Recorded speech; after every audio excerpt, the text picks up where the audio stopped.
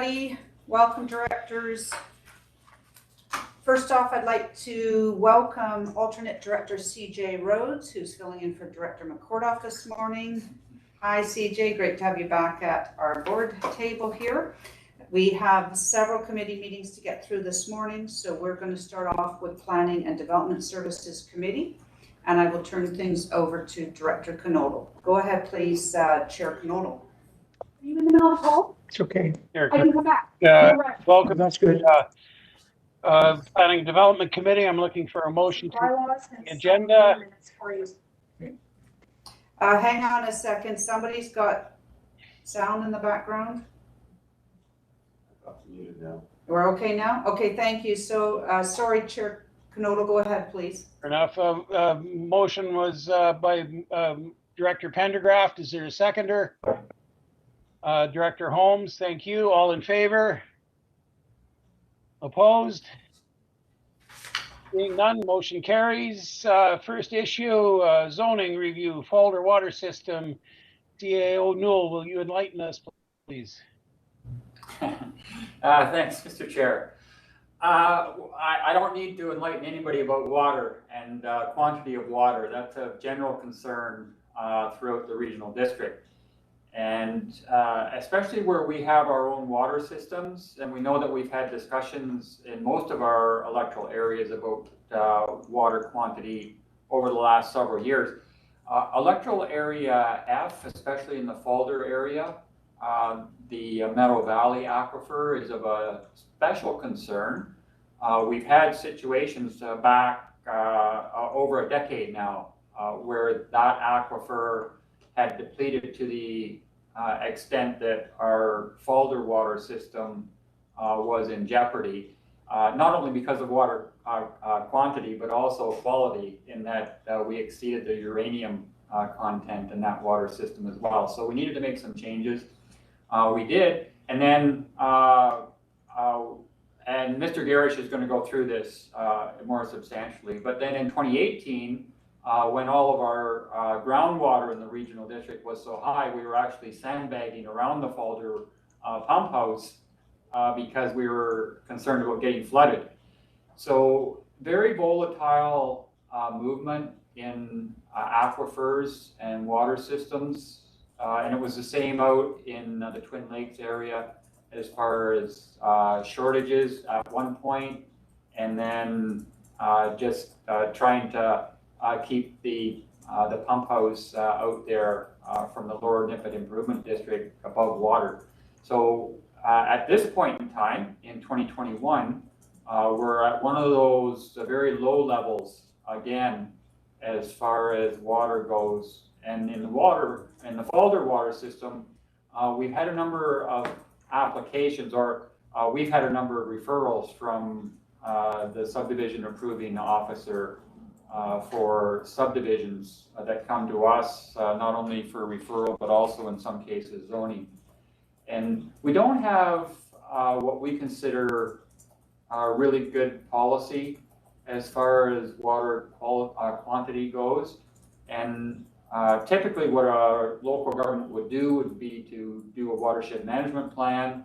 Our only tool, really, we don't have control over groundwater or surface water. Our tool is land use. And usually what a local government would do would be to do a watershed management plan and then put zoning and policy in place around the use of land in order to more accurately determine where development will occur. We don't have a watershed management plan out in the Falder area, and we don't have what we consider really robust policy around water use out in the Falder area. So we want to have a look at that, and we believe that that's necessary for us to be consistent when we get future applications. So at this point, Mr. Chair, I'm just going to turn it over to Mr. Garish, and he'll take committee through what he sees happening. Thank you, CAO Newell. Mr. Garish, please.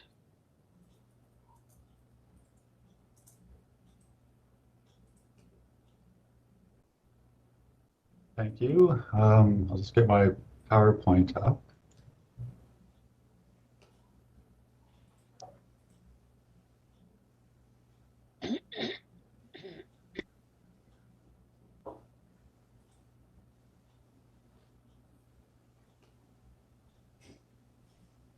All right.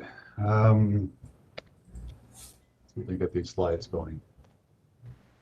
Okay, so further to the CAO's comments, so this presentation is related to a proposed review of the zoning out in the Falder area. Just some background for the board who may not be familiar with Falder itself. So it's situated approximately 10 kilometers west of downtown Summerland. It's largely what the planning department would consider a rural residential area that was largely subdivided between the 1970s and 1990s.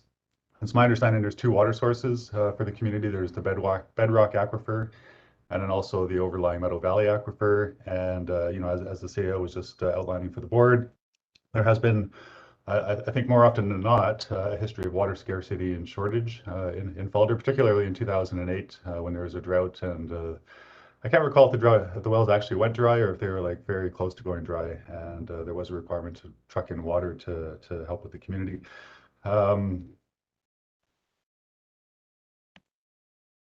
So we also, as the CAO indicated, do have the Falder water system established in the community. That was done by bylaw in 1990. The pump house, booster station, reservoir, and well were built in 1993. I believe at the moment it serves approximately 215 residents. There's about, give or take, 80 parcels within the service area. There was a review completed for shortly after the infrastructure was done in 1993. This 1996 review concluded that the system could accommodate up to about 80 parcels in total. And let's see, I'm repeating my previous slide here, but yeah, the 2008 system lost its supply of water, so it is precarious out there. Following the drought, 2009, there was the announcement for a new well, so significant public monies went into the upgrading of it.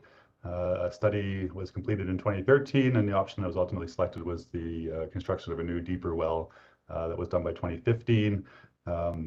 Just some details on that well itself. So an additional 300 feet below the drilling pad surface, uranium treatment system installed, and I believe the old well was repurposed as a backup well when needed. So those are some of the improvements done.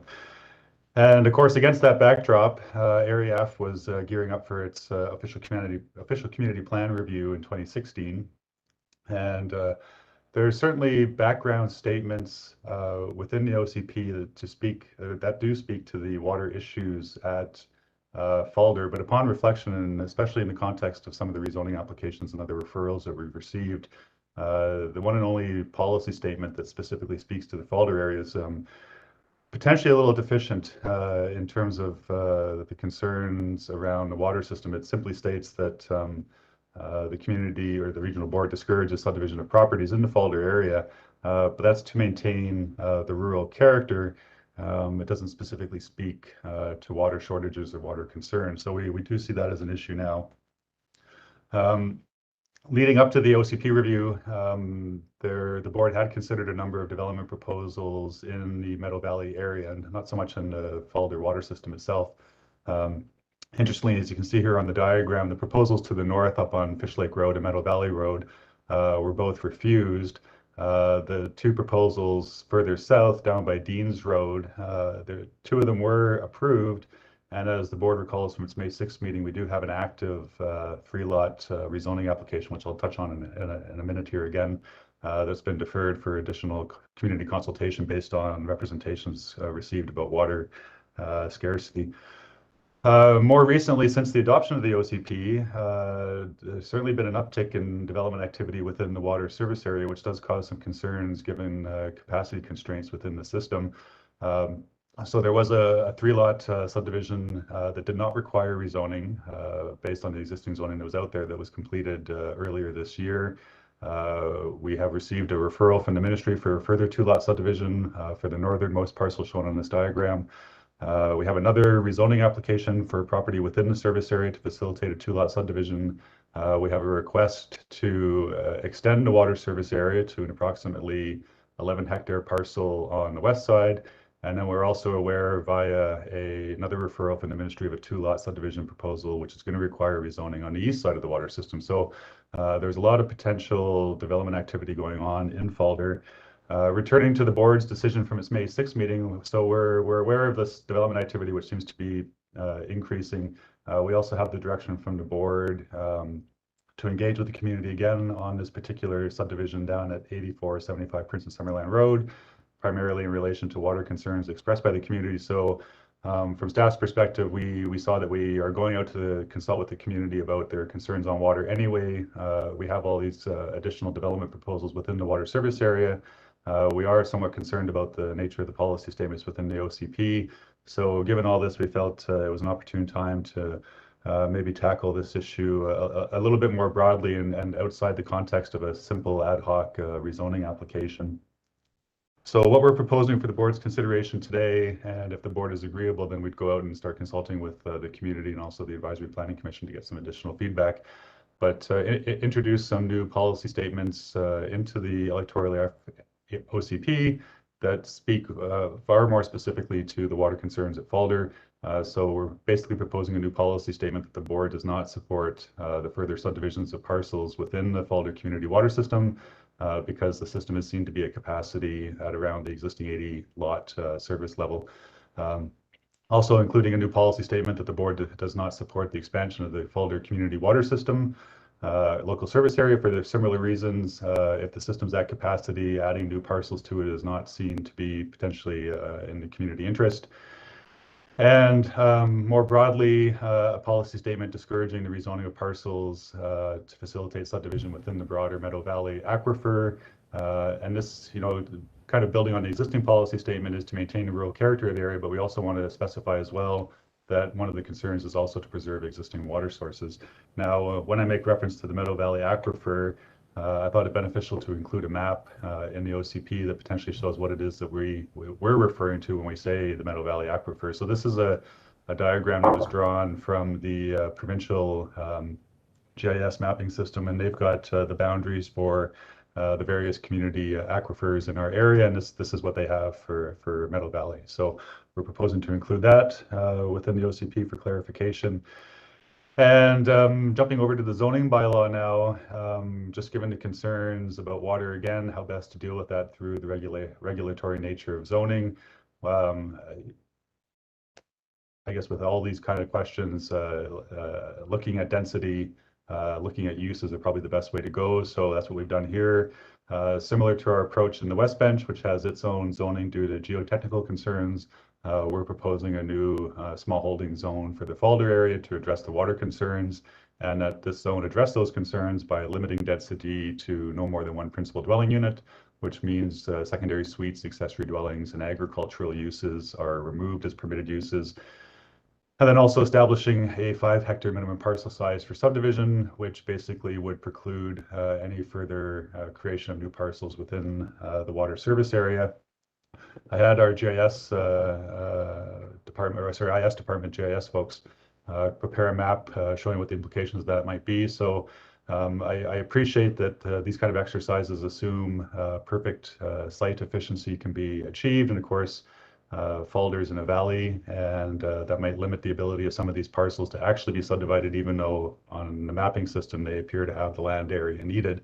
But there's 15 parcels that are currently 2 hectares or greater. The small holdings 3 zoning that applies to Falder, of course, allows for a 1-hectare parcel, which means all the parcels shown shaded in blue at left could be potentially subdivided into additional parcels, which if that came to pass would put a strain on the water system for sure.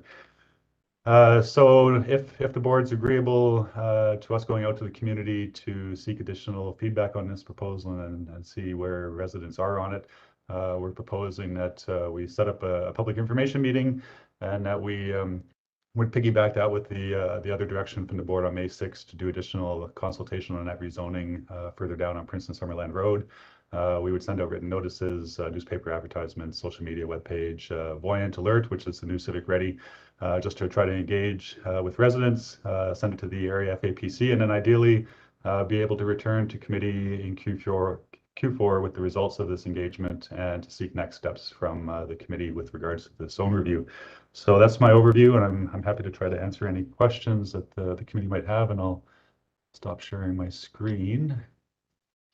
Thank you very much, Mr. Garish. A problem that I'm sure we're going to see much more of in the future.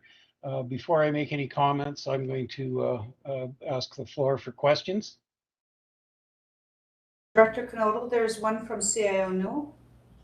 CAO Newell, please. Not a question so much, of course, Mr. Chair, just an additional comment. So the other issue we have here, and it's unrelated somewhat to land use, but the Falder water system is our one system that is tax-based. So most of our water systems, like utilities, are self-sufficient, and they raise revenue through fees and charges. The Falder water system is on a parcel tax. So that means that every parcel within the water service area pays for the expenses of the system. So where we have that one subdivision that was already within the Falder water system and did not require a zoning amendment, they went ahead with their subdivision, and those lots would automatically pay into the system. So whether they got water or not, they were going to pay, which isn't really fair, I don't think, by anybody's estimate. And in addition, they were going to drill their own wells. If we didn't let them into the water system, they were going to put a well on their property, and then that's not through us, that's through the Ministry of Environment, and they just go ahead with their application like every other individual water user. So, I mean, we need to do a review of the policies regarding water quantity for sure. We also need to have that fiscal review, I think, as to what's the best methodology for us to be paying for the service. It wouldn't be fair to have property owners on the system paying for the community water system and yet having to dig their own well and to treat their own water, because again, that aquifer has exceeded the uranium standards. So I don't know how they would treat for that themselves, but obviously that would be an issue. So if they're within the system, are we then obligated to provide water if they're already paying in? So in addition to the land use issues, we need to look at it from a fiscal point of view, make sure that it's fair. Surely those ones that are outside the water system but on the aquifer, that's a different matter. If they want to subdivide and they don't require zoning, and the subdivision approving officer approves their subdivision, they're going to draw water from the aquifer. Nothing we could really do about that. So there's some other issues here that are unique to the Falder water system that may not be quite the same as some of our other 9 systems. So it's going to be a bit of a broader perspective. Now that's sort of an issue I probably wouldn't go to an APC, but that's something that committee and board are going to have to be concerned about for sure. So so then, yeah, we'll turn it back to you, Mr. Chair, and if there are any questions for Chris on that, you can respond to those. Thank you very much, CAO Newell. Director Gettens, please. Thank you, Chair. I just wanted to thank the staff for bringing this forward. This has been a pretty lengthy discussion that we've been having since early spring with the last subdivision that went through. And some other, just following up what CAO said, I also understand from staff that if we are charging a citizen for the water connection, they are entitled to that connection regardless of the capacity concerns, which puts us in a really difficult situation because with the capacity concerns and then having to provide the service, and then we're not protecting the aquifer with all these wells as well. So I'd like to move the administrative recommendation, please. And I just want to thank staff for putting this together. There was a lot of discussion around this, so I appreciate that very much.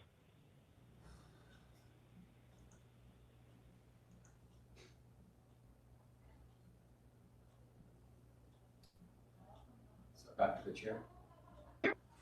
Before we call for a second on that, can we take the following questions from Director Holmes, please? Well, I'm happy to put it on the floor. So my question is just in respect to the OCP's policy statement. Is the idea that the words "does not support" are stronger than the words "to discourage"? Is that the idea? Otherwise, I don't really see the differences between the two policy statements. CA O'Neill, please. That's certainly a good starting point for discussion on policy. If we're setting policy, we would probably come up with different variations of that. I'm sure we'd seek legal opinion as to what we'd be able to enforce.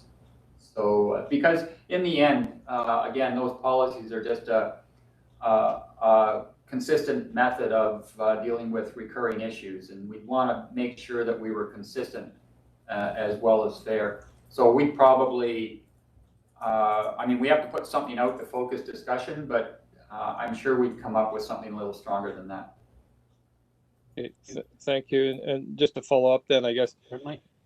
So, yeah, what I'm wondering is why we already have it in the policy to discourage subdivision. So I don't really the water issues aside, I don't really understand why all these subdivisions have been happening in the Falder area. And I'm especially concerned about the subdivisions around Summerland's municipal boundaries. If these properties were inside Summerland municipal boundaries rather than just outside them, I can't see them being subdivided for residential use. And so, there's a concern there for kind of leapfrog development by stealth in a way. And this is about maintaining that rural character of Falder. It's not about as much about and the impact on Summerland. It's as well as the water issues. So I support in strengthening that policy statement. Thank you very much. Is there a reply to that, either Mr. Garish or Mr. Newell? Well, I would say, Mr. Chair, that first, I mean, it's an interesting concept as far as sort of the leapfrogging, but we're not a subdivision approving authority, whereas an incorporated community is. So we don't have control on subdivision. We're a referral agency. And what we have then in our OCPs and our subdivision bylaw are important. So that's why we need to do a review on this and make sure that we're going to be able to have some consistent input. Thank you, sir. Director Coyne, were you seconding the motion? Yes, please. And then I have a question. Go ahead with your question, sir.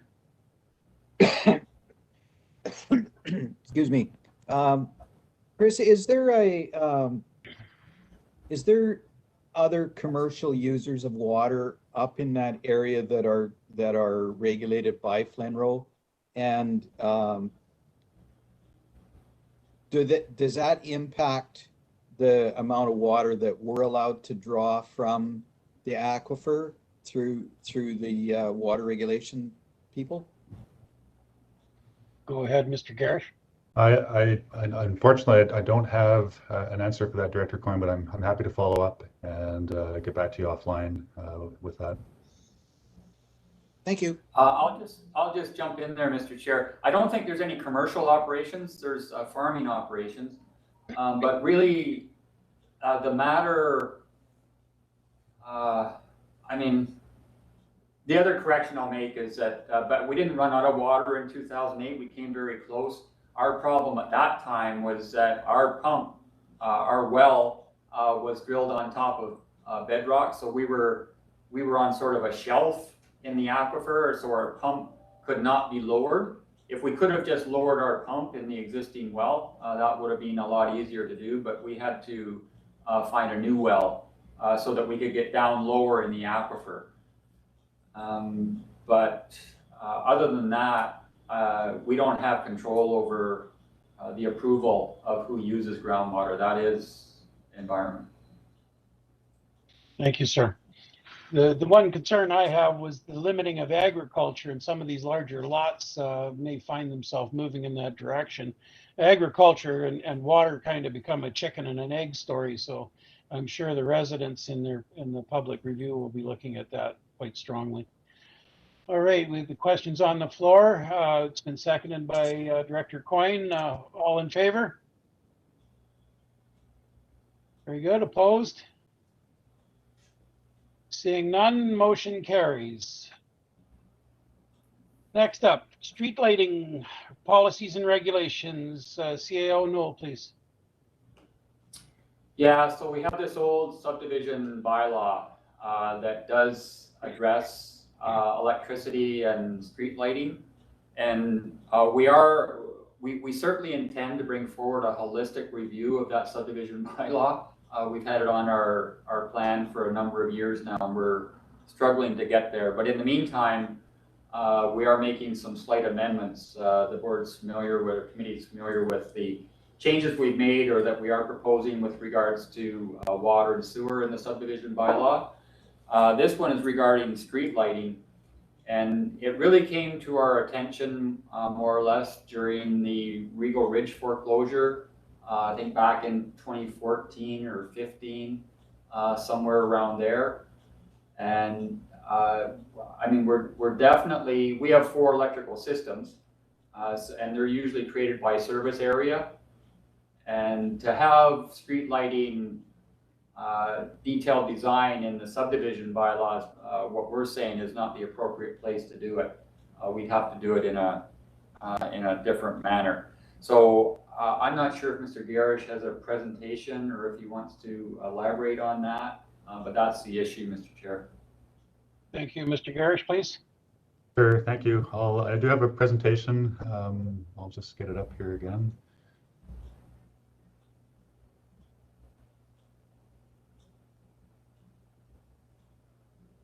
All right, is it my PowerPoint presentation that you can see on the screen? Yes, sir. Great. All right. So yeah, so as the CAO indicated, this particular presentation's a review of street lighting, and it involves the electoral area OCP bylaws and also the subdivision servicing bylaw. So as the CAO indicated as well, so that this particular project, well, it's part of a larger project, which is the review of the subdivision servicing bylaw. It has been going on for many years now, and you know, as the board may recall, some of the aspects of the bylaw that we've already reviewed earlier this year and made adjustments to the bylaw were in relation to highways and roads, because that was MOTI jurisdiction, not ours. Stormwater, again, MOTI jurisdiction. We reviewed electrical power, overhead wiring, and natural gas. And further to, I think, some items on the regular board meeting today, the confirmation of water and sewer. So now we're into street lighting, and as with everything else in planning, our authority for this is drawn from the Local Government Act. And the Act is quite clear that the board does have, amongst other things, the authority to regulate street lighting through a subdivision servicing bylaw. In terms of the history of our subdivision servicing bylaw here at the RDOS, again, the very first such bylaw was from 1970 in Area D. There's been about 6 different iterations of that bylaw over the past 50 years. But for the first 25, there was no street lighting requirements contained within the bylaw. That only appears to have been introduced in 1995 when a new bylaw number 1567, which is the cover page shown on the left here, was introduced. Now, in reviewing the files, from what I can see, and I mean this is just based on a reading of the materials, I haven't had this confirmed, but it appears that that 1995 bylaw was based on a municipal template imported by a consulting firm from Kelowna, and you know, I don't like to suggest things, but in that respect, but it seems that it may not have properly accounted for how a regional district is involved in the subdivision servicing or the subdivision process, and you know, that the municipal template may not have been the best model for us. some of the known issues that we are aware of with that bylaw, and also the current one, which is basically a carry forward of it, which is bylaw number 2000, was that it attempted to insert the regional district into regulating aspects of subdivision that it really had no authority to do. And further to the comments I just had on the previous slide, that included highway widths, road standards, stormwater management, confirmation of electrical power, attempting to regulate electrical wiring, and also natural gas. Either that's all with MOT, or we actually have no legislative authority to attempt to regulate it, whereas municipalities do. Hence my conclusion that we had a municipal template presented to us. So, you know, the legislative authority for street lighting isn't as in question as those other ones. We do have that authority. I guess for us in planning, the question is the subdivision servicing bylaw the best way to prioritize street lighting in rural areas, given we only have 4 service areas. For the most part, it's my understanding we don't own the infrastructure that's largely with Fortis BC. And just as a benchmarking exercise and looking around at other regional districts within the province, and I think I was able to review about 20 of their bylaws online, it's very uncommon for other regional districts to be attempting to specify street lighting in their bylaw, which again leads me to believe that the 95 bylaw was a municipal template introduced to us. So for the board's benefit, outside of the subdivision servicing bylaw, the electoral area OCPs are silent on street lighting. We do have infrastructure and servicing sections in each of your bylaws, but they tend to be more focused on water and sewer, and don't really, well, none of them speak to street lighting at the moment. There's no standalone board policies that speak to street lighting priorities. The service establishment bylaws, I mean, really, they're not policy documents anyway, and they don't really contain any policy considerations regarding the placement of streetlights or the creation of new service areas. And so as a result, or in kind of as a default, that leaves the subdivision servicing bylaw as the last document standing, and the one that's setting priorities for where streetlights are to go within the regional district. So what does that mean? Well, at the moment, the bylaw is suggesting or requires that low density residential subdivisions and low density subdivisions on 0.25 of a hectare or less new parcel size are required to provide streetlights. Any subdivision of a medium density zoned parcel is required to provide streetlights regardless of parcel size. And I believe it's also triggered at building permit stage for both low density and medium density developments. So it's kind of ad hoc, and it's really based on where a subdivision comes in that triggers that requirement, whether or not that's where the board wants to see street lighting installed or not. The bylaw also currently contains design criteria, and this is just a summary, which establishes the minimum levels of illumination, pole and underground ducting locations, materials, installation, etc. So I've got a couple of examples, and I apologize if the yellow shading for the street lighting area here in Naramata on the left isn't clear, but basically that service area is almost the whole of the community outside of the resource area zones from the city of Penticton boundary up north past the town site. And for the most part, the street lights, and I've grabbed a screenshot here from an example beside the museum, are the type, and again, this is Fortis infrastructure, but it's the type that's attached to existing utility poles, and you know, pretty standard. I believe the term for these are cobra heads. So, and again, this is actually on your agenda for your regular meeting today. So we have a situation then in Naramata where a subdivision is occurring of a parcel of land that is triggering the requirement for a streetlight. However, it's not at what we would consider to be a priority location. The next closest light is 650 meters away. So in a sense, the subdivision servicing bylaw is compelling or forcing a property owner to install a streetlight in an area that doesn't have them, may not want them, and may not even need them. And the only way to relax that is to go through the development variance permit process, which they're doing, and which the board is being asked to consider later today. Another example, and I apologize for the quality of the image, but it was what came with the application. We've received another DBP, and again in Naramata, and this time it's for a new subdivision up on Arawana Road, where the applicant's putting in 41 parcels. They will similarly be seeking relief from the board They feel that the requirements of the bylaw are too onerous in the sense that the number of streetlights required by the bylaw doesn't fit with the vision they have for their subdivision. They're not opposed to streetlights. They want to put 5 in, which is what this image is showing, but I believe the bylaw is requiring more than that, which again gets back to the question of, well, it's in a rural electoral area, how much street lighting is deemed appropriate?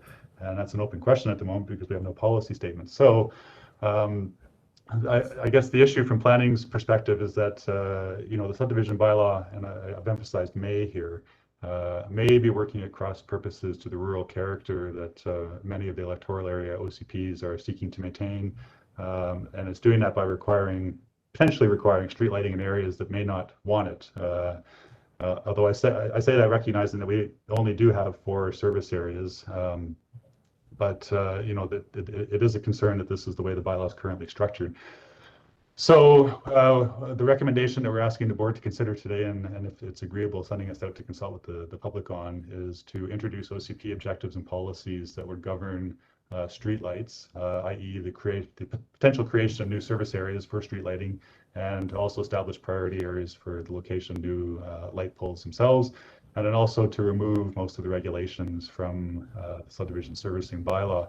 So the starting point we're proposing for discussion with the communities is that really, and again, I'm emphasizing this, in a rural electoral area, that really street lighting should be the exception, not the expectation, and that's the starting point for the policies, that the board generally discourages the creation of new street lighting service areas, with the exception of growth areas, because of course growth areas we envision being built up over time, such as OK Falls, or I suppose even Cleveland, which is designated, and that we have policies which support that, which is again discouraging the creation of new service areas outside of RGS growth areas, establishing priority areas for new infrastructure. So if somebody comes in for a request for a new pole, our priorities would be intersections, transit stops, schools and parks, community mailboxes, or potentially town or village center zones. So if you're familiar with the Naramata Village or OK Falls, there's obviously well, not extensive, but for a rural area, it's extensive street lighting within both of those locations. Other policies proposed as well, and this is more just to energy efficiency and trying to ensure dark skies going forward. So the conversion of existing streetlights to LED energy efficient fixtures is supported, and that the support for ornamental poles and fixtures be limited to a list in what we're calling an approved products list. The image on this slide, just to clarify, it's an international example. It's not from within our area, but I selected it just to show the difference for supporting a policy of converting from the old style of lights to the new LED. So the LEDs are on the left. This particular municipality hasn't converted the ones on the right, so you can see the difference in how they illuminate and whatnot. So changes to the subdivision servicing bylaw. So for the most part, we're proposing that a lot of the regulations be removed, that we include a statement that basically reflects that streetlights should be designed and installed and otherwise meet the requirements of the authority having jurisdiction, which is basically FortisBC, because they're the ones who maintain most of the ones on the poles. Really, the regional district is just a taxing authority that's collecting monies to pay for usage and also maintenance of that infrastructure as well. Although despite that, or despite the above, that the subdivision servicing bylaw continue to contain regulations that prohibit certain types of streetlights, just because we don't want to see those perpetuated. So the high pressure sodium lights, and also just try to limit the range and extent of the ornamental streetlights that may be approved, and tying that back to the approved products list that I mentioned in the previous slide. And just for the board's benefit, what is an approved products list? So the screenshots that left are just some random examples that I was able to find online of other local governments. So Campbell River, Fort St. John, Courtenay, Nanaimo, Columbia Shuswap Regional District as well, that have approved or adopted these approved lists. They kind of stand, as far as I understand, outside of the bylaw, and I guess which allows for easier updating for materials and products, etc. And I think generally why local governments move to these is to standardize the products, and again, to limit the number, particularly in relation to the need to carry inventory for them, and also to be trained on maintenance. And it also makes it easier for suppliers to select products and minimize errors in selecting. And just a couple examples before I wrap up here for the board's benefit. So when I say ornamental streetlights versus the overhead streetlights that are put up by Fortis, so the ones that left, and I'm not trying to single West Bench out here, it's just proximity to the office, and it's easy to get to for some quick photos or examples. But both of these ornamentals are found in the West Bench. The one at left is a little bit higher up the road into the community, and then the ones you probably recognize it right are the ones that you see immediately as you come off the highway. And in comparison to the overhead streetlight that Fortis provides, they are different. They're not attached to other utility poles. They're standalone, and they take different forms and sizes. So that's what's generally considered an ornamental. One exception I do want to make, because I know I mentioned earlier that we only have the 4 service areas, but for anybody who's been out in the communities, I'm sure you're aware of far more extensive street lighting existing than just the 4 service areas. So explanations for that, it could be an irrigation district which maintains its own street lighting service area. Also, and the examples here are of strata subdivisions. And so with the strata, the regional district cannot impose requirements from its subdivision servicing bylaw on a strata. So if a strata so chooses, it can create its own streetlight area within its subdivision that is responsible for maintaining and funding. And in doing that, of course, it can then also pick its own design for streetlights. So you can see the 3 different examples here from 3 different stratas that have chosen to go that route. So similar to what was proposed for the Falder amendments, community engagement for this particular issue would be very similar. We're proposing, if the board's supportive of us going out, consideration by the electoral area APCs, obviously doing agency referrals to Fortis and MOT because they're probably the agencies with the most interest in this. Trying to engage with the public broadly through our social media accounts, posting information on the webpage and using Buoyant Alerts. And ideally, being able to return again to committee in Q4 with the results of this and to confirm next steps. So that's it for my presentation. I'll try my best to answer any questions. Thank you, Eric. To coin a bad pun, definitely an illuminating product. One question, is there any candidates towards solar lighting and limiting street lighting?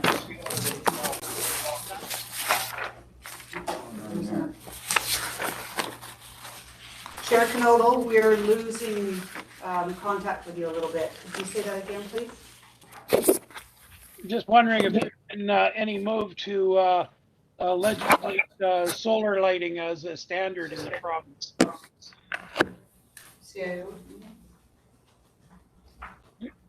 Not that I'm aware of, Mr. Chair. Thank you. Any questions for Mr. Garish, please? RDOS board, Director Kovacevic, I assume.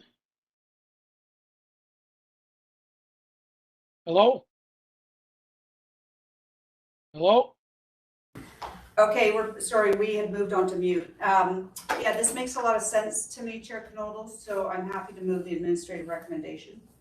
Thank you. Do we have a seconder? Director Roberts, are you seconding or a question?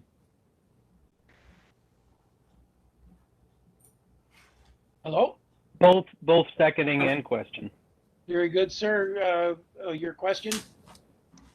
And forgive me if I'm wrong. I thought that there was something in Area E around a light pollution.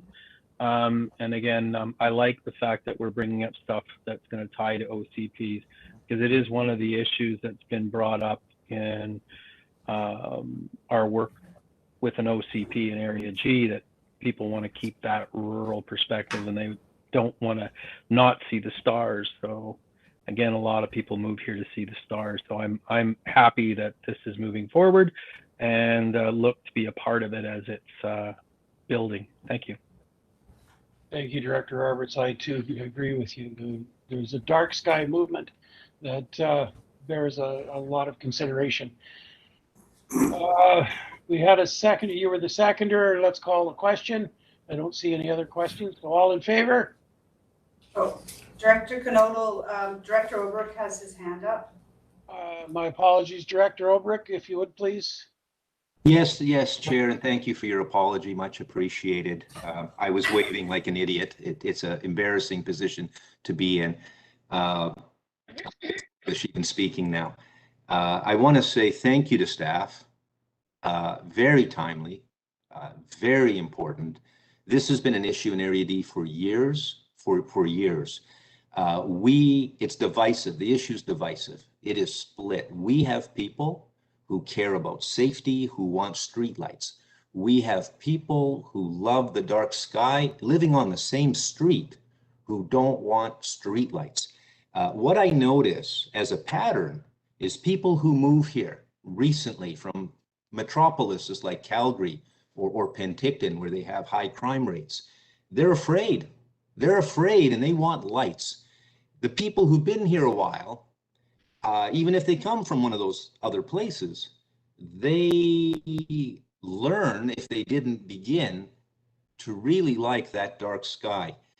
In the Heritage Hills Park, great amount of community discussion on lights in the park. A lot of work with staff was done. Doug Reeve was amazing on the project management. The bollards that were chosen, solar bollards that we saw in the report a moment ago from West Bench, we have them in the park.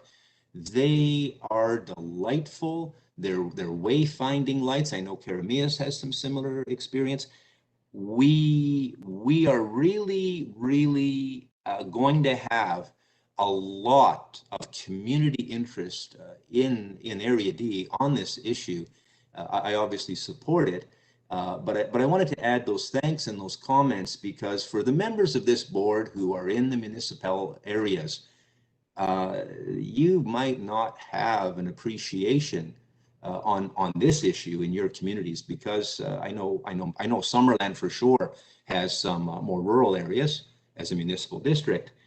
But we are a little different. We literally have community members who have observatories and are star watchers and gazers in a way that is profoundly beautiful.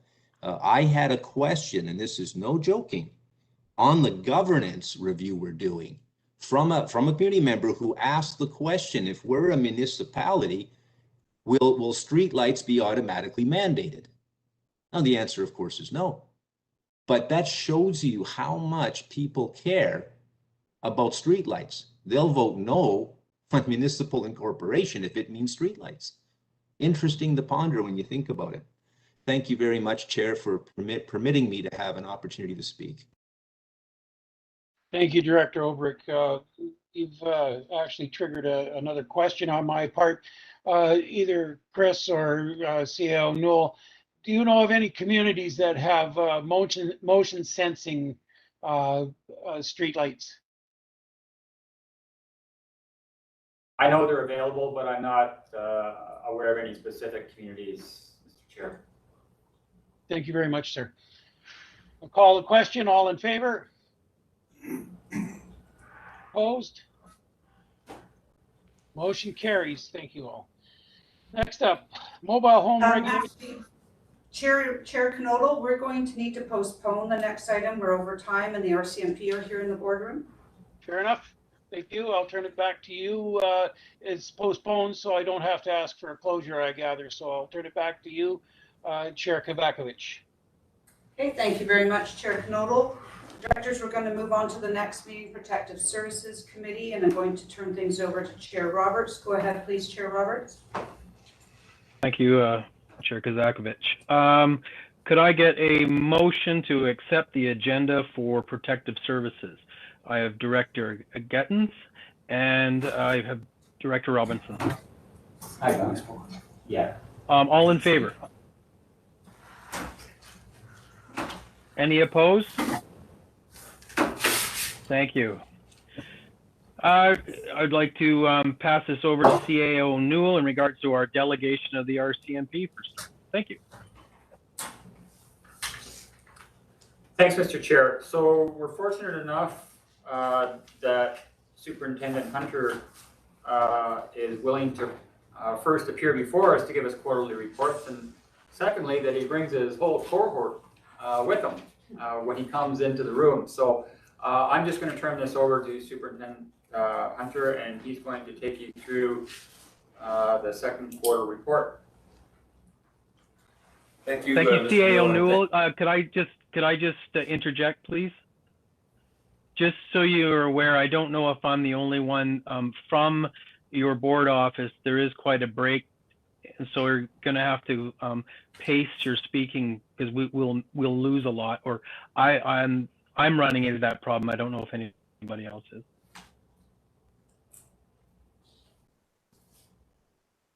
I'm not sure what that means, but I'm going to start here. To the chair, thank you for having us here today.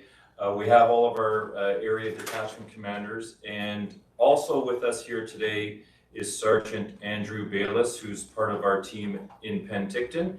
And Andrew is one of the liaison supervisors to our rural areas in Penticton, and he's able to speak to those areas and certainly answer any questions associated to those areas. I'm not going to go through all of the numbers. Everyone has had an opportunity to look at them. I will briefly touch on some highlights, starting with the municipality of Penticton. Criminal code files are up 4% from the previous quarter in 2020. I just want to highlight 3 items: the utter threats, shoplifting, and mischief. So the reports of uttering threats increased by 50% compared to the same time period in 2020. 24% of these files involve staff of various establishments in the community being threatened in the course of their employment. Mostly security and loss prevention officers, so that's not related to COVID. 18% of the files involved either neighbor or roommate and or tenant-landlord disputes, and another 17% involved threats between parties either currently or previously in a relationship. 54% of the utter threats files involve parties that were known to each other. Shoplifting has skyrocketed 71% compared to the same time last period. Trying to evaluate a possible explanation for the increase, and perhaps the relaxed COVID restrictions in Q2 2021 versus 2020, more people allowed in stores, more travel once the restrictions eased, that type of thing. The most frequently targeted category of items for shoplifting was food, and that accounts for 23% of them. And the location in Penticton with the highest number of shoplifting reports was one of our major grocers that have a location on Main Street, and that was 32% of all shoplifting files. Shoplifting, it's not just in Penticton, it's a problem in all of our communities, and if you were to talk to any of our business owners, they lose a lot of money on an annual basis to shoplifting, and certainly we as the consumers pay for that in regards to higher food prices to account for the loss. Mischief, reports of mischief increased 32%. 43% of all mischief files were related to social disorder issues, unwanted persons, open drug use, mental health, homelessness, that type of thing. 19% of mischief files involve mischief to vehicles.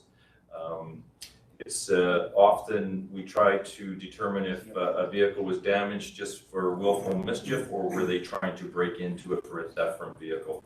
But certainly there's quite a few of those. In the rural area, we certainly enjoy a fairly low crime rate in our rural area. Criminal code files were down 15% from the same period in 2020. And this is the first time we've met since we've had some really terrible files out in Naramata. We had the double homicide of the Fryer brothers, and certainly there's been 2 individuals charged with that. There are no charges in Kathy's murder at this point in time.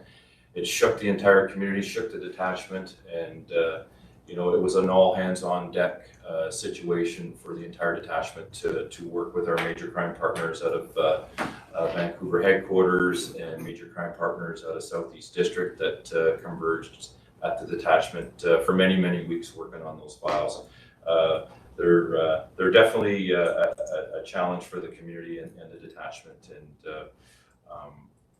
yeah, enough about that. Obviously, we have lots of fires going on, and certainly the RDOS is not immune to that. We're quite fortunate that structure loss has been very minimal in our area, and we continue to work with BC Wildfire Service and RDOS with maintaining safety and security for our community members in that regard. I'll have Andrew talk just a few things in the rural area in addition to what I've said. There's not much more to say, but once Andrew finishes a few things, then we're certainly open up to questions for in relation to the Penticton detachment. Yeah, I don't have a lot to add to what Superintendent Hunter has already spoke to in our rural areas. In almost all the rural communities, the total calls for service are down, with the exception of Okanagan Falls, who is up 30 calls from the previous quarter last year, 2020 second quarter. But again, the overall property and violent crime in pretty much all areas are down. So it's good. Good to see the lower numbers, and some of that obviously having to do with COVID and some of the less people in the area for the period. I don't have much else to add besides that, and if anybody has any questions, I'd be happy to answer. Any of the directors would like to ask anything. Any questions, directors, for the delegation? I have Director Getton. Thank you, Chair. Thank you, Sergeant Bayless, for sending over the Area F dashboard as well. I appreciate hearing that.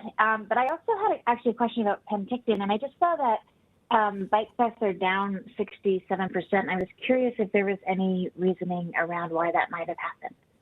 I think it's great news. I'm just curious.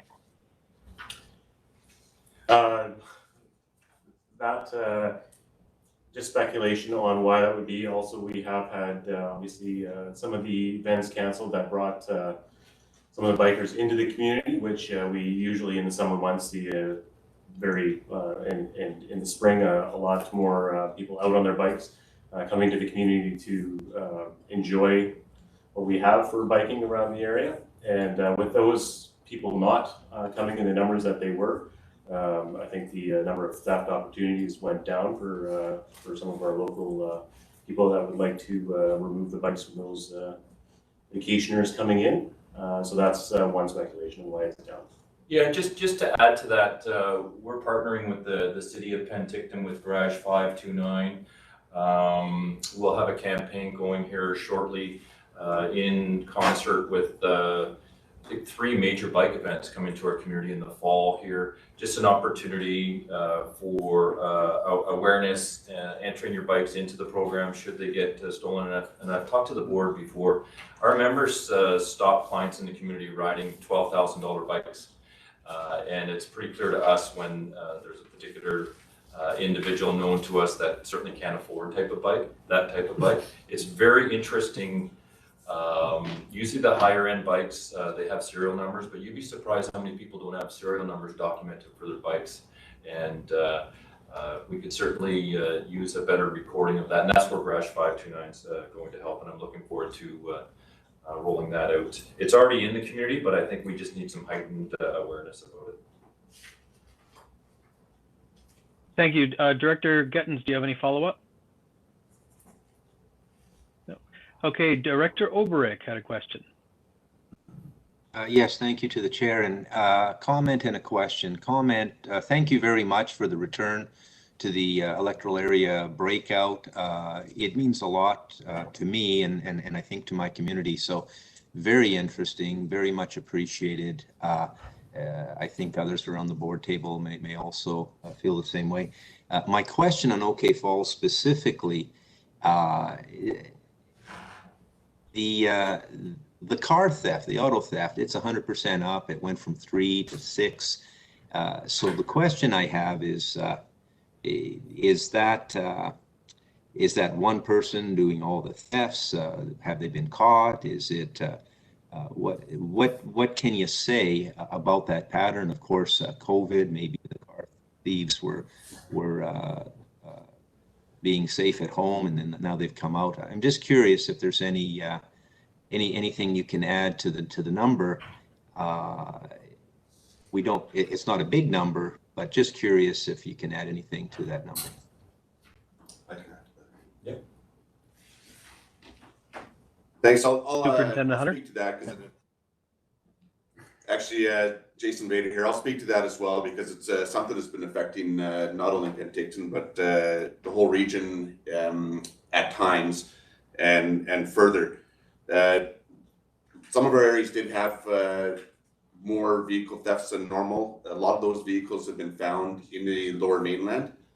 We do have a prolific offender who we've identified that we believe is involved in the majority of those thefts. We can't say that they're involved in all of them, but we believe the majority.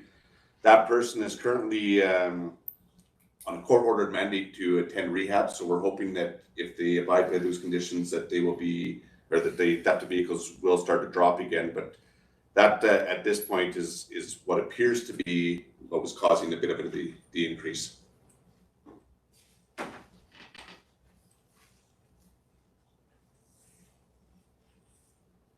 Any need for follow-up there, Director Obrick?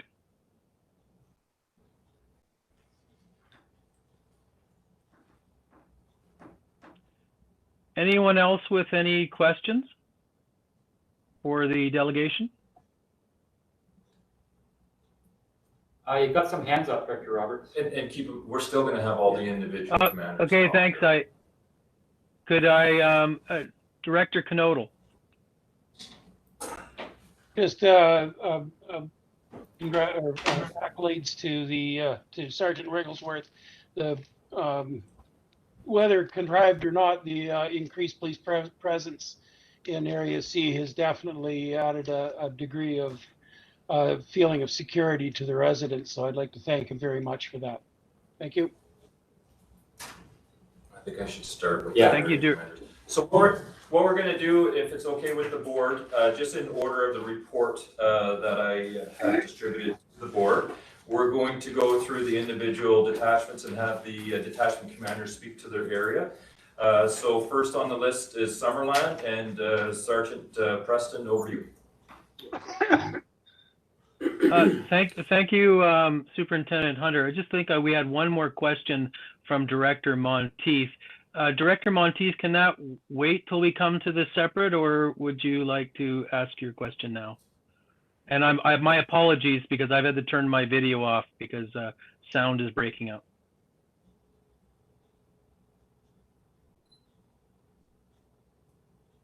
I'll wait to talk about Caledon. Thank you. Okay, I'll pass this back on to Superintendent Hunter. Thanks.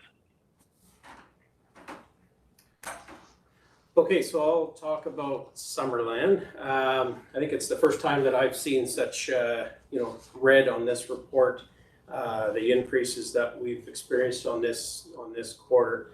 Trying to understand why. I'm looking back in the last quarter, we did see a 20% increase of calls for service, and that pattern continued for this quarter. We did see a 25% increase in calls for service. So we jumped from 697 to 867.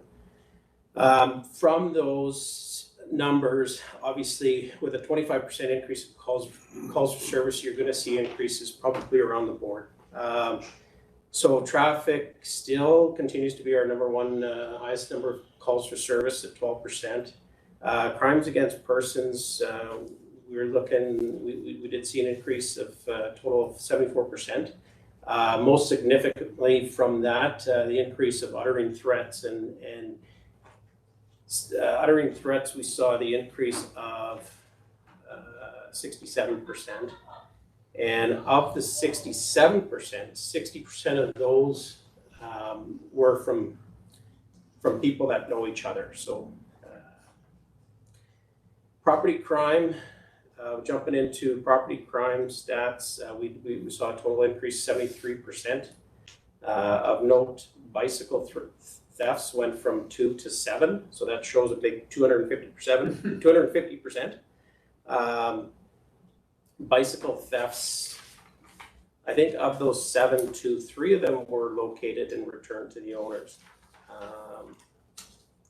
And 43% of the stolen bikes were either left insecure, just open, so for the thieves to just take them. And B&E's total, 70% increase, we went from 10 to 17. Auto thefts 4 to 9, so that was 125%. Theft from motor vehicles was 71%, that went from 14 to 24. Theft from vehicles, again, 50% was the complainants did report that their vehicles were unlocked. So even though that number is 50%, I would say that's probably an underestimate in terms of how many vehicles were insecure. They just, sometimes when they call in, they don't necessarily want to say that their vehicles were not locked. They may find that embarrassing or something like that, so they just would not indicate that. The other thing, I tried to look at the difference and trying to figure out why the 25% increase, the increases. So I did look at, okay, so if 25% increase from the last in 2020, and I go back and I look at what 2020 was like, well, that was the start of, we were into the COVID time, and our calls for service were done. So I did look at the difference compared to 2019.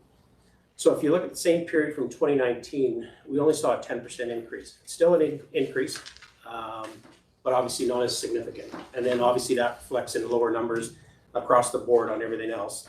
Bicycle thefts were higher, break and enter and was higher as well. And uttering threats was also higher. So like I say, just I think in utilizing or looking at the numbers from last year and COVID, we did, obviously we experienced a lower than typical call volume. So then now those numbers are being reflected there, so. Directors, any questions for Sergeant Preston? Director Trainer? Thank you. I just have 2 questions. I was wondering if you have any idea, are these crimes happening in specific neighborhoods within Summerland, or is it seen across the board? That's my first question. And my second question is, do you have an idea of who is committing these crimes? Is it a small group of people or, a bunch of different people? Well, there are some homes in our area that have brought quite a bit of attention and a lot of resources dedicated to certain residences. And I don't have the numbers in front of me, but there are a lot of calls for service in certain, in a few specific residences that we're trying to tackle. And, yeah, as far as whether they're known to us, some of them yes, and some of them no. And yeah, in the areas, yeah, I touched on that, some of the, but it in general though, for the most part, it's pretty spread out evenly. Okay, but you do have a couple specific residences that are, that you, I guess, would be repeat calls? Yes. Okay, thank you. Director Holmes. Yeah, so I was just wondering, break and enter other, what kind of properties would those be? Farms? Break and enter other? No, that could be like construction site, right. Those kind of areas that don't necessarily fall as a residential or a business. Maybe a boat or something like that too, a shed. Seasonal properties as well.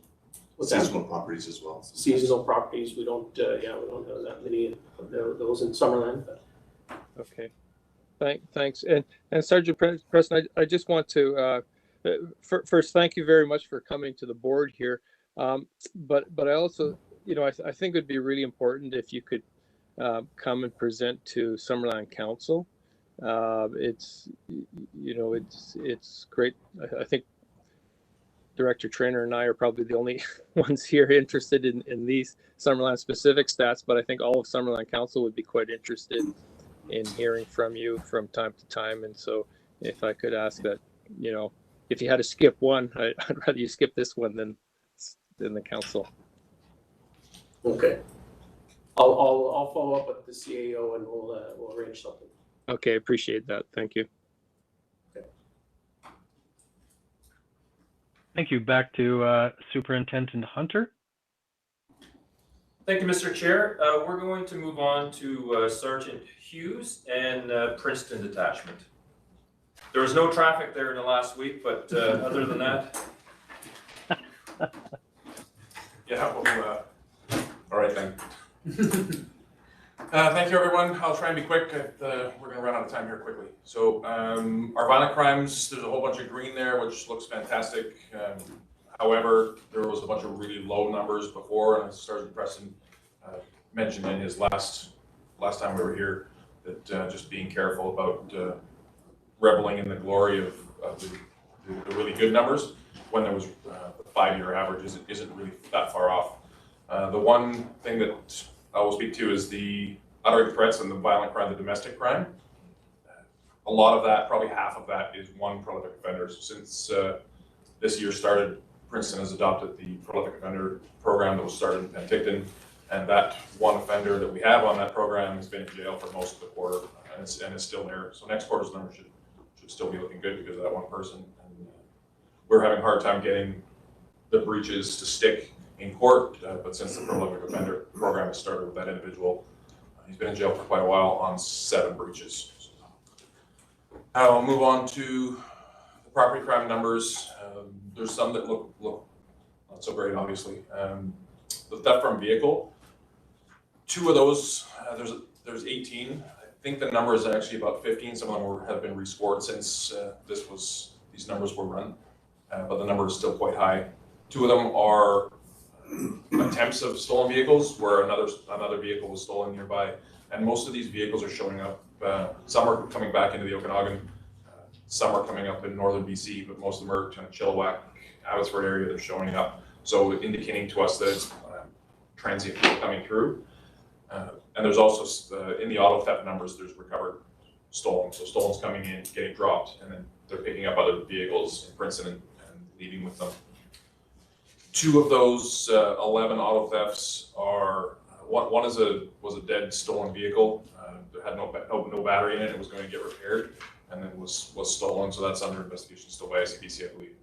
And then one of them is a person that went out drinking and left their vehicle on the side of the road with the keys on the floor mat, and then came back and it was mysteriously gone. Located in a ditch. So that's still under investigation by ICBC as well. Manning Park is attributing to about 1/3 of the theft from autos, and that seems to be people coming up from the Lower Mainland, primarily Chilliwack, and targeting those parked vehicles there. Credit cards are getting used shortly thereafter in Chilliwack. And as far as the numbers in Princeton, we did lose one member. He's transferred off to Kelowna. His 4-year limited duration posting has ended.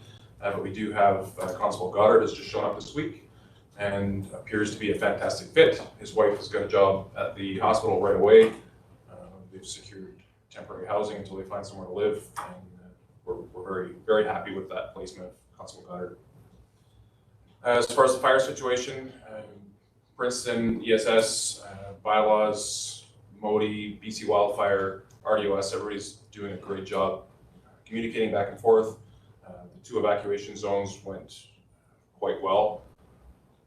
No reported issues with any of them with people. They were done, I think they were both done quite late in the day. Princeton GSAR stepped up to the plate and did a fantastic job with that. As far as the traffic and the Kelowna or the Coquihalla closing down, that was quite a disaster, as Director Moyne is aware. This Tuesday, the Monday, it it fell apart a little bit, and then I believe it was Tuesday, province had put some flaggers in, and they were just doing alternating traffic, just taking what was there. I think we were 25 kilometers backed up 5A, backed up to Bromley Rock on 3 East, and about 6 or 8K out 3 West. So we shut down Bridge Street. Those 2 BC Highway Patrol members came in to assist, and I was out at the intersection of Bridge and 5, and we just had 5A moving smooth through to 3 without any breaks on the westbound flow, and then we only had to alternate, 3 West and the people going 5A north. So it took about 2 or 3 hours to clear out, and then the Coquihalla opened up, and we monitored for a little while, and there hasn't been a problem since. So that's all I have. Thank you, Sergeant Hughes. Do we have any questions for Sergeant Hughes? Could I, Director Coyne, Jr.? Not a question. I just want to thank you, Sergeant Hughes, and your team for everything you've been doing between, Tulameen days and the evacuation areas and Brookmere and everything else that's been going on. I just want to thank you guys. You've done an amazing job through all of it. It's been pretty busy the last little while, and I know you're having a little bit of a, resource issue. So you guys have done amazing, and thank you again. Thank you very much. And I'd like to, again, thank Sergeant Hughes and look forward to up in the future coming. We've discussed our coffee in Headley. So, but thank you for all your support for the community of Headley. Thank you. Okay. Seeing no other questions for Sergeant Hughes, we'll go back to Superintendent Hunter. Director Coyne Sr. had his hand up, Mr. Chair. Oh, sorry, got a delay here. Sorry, Director Coyne Sr. Yeah, just another thanks to Rob. The folks out at Eastgate were absolutely they were super thankful that you guys got out there when you were able to at the first evacuation. It put so many people's minds at ease. It was great, and good job, well done at Tulameen Days. Thank you. Thank you. Anybody else that I'm missing? Not seeing any. I guess Superintendent Hunter, we can carry on. Is that flashing to Tim Roberts? Is that when he's trying to... Thank you very much. We are going to Corporal Chad Parsons to discuss Karamias now. Just thanks for everyone having me here today. Our numbers are looking quite good, so I'll be quick here. There's out of the violent crimes, we're up 200% for uttering threats from 1 to 3, and I'll touch on that a little bit more in a second here. Property crime, auto thefts up from 4 to 8, it's 100%, and break and enter other is up 100%, up from 1 to 2. I can say that all 3 of those increases are related to at least one prolific offender that we have been able to advance investigations and obtained arrest warrants, and that person is now in custody, not causing any issues for the community at the moment. Our total criminal files are at 78. That's down from 29%, down 29% from 110 from last quarter in 2020. Karamias, we've been quite lucky on the fire front. We've had a few close calls, but Karamias Fire Department was quick to act, and I was really impressed with their response. I don't really have much more to add than that right now, just with our numbers looking good at this quarter, and open for any questions. Thank you, Corporal Parsons. Any questions for Corporal Parsons?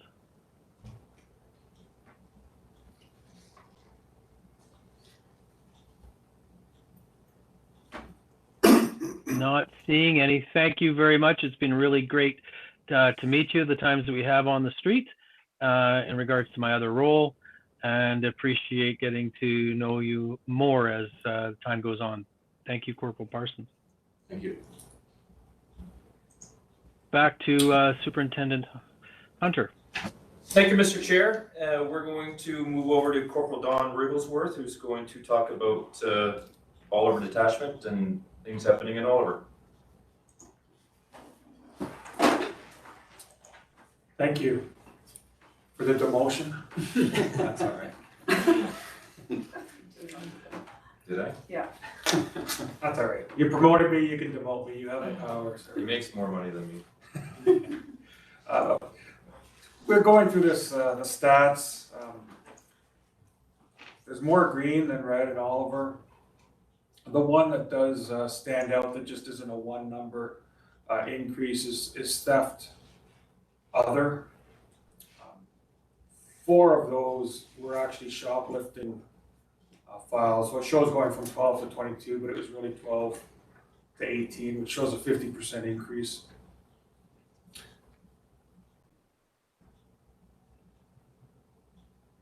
The full quarter 2 to year to date, not that much of an increase. Thefts vary. Not sure if it's one person, just a matter of most of those items, I think 12 of those thefts were property that was left out in yards. So I can attribute it to one person, possibly if they're showing the same pattern, but I haven't been able to identify who that person is. We've gone through, as we said before, a full cycle of COVID. Last year, quarter 2 stats, they showed the stores weren't open. So I was expecting an increase in shoplifting. That hasn't happened. It's really hard to say how COVID has affected anything. I have discussed these both with Director Canotto and Mayor Johansson.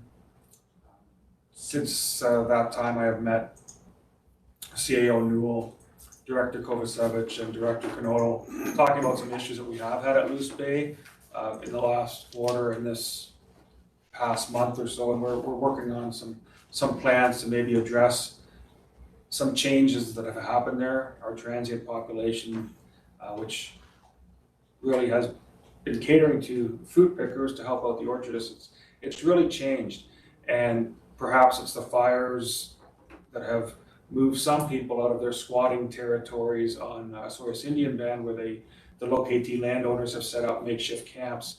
Well, those people have moved and relocated to Loose Bay, and we have a criminal element that's really moved in there. I'll be interested to see our next time I'm here. I anticipate a high red area because with the fires and with this movement, we've recovered a lot of stolen vehicles from other areas, 100 Mile House, Kamloops, the Lower Mainland, Karamias. Corporal Parsons speaking, or when Sergeant Beta speaks, it's not just each of us have our own little prolific offender. My prolific offender brings over a dirt bike from Karamias or something else. They don't respect our boundaries. They don't respect any boundaries in life, usually. But the good thing is, as Corporal Parsons mentioned, he mentioned one of them is in jail, a second one is in jail, and we're recovering a lot of things and getting things back to the rightful owner. So it's good, and it just shows a teamwork.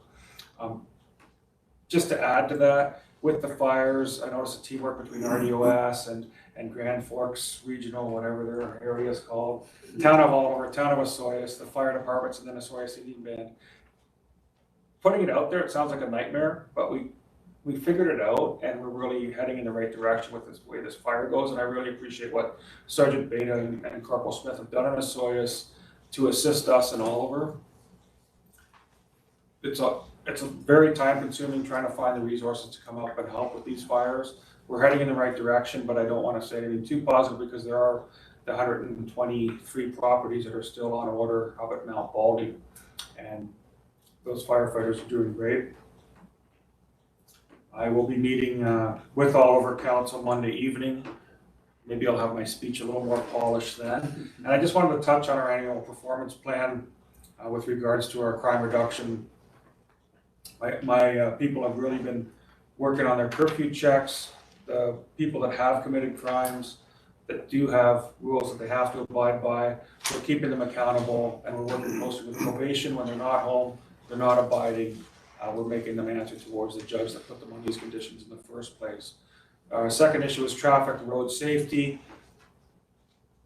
The town of Oliver and RDOS, speaking with Director Conoto, people have a lot of concerns about speeders. It's the #1 complaint that seems to come in with emails, and I've tackled this in a few different directions. My general duty officers wrote 174 moving violations last quarter. There may have been some little rewards in there that were really tacky from the dollar store, but they stepped up. And I really utilize our volunteer support. We have a great program in Oliver with our Crime Watch. Our Speed Watch person is out there, and we really get him to target these areas where this is a problem area. And he goes out there, the town of Oliver puts out their traffic monitoring, and we're seeing some good results and some good feedback. And I want to do kudos to our BC Highway Patrol. There always looks like there's a lot of cars parked in our detachment parking lot, but the Highway Patrol that's based out of Karamias, they have people that live in our community, start in Oliver, and when they're on their way to their highways, they tend to take Tuckanuit Road, find people. I'm gonna just move on. I'm good. Yeah, I'm good. That's great. I'm on a roll, but I don't shut up. So there we go. Thanks. Thanks, Sarge. Got promoted again. Yeah, you got your promotion. I must have done okay.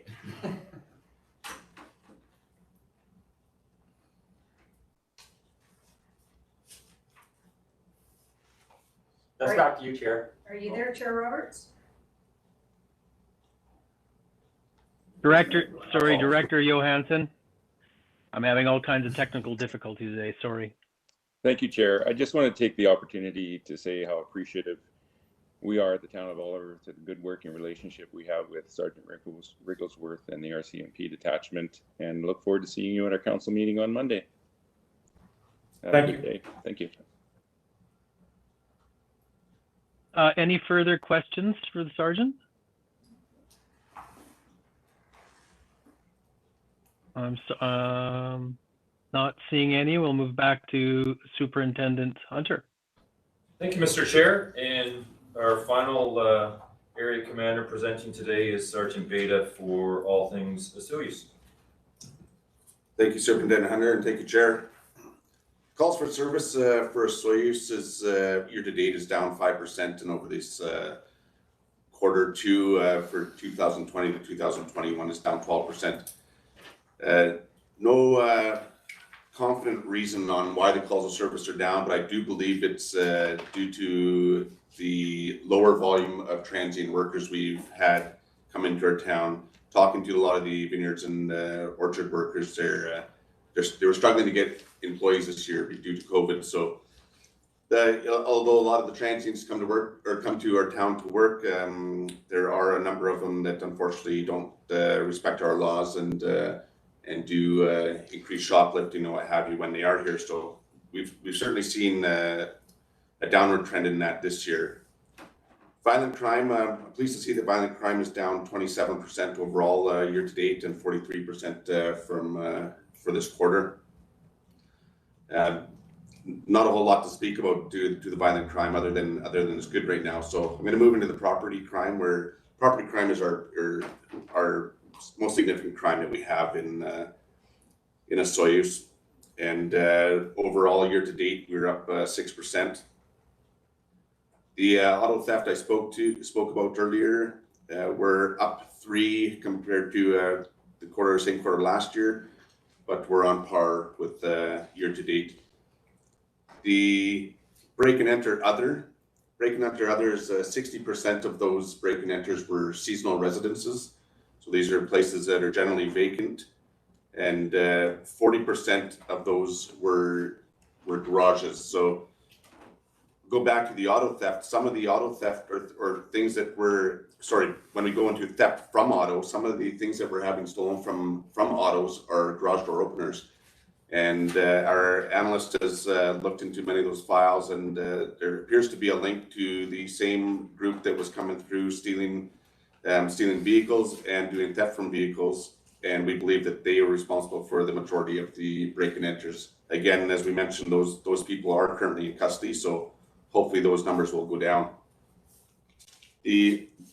More specifically into the theft from autos, 41% of the thefts from auto were from the exterior vehicles. Most of that being license plates and insurance decals.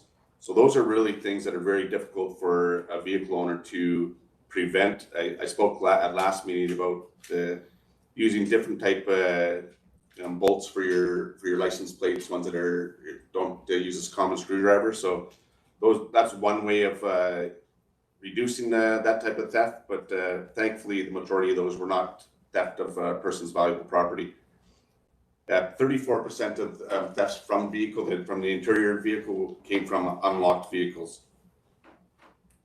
And as far as the frauds go, the majority of our frauds are actually telephone frauds. Most of these are information files. So someone calling us that they've received a call from either CRA or advising them of an issue with their tax return, or from CBSA advising of a suspicious package with illegal substances seized with their name on it. The caller is usually from a call center overseas and asking for money. Again, in the majority of these files, the complainant did not provide money and simply reported it to us. We'd encourage people to, when they receive these phone calls, either to simply hang up and not engage with the caller. But if they're really still not sure, contact the agency they're saying they're from. Contact them by getting their phone number from online. Do not take the number from the call center itself. Break and enter others. One of the things I would suggest is those residences are vacant. One of the good things to do would be to get a security system. Even if you don't want to pay for the monitoring of it, the new security systems now you can monitor yourself, or they'll send a signal to your video to your smartphone, so you have real-time information of what is happening at your property, and have a neighbor or someone that can quickly check or call us immediately. Talking about the fires, Don talked about the teamwork we've been doing with our local governments and the local detachments. We do have the 123 properties up at Mount Baldy that are still on an evacuation order. We're currently running 4 extra members from outside of our area at any given time that we have up there patrolling that area, making sure those residents remain safe. And we'll continue to do that as long as the order is in place. And I'll take any questions. Directors, any questions for Sergeant Beta? I have a question from Director Rhodes. Thank you very much, Chair. Not so much a question. Just wanted to give a huge thank you to Sergeant Beta. Jason attends our council meetings on a regular basis, very, very informative, very patient with us, sits there and answers all of our questions effectively. But even more so than that, I wanted to compliment Sergeant Beta on his engagement in our community. It's extraordinary. He attends events all over the place, educates the public in a really, really good way. And I think he does it an awful lot without any recognition. So I kind of wanted to give a little bit of a shout out in this format. So thank you very much. And I want to say thank you to Councillor Rhodes for that. That's very appreciative. Thank you. Any further questions for Sergeant Beta?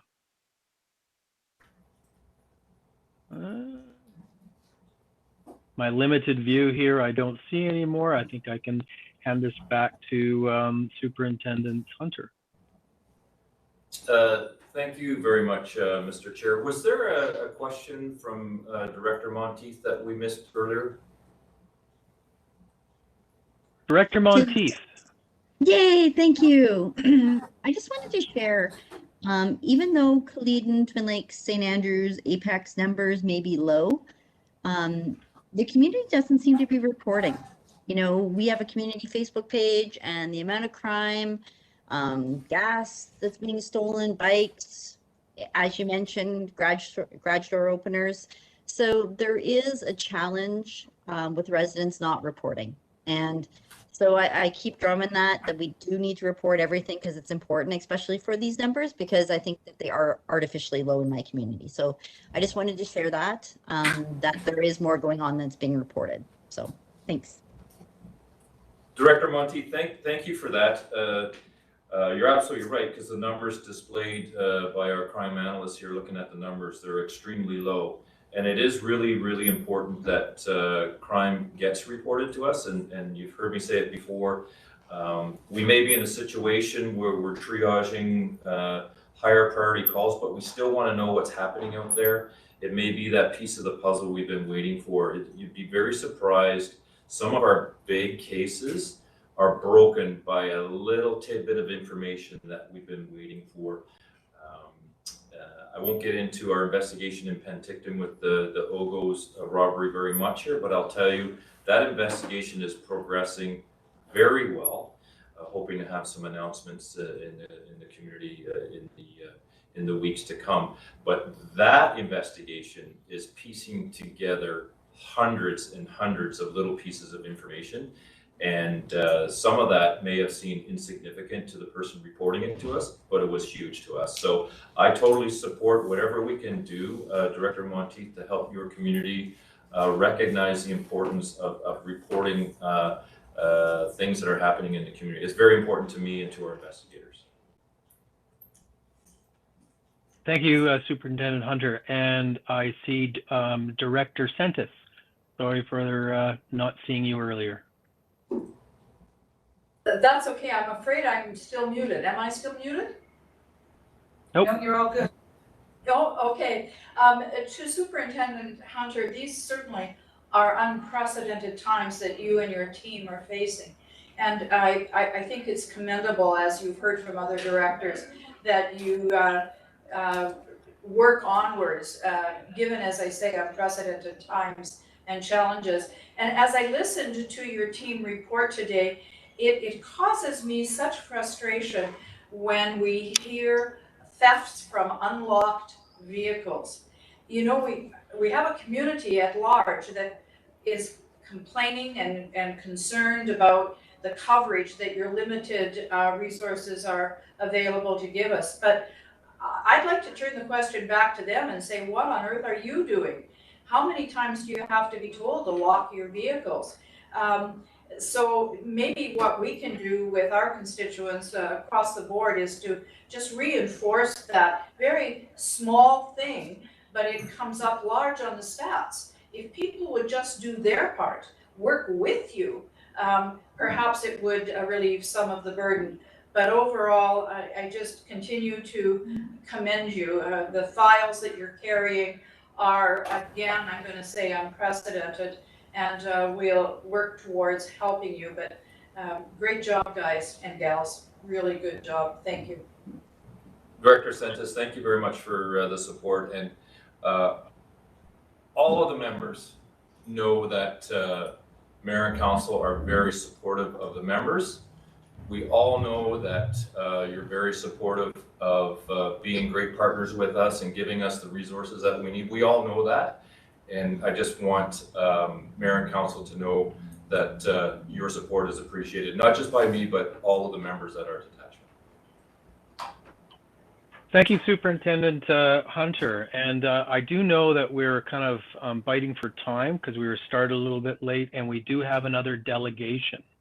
So if there's nothing else that needs to be dealt with,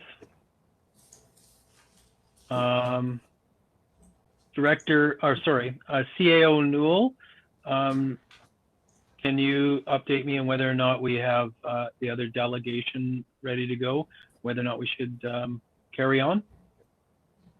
Ready to go, Mr. Chair? Okay. Again, thank you very much, Superintendent Hunter and the delegation. Really appreciated. Thank you. We'll see you in a few months. Okay. Yes. So I'd like to now pass over to CAO Newell in regards to our next delegation from BC Emergency Health Service. Hello. Hello. Hi, can you hear me? Yeah, you're good. Good. Thank you, everybody. And thank you for the invite. I'm here to present. Last time we were here a couple of months ago, I was here with my director, Paul Swain, and we presented a deployment model for basically for the South Okanagan. Today, I'm here with my Paul could not make it today, but in his place, we have Lisa Dwyer. She's the acting director in his place today. She's joining us here. I don't know if she can see us, but she can definitely hear us. And I'm here today to talk about some updates to that deployment model that we have talked about the last 2 months ago. So 2 months ago, we talked about the SOC model that we were gonna implement in Karameas and Princeton. And as you recall, that model was a regular part-time service where you would have 8 hours of staff at the station, and then in the evening it would still be going to call out. Since that time, the implementation of that model has been changed to the following. So I'm happy to announce that for the Karameas area, there's going to be a 24-hour, 7-day-a-week alpha station, which means that Karameas will have a total of 8 permanent full-time positions now. New positions at this station include 1 full-time unit chief and 7 full-time primary care paramedics to staff the primary ambulance 24 hours, 7 days a week, with full-time paramedics for the first time in that community. There is no expected change for the regular part-time community paramedics who will continue to work independently of the ambulance, but may still be required to support 911 responses as they do currently. Along with this, we're also going to continue on with our on-call 24-hour, 7 days a week staffed model as well. So there will be a kilo car on 24 hours a day, 7 days a week, and this will still be staffed by our on-call staff, as well as any of the regular full-time people that want to work on their days off will be able to staff that car. So just to repeat what I said about Karameas, we're going to have 1 24-hour/7 ambulance with full-time alpha staffing, 1 24-hour/7 ambulance staffed by on-call paramedics carrying a pager. So this will be 1 full-time unit chief, 7 full-time PCPs, so primary care paramedics, and 2 regular part-time CPs for Karameas. For Princeton, it's going to be the same thing. So Princeton's going to go from initially the initial implementation of an SOC model to a regular 24-hour/7 alpha station. Again, Princeton will have a total of 8 permanent full-time positions. New positions at this station include 7 full-time primary care paramedics, together with full-time unit chief position already in place at this station. These new positions will staff with primary care paramedics 24 hours a day, 7 days a week. And then along with that, there's still no expected change for the community paramedics in the community, who will continue to work independently of the ambulance, but may still be required to support 911 responses. As well as Karameas, there's going to be a 24-hour, 7-day on-call ambulance as well, again, staffed with our on-call staff, and hopefully also with some of the regular full-time people that are working in that community can do some work on their days off. And for the supervision in the area, so what we're going to do is the unit chiefs that are working are going to work opposite to each other. So for example, in Princeton, the unit chief will be on 1 platoon, and in Karameas, the unit chief will be on a totally opposite platoon. And again, with Soyuz, it will be on a different platoon altogether. So each platoon of those 4 platoons, there will be a supervision on 24 hours a day, 7 days a week in the area. So if there's any issues or big concerns, we'll have leadership at all times. So I'll stop there and open it up for any questions or comments. Thank you, Mr. Perskarik. I'm going to first hand was up from Director Bauer.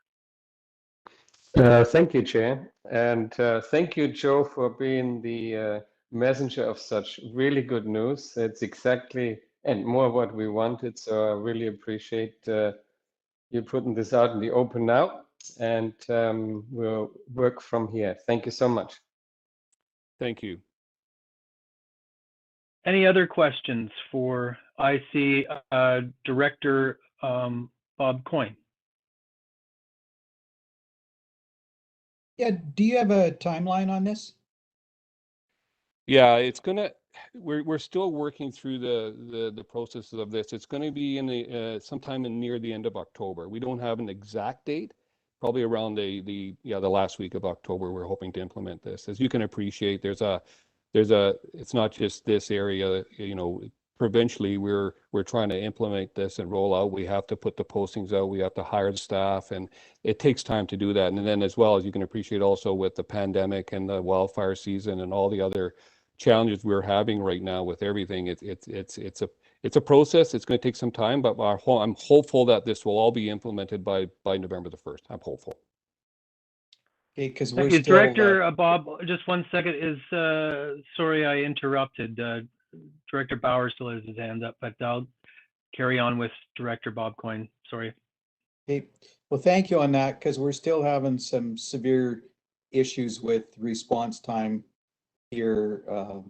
Last week we had a 3-hour wait for an OD, and it's very concerning to the other fire departments and the people that do have to sit there and respond to these things without any help coming. And it's great news. It's just these people don't magically disappear or appear, pardon me. So thank you. You know, and I can appreciate that. And you know, just so you know, I know with Lisa, she's online here as well with us. And I know Lisa, she manages when she's not in the director seat, she manages the Thompson district. And provincially, you know, we are working collaboratively. All of us, all the leaders are working collaboratively to move resources around, move staff around to ensure that we have coverage in all communities at all times. We have a staffing task force on right now provincially where we can pull staff and resources in. We can appreciate that, you know, there are some calls that are being delayed, but we're making every effort to ensure that we have resources in the community to respond to those 911 calls. Okay. Thank you. Now, I believe Director Spencer Coyne was next. Thanks, Director Roberts. So this is good news. I do have some worries. We, like Director Coyne just said, we're having shortages all the time up here, and Karameas is covering us, and somebody has to cover Karameas. Do you believe, honestly, that you're going to be able to recruit enough people to fill those positions in the timeline that you just gave us when we can't fill positions now? I think the difference is when people have permanent work in communities, when they have, you know, like you said, you guys have mentioned this before, is that if we can establish full-time work in a community, people will then move to these communities to live and you know, live there, work there. We feel very confident that once we put these in place, that there will be people coming there to work. Right now, a lot of times what's happening is people that live in the Lower Mainland, everybody's looking for full-time regular work in the province. So whether they live in the Lower Mainland, Kelowna, or wherever, they use these smaller communities to go in and put their time in, and then eventually with seniority can get out to where they live. If we establish full-time work in these communities, we're hopeful and that these people will come there to stay, live, and work there. Do you believe are you guys going to help them with housing? Because we have a housing crunch like we've never seen before, and we're trying to get houses built as fast as we can, but we are not helping with housing, but you know, we're hopeful that within they may live near Princeton and Karameas. They may live in a different community, but they'll still be close enough to work instead of having to drive from the Lower Mainland all the time. There is been interest shown by many that they want to come to these communities. They want to come to Karameas. They want to come to Princeton. They want to come to Osoyoos, Oliver. Some of the postings have already gone out, and there's been a lot of interest in a lot of these communities. So we're hopeful that all these positions will be filled. Thanks, there's Joe. There's a lot of people in Vancouver and in these busy stations that have been waiting for this opportunity for a long time to be able to leave the Lower Mainland, to leave places like Prince George, Kamloops and Kelowna to move into some of these smaller communities and spend time there. So we're hopeful that that will happen. Thank you. I have a question from Director Monteith. To the chair, I'm wondering about the collaboration with first responders and the impact of increasing full-time paramedic staff. What does that mean to our first responders and that are already feeling that they're underutilized for the training that they get for the service that they already provide? As we said before, and as you know, this new CRM model was introduced here some time ago. Nothing around that will change. We'll continue to need the first responders. They're still an important part of that. Go ahead. Sorry. I'll follow up from Director Monteith, sorry. To the chair, I know from attending the Fire Chief Association meetings, they've experienced within our region a very drastic decline in attendance, and they feel that they're quite often not being utilized. And in my communities, they expect when there's an emergency and a first responder, they expect the fire department to arrive, and they don't want to wait 45 minutes or an hour even for an ambulance. So I do feel that there is a disconnect, and it's growing, and it has been growing for a few years. So introducing now more full-time service, I do fully support, absolutely. But I feel like we definitely need to start utilizing the services that we have in our rural communities, because they are in the community and they're ready to go. And on that note, I know I know that we have been working with our subject area experts on that. And I had a meeting arranged myself. I had a meeting arranged with some of the local fire departments in the area. Unfortunately, with everything that's just happened with everybody's busy. The fire departments are busy with all the wildfires that are going on right now. So one of the things moving forward is that we still plan to meet once things start to settle down here, probably early fall, to discuss some of that. And my plan also is to invite the subject area expert regarding the CRM model to one of these meetings in the future, so that that person can then explain everything in detail as he's done in other meetings with us. So I think right now we're just trying to raise the issue about, or announce this new deployment model. But as far as the first responders go in that, we are going to continue to meet with all parties moving forward.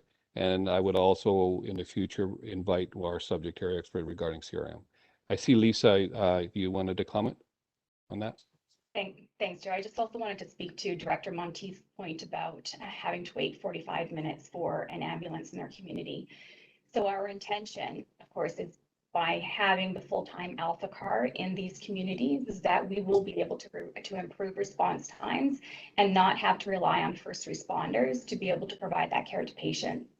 And the other reality is that the strength that our first responders bring to us still doesn't compare to that of a primary care paramedic in the community, right? Our skill set is in being able to provide that type of primary care to care for the patient while transporting them to the hospital. And so there's a strength that our PCPs, that our paramedics bring, that I think will be very advantageous to each of the communities as well.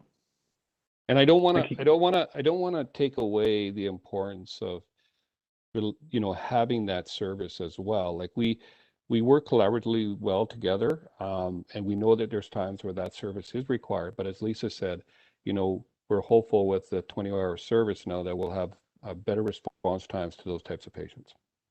Thank you, Mr. Basigar. I have a question from Director Olbrich.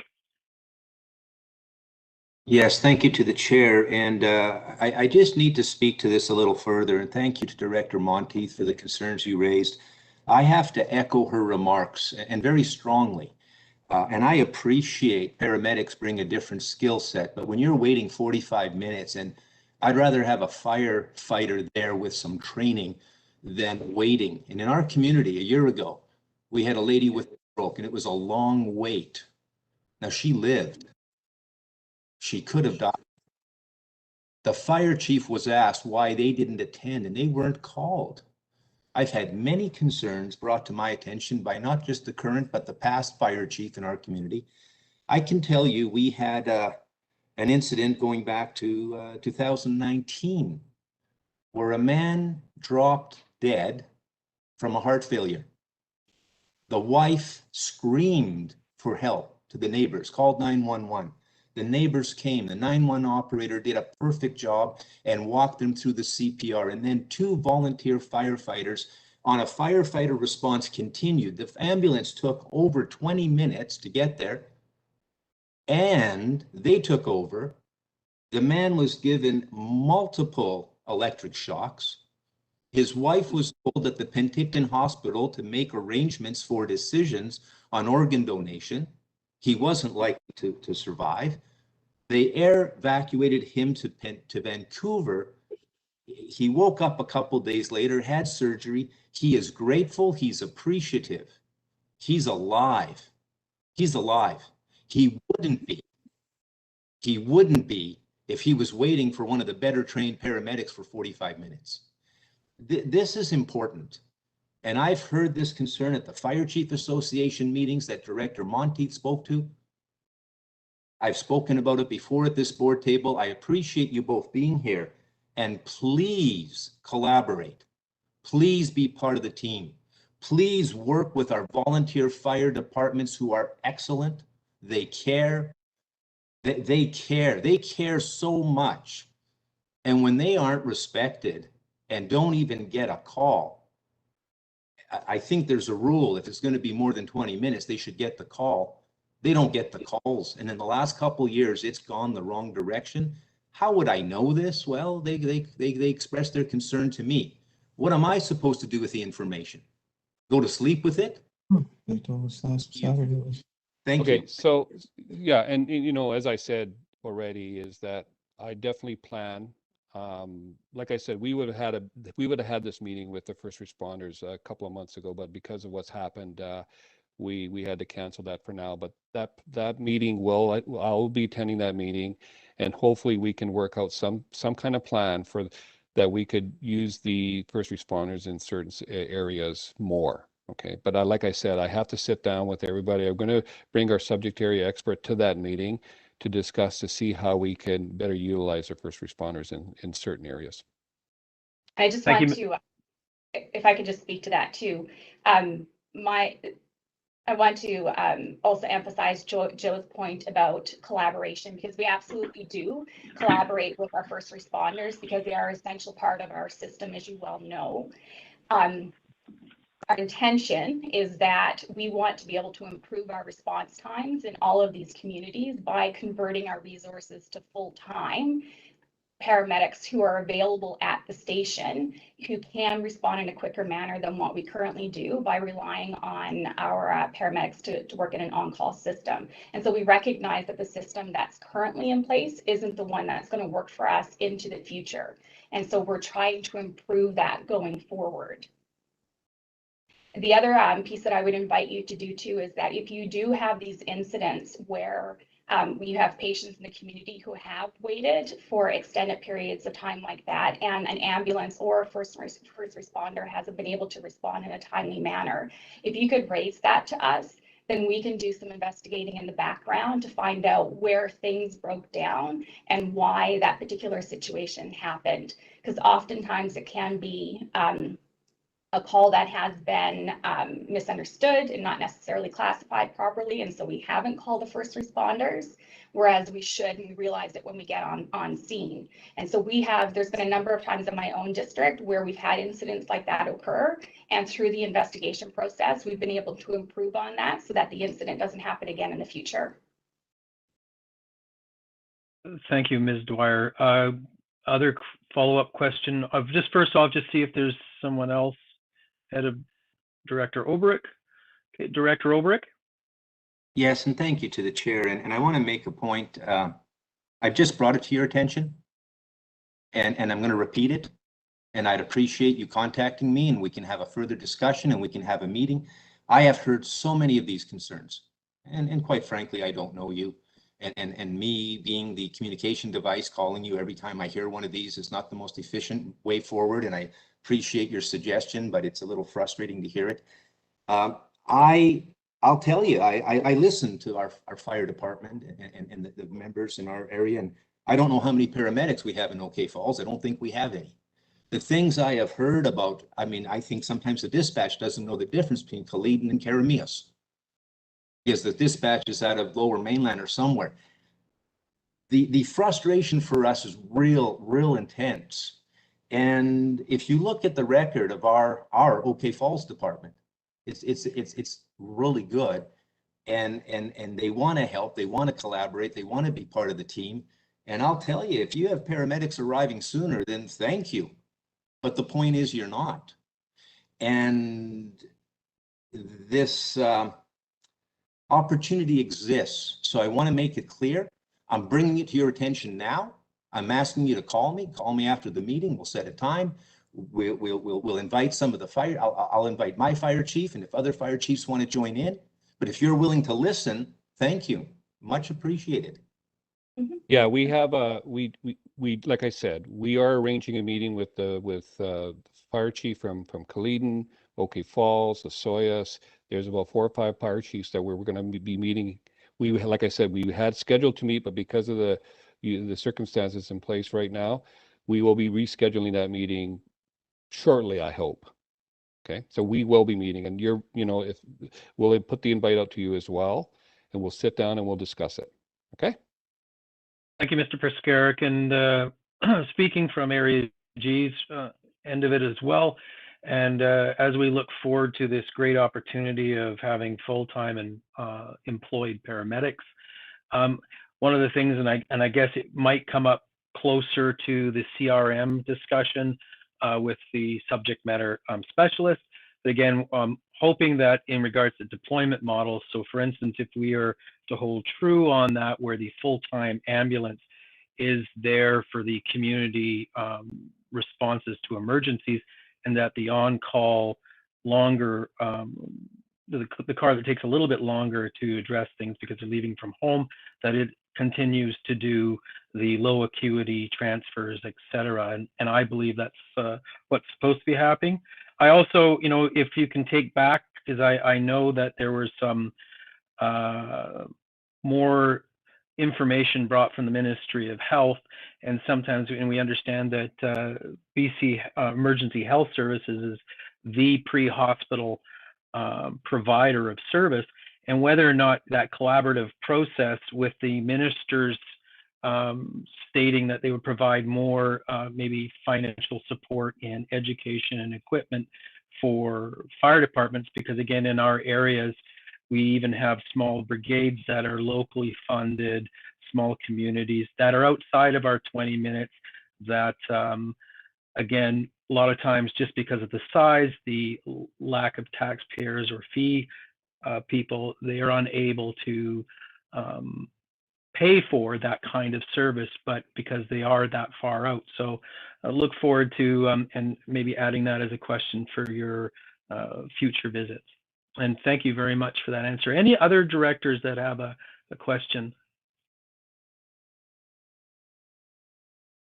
Let me look here. I've had all kinds of technical difficulties. I don't see any other hands.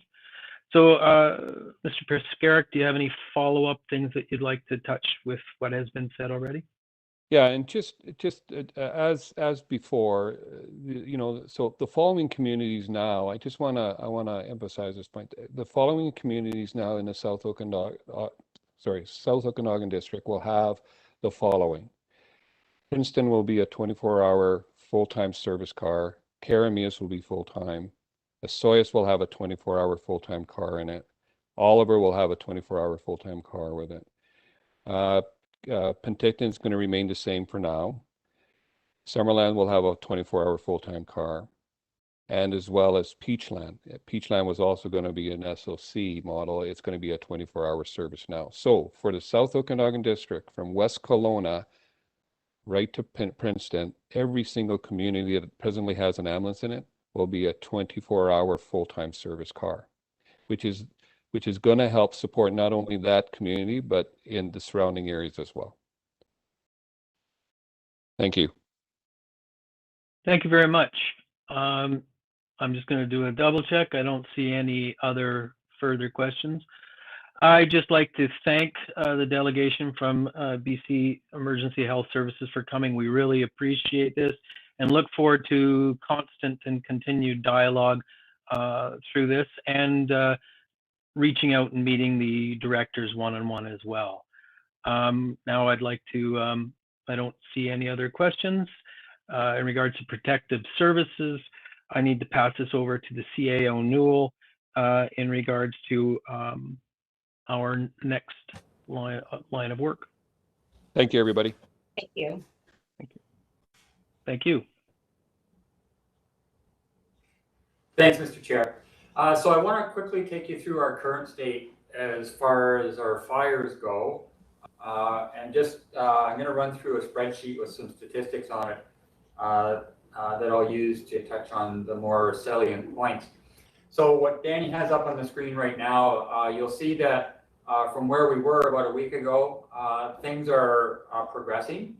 So on the Thomas Creek fire, which is Area D, we currently have 10 properties on evacuation order. Those are mostly in the Allendale area. So it's still the fire moving away from that interface.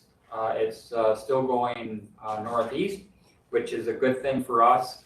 But we still do have 10 properties on order. So that requires us then to still maintain a state of local emergency. And I've got a report later on the board meeting with regards to extensions that we may have to make with our existing 4 electoral areas that are on state of local emergency. So Area D still going to require that for the Thomas Creek fire. Although things are progressing with it, it's still about between 11 and 12,000 hectares. So it's still a big fire. It's still out of control. It's still burning, but it's more of a class 2, class 3, so ground fire. It's not crowning. If the wind comes up, it may, and that's why they still need that evacuation order around the Allendale area. With the Incomeet fire, we are now off of order.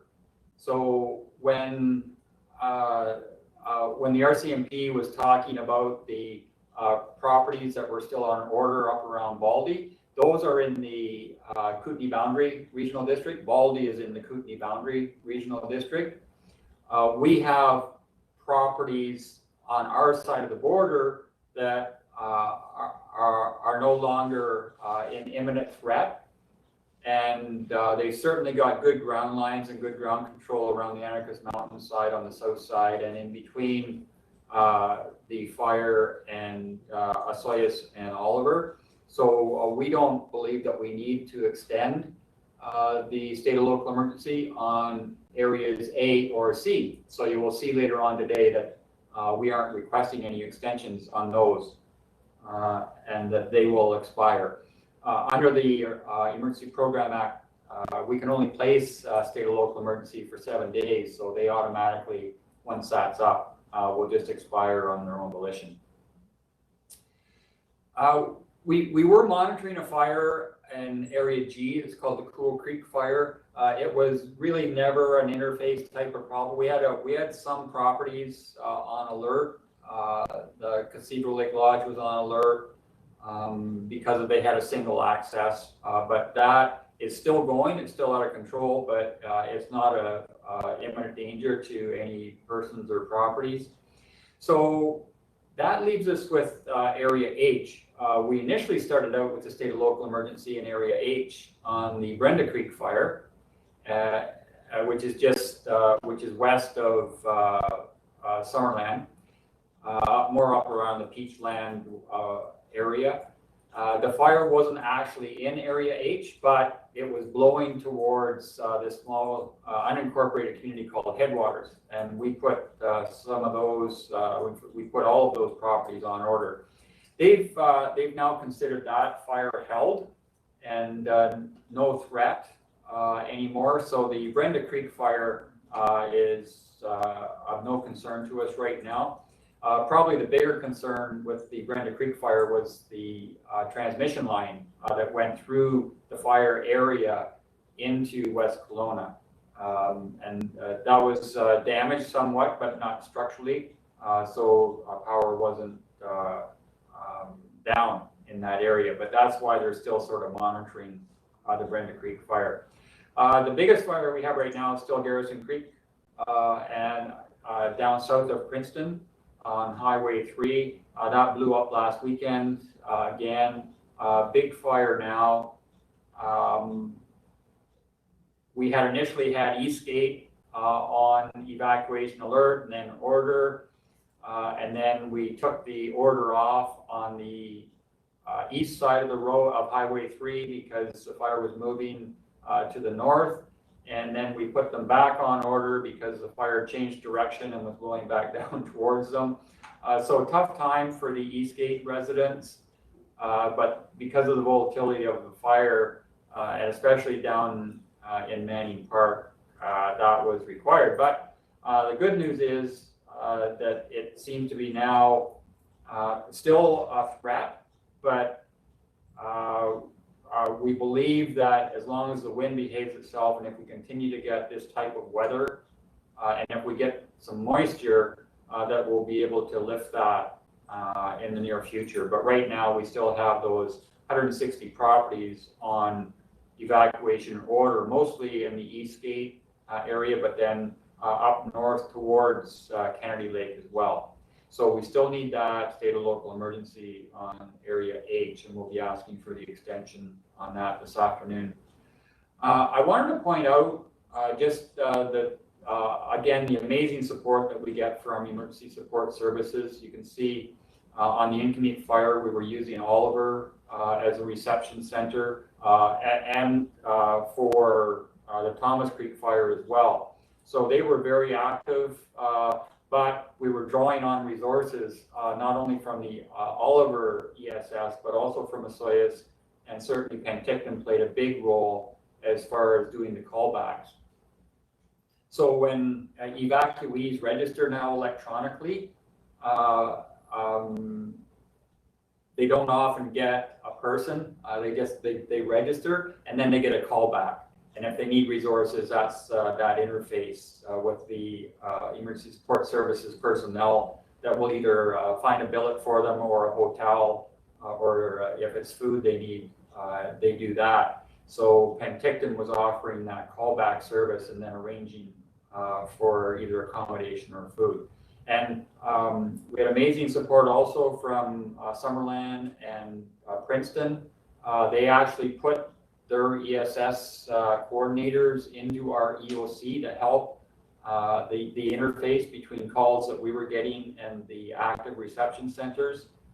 So we certainly appreciated that. And you can see in that little table on the right-hand side of the screen, the number of people that were served throughout that, and the number that were billeted and put into accommodations in hotels, which is the preference now for evacuees, is to get them into a hotel, not the group type of lodging that used to be prevalent for numbers, but to get them into some better accommodation. Okay, Danny. The next table, I've mentioned already about the number of volunteers that we get, but you can see the number of hours on this table. Can you blow that up at all? I'm not sure if that's big enough. But you can see that the number of persons that we had working for emergency support services, out of the Penticton branch, 16 volunteers that put in an amazing amount of hours. And I'm going to put in a pitch right now. I know that as the fires continue throughout the province, that these volunteers get burnt out. And the number of volunteers that are required, they're getting burnt out and they need more. And if anybody is looking to volunteer back to their community, emergency support services is certainly worthwhile considering, as is search and rescue. You can see the bottom part of that table, the number of people that are being involved from our search and rescue operations. So the Osoyoos Oliver Search and Rescue, we use them to deliver our evacuation orders. So as communities are starting to burn up, the first people we call when we have to issue an order are search and rescue organizations. They're all volunteers, and they actually take the orders and go out door to door and deliver them and provide any information that those evacuees need. So the Oliver Assoy Search and Rescue, we used Central Okanagan on the Brenda Creek fire. They went into Kelowna to register, but it was the Central Okanagan Search and Rescue crew that went out to deliver the orders. So we appreciated that. We don't have numbers on that one, but they were very helpful. Penticton Search and Rescue, of course, was very involved in the Thomas Creek fire. And, you know, by the end of July, we had exhausted all of the search and rescues. So for the Incomeet fire, when we had to declare the state of local emergency in Area A for Anarchist Mountain, we were trying to get Grand Forks to come and deliver our order notices for us. And unfortunately, Kootenay Boundary was burning up at the same time, so they got waylaid. And finally, and we knew they were already busy, but the Anarchist Mountain Fire Department went out and delivered our evacuation orders on Anarchist Mountain. But you can just see how involved every one of these volunteer organizations gets when we experience fires like this, and the numbers of people that are involved, and they all need volunteers. And I'm saying that knowing that there's a lot of training. You can't just walk into one of these organizations and expect to be deployed all at once. Certainly search and rescue takes months, if not years, to get trained. And the same with ESS. It takes a special skill set and a special personality in the reception centers in order to fully participate in these organizations. But they can certainly use all of the help that they can get from their communities. So just looking at that, you can see that we had 44 volunteers throughout the fires and the number of hours they put in. And this may be a bit dated now, but 718 for ESS, 1,395 hours from the various search and rescue volunteers that participated, and that's not counting what we got from Central Okanagan. So just a huge effort on behalf of everybody there, and we certainly appreciate it. Okay, Danny.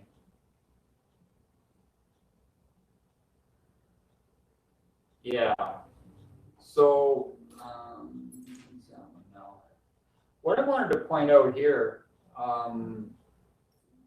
was not only the number of evacuees supported and who they were supported by, but you can see down on the bottom that the amounts of money that flow during an order.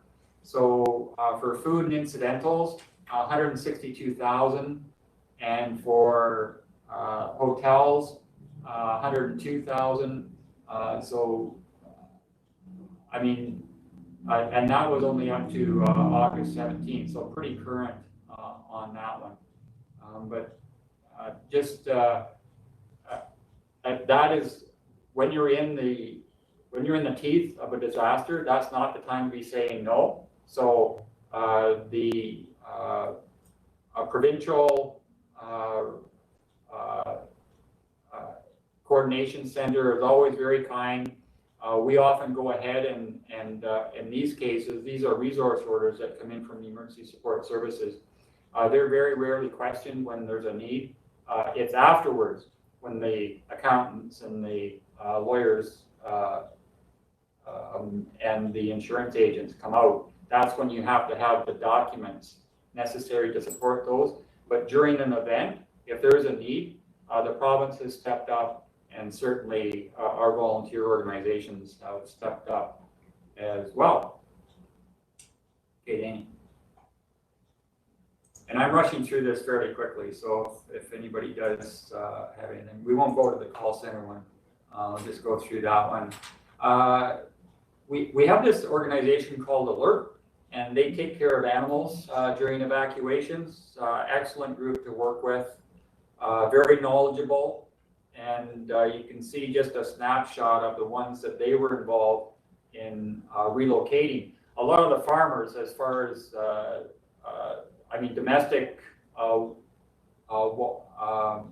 pets and dogs and cats and that, most people just take them on themselves. But it's when you get into the farm animals that alert gets more involved. So horses and pigs and cattle. A lot of the farmers just get their friends and they relocate them themselves, or unfortunately just have to leave them if they're out in grazing.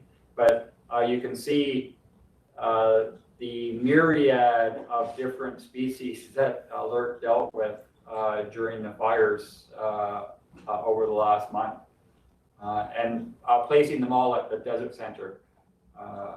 And we get some really neat pictures back from the group showing some of the animals that they're taking care of. And I know a lot of the owners, they'll actually camp right there in order to make sure that they stay close to their animals. So it's nice to see. And not something that's recent as far as emergency preparedness. Animals, sort of an afterthought until a few years ago, and then groups like Alert come along and help us out on that. And then I just did want to give you a financial summary on this. You can see from the Thomas Creek fire that the total expense authorization forms approved are up to $86,000 on that. Brenda Creek, we spent $231,000 on that one. Incomete is up to basically $390,000, and Garrison Lake is at $136,000. And you can see that just from our emergency operations center, we've had 39 different employees from the regional district that have worked in our emergency operations center over the last month, actually almost 2 months now.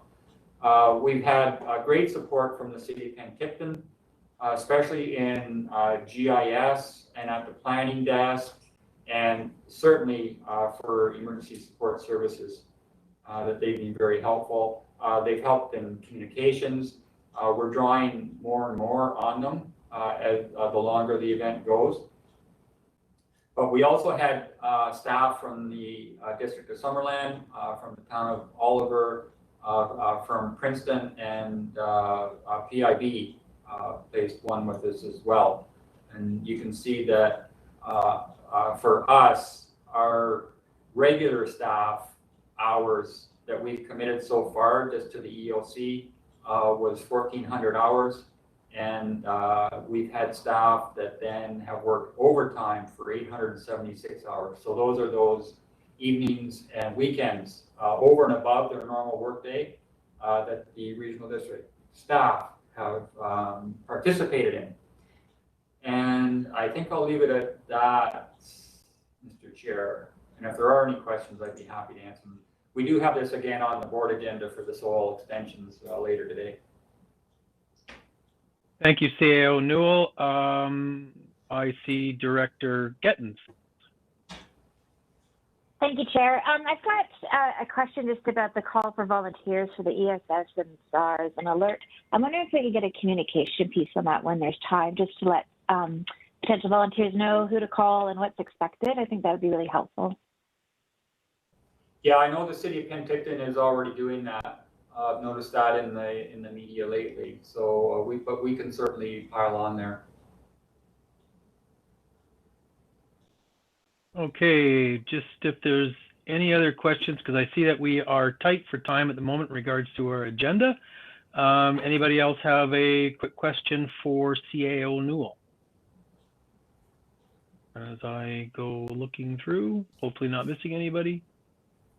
Okay, I'm not seeing any. Can I have someone to put a motion forward for the adjournment of protective services?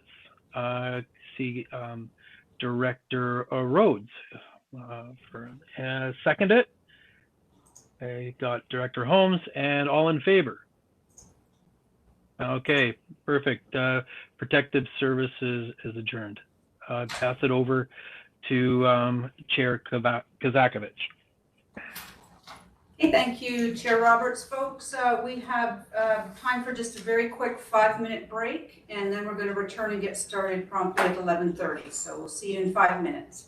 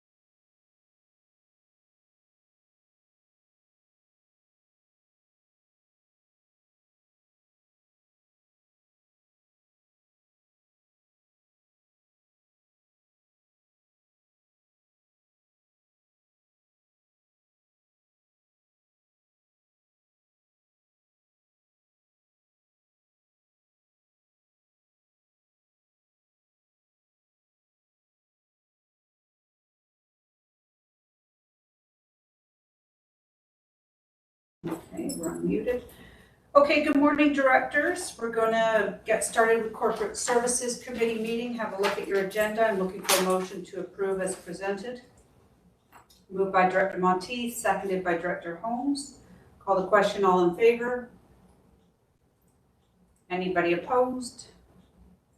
Motion carries. So there's only one item on corporate services, and that's an administrative response to City of Penticton review of the administrative overhead cost allocation policy. I'll go to CAO Newell. Thanks, Madam Chair. So back in May, the City of Penticton resolved to undertake a review of the regional district overhead cost allocation policy. And we appreciate that. And they did an excellent report, bringing some issues to our attention.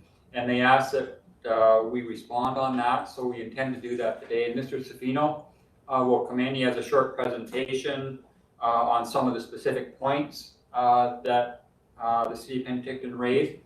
But I want to just lead in, Madam Chair, with some general principles in that one of the things also pointed out in the City of Penticton report is that regional districts are a different beast than incorporated communities, that certainly their financial system is very different from the way that incorporated communities do their finances, where they may have 3 or 4 funds, usually a general fund, utilities, and certainly with the City of Penticton, their electrical fund. But the regional district form of government has to have a separate budget for each of the services because they have different groups of ratepayers that sign on to those services. So we have that 155 that we keep referring to when we have to develop our budgets and figure out how we're going to allocate those general costs. So not only that, and I appreciate that if you haven't worked in a regional district form of government, it takes a while to get familiar with that. So for those of the City of Penticton staff that came over, we appreciate that that was a learning opportunity for them as well. But with that, and I know that the board already understands this, we do this every year when we go through our budget, is that sometimes there's a complete lack of understanding as to why we have to do things the way we do, or the timelines that we have, which are different, or the differing groups of ratepayers that get involved in it. But it is a different system. So one of the things that the City of Penticton did was they did a benchmarking exercise. And the other thing that they point out in the report is that even within regional districts, there's a great difference. And we found this out back, and I think they looked at several different variables when trying to compare to find out who the benchmarks would be. And we did this back in 2010 when we did our operational audit. And during that time, we chose 18 different variables that we wanted to use in order to benchmark with those regional districts that were closest to us. And within that, I think the City of Penticton did a good job. They picked out some of the ones that we found were close matches.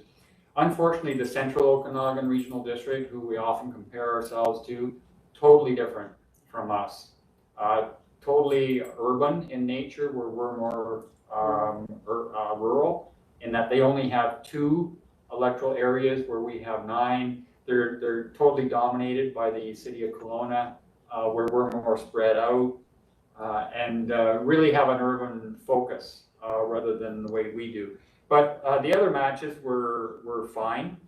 They weren't, 2 of them were similar to the ones that we had benchmarked with, so that was a good catch on behalf of the City of Penticton staff. I think they did a good job on that. But generally, regional districts, I mean, they have different sizes. We're 10,400 square kilometers.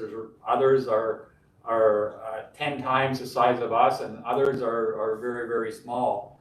Population sizes are different.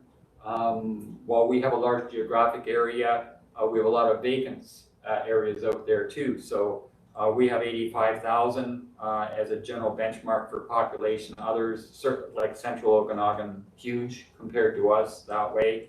The demographics are different depending on where the regional districts are located. The economics are different. Certainly the budget amounts are different. It's up to each regional district to determine which services they're going to offer. And they're all different. The number of employees they have, the number of board members they have, there's all sorts of different variables that bring costs, especially when we're talking about cost allocation with regards to that. So the other thing is, and we keep repeating this because we think it's important, is that regional districts don't charge member municipalities anything. What we do is we charge services. So for those services that citizens of Penticton participate in with residents of all other areas, because mostly the city of Penticton is involved in our regional services, is that we use the same method of taxation that they do, in that it's a value-added tax. So those people whose properties are worth more, they pay more. That's just the general nature of the system that the provinces have given us to tax on. And the city of Penticton does the same. When they apply a budget and they need a certain amount of revenue in order to fund their services, those that have higher value properties pay more taxes. That's the way that local government works. And it's the same with us within a service. So we don't charge the city of Penticton anything, but certainly their citizens that participate in our services, they get charged based on the value of their properties, the same as everybody else does. The other thing I'll point out, and then I'll let Jim go, is we have 15 jurisdictions around the board table. And when we set budgets, we try and look at the fairest methodology possible for all 15 jurisdictions. We know that the city of Penticton is interested in their citizens, and rightfully so. They take a position based on what's beneficial or not for their citizens. Whether it's fair or not for the rest of the regional district, that's not their concern when they're dealing with it from a city of Penticton point of view. Around this table, though, we have to look at the broader regional district and try and come up with something that is fair for all participants. So it's just, I'm not saying it's good or bad, it's just a different perspective that was taken, I think, in the preparation of the two reports. Certainly staff at the city of Penticton, they're used to taking care of the city of Penticton. Whereas our staff, when we're preparing budgets, we have to look at it on a more regional basis.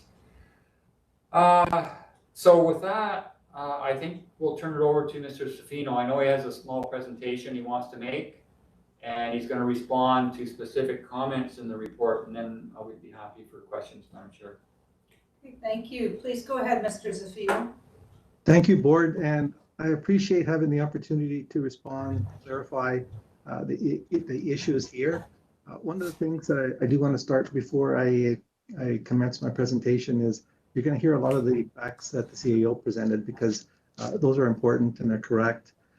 On September 28th of last year, when I had my first day of work with the first meeting with the CAO, the first issue that he asked me to do is look at the administration policy and determine, give some examples and take to the board some options, which at the first meeting in November, the first budget meeting, the board did have a number of options. They were very clear on how those options would affect the different areas, and the board actually accepted the staff recommendation.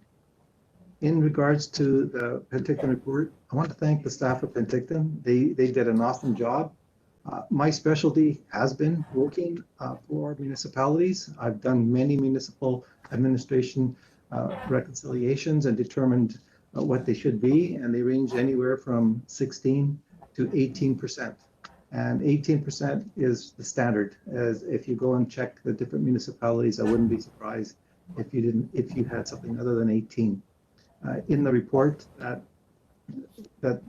I did, it is just under 13% for administration. There is 30 staff members that are classified as support, which are charged directly to the 155 different services. And the issues I will break down in the PowerPoint presentations, what I classify the 4 main issues of the report. And like was stated, it's very brief.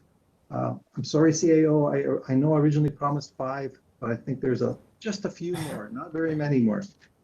So with that, I will share my presentation.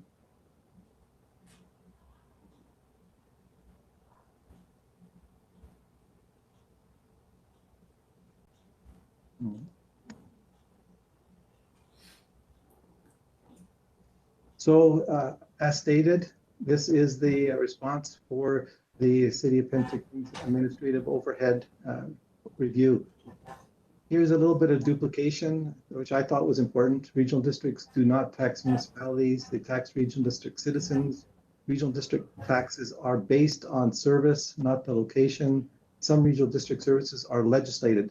So by that, it means that there is a discretion that member municipalities and electoral areas must be in the service. What is administration overhead? Essentially, I'll just paraphrase, in a perfect world, it would be that we'd be able to charge the exact amount of support services and whatever the service requires to the position. When you have 155 services, it is very difficult to do that. Some of the places like auditors and lawyers, they charge every 6 minutes. That's not practical here. Municipalities, as stated by the CEO, you may have anywhere from 5 different services where the general government dictates what the administration services is, and then it's redistributed back on a fair basis as possible to the other 3 or 4. That is what we're trying to do. When we do the budget, it's not to try to say, let's try to save money here or there or charge extra administration to a specific area. It is what it is. We determine what the different costs are, and then from that, we determine what the tax basis is. So I looked at the Penticton report, and with that, I determined that the 4 main issues of the Penticton report are transparency, use of assessment on a basis to charge administration overhead, allocation of taxes, and value for services. On the transparency issue, I just want to remind and show the board that at the first meeting that I had with the board regarding the budget, I believed I was very transparent in that I showed the 155 different services. I showed the administration tier that it belongs to, and I also stated at the time for the first reading what the administration dollars would be, so that there wouldn't be any surprises like there was the previous year with SIR, for instance. So with that was, I believe, as transparent as can be. But one thing that I read between the lines in the report, was we have 30 different support services. And by that, I mean HR, legislative services, finance, and IT that are embedded within the budget with all the other different expenses and wages. It does state the different wages overall. However, it is not broken out. Our current software does not break it out. As the report shows, it can be done. However, I had to do it manually. It was labor intensive, and it took many hours just to be able to dissect the wages that are overhead from that are regular services. So as I was stating that administration formula, I did also state what the formula is. The board was given the options. They chose the option that was recommended by staff. Each of the 155 budgets detail the administration charge. Each budget also details the operational, capital, expected revenue, and amounts required. So you've got 155 budgets, 155 taxes for each of the different locations. And the objective is after each reading, the budget would be uploaded to our website.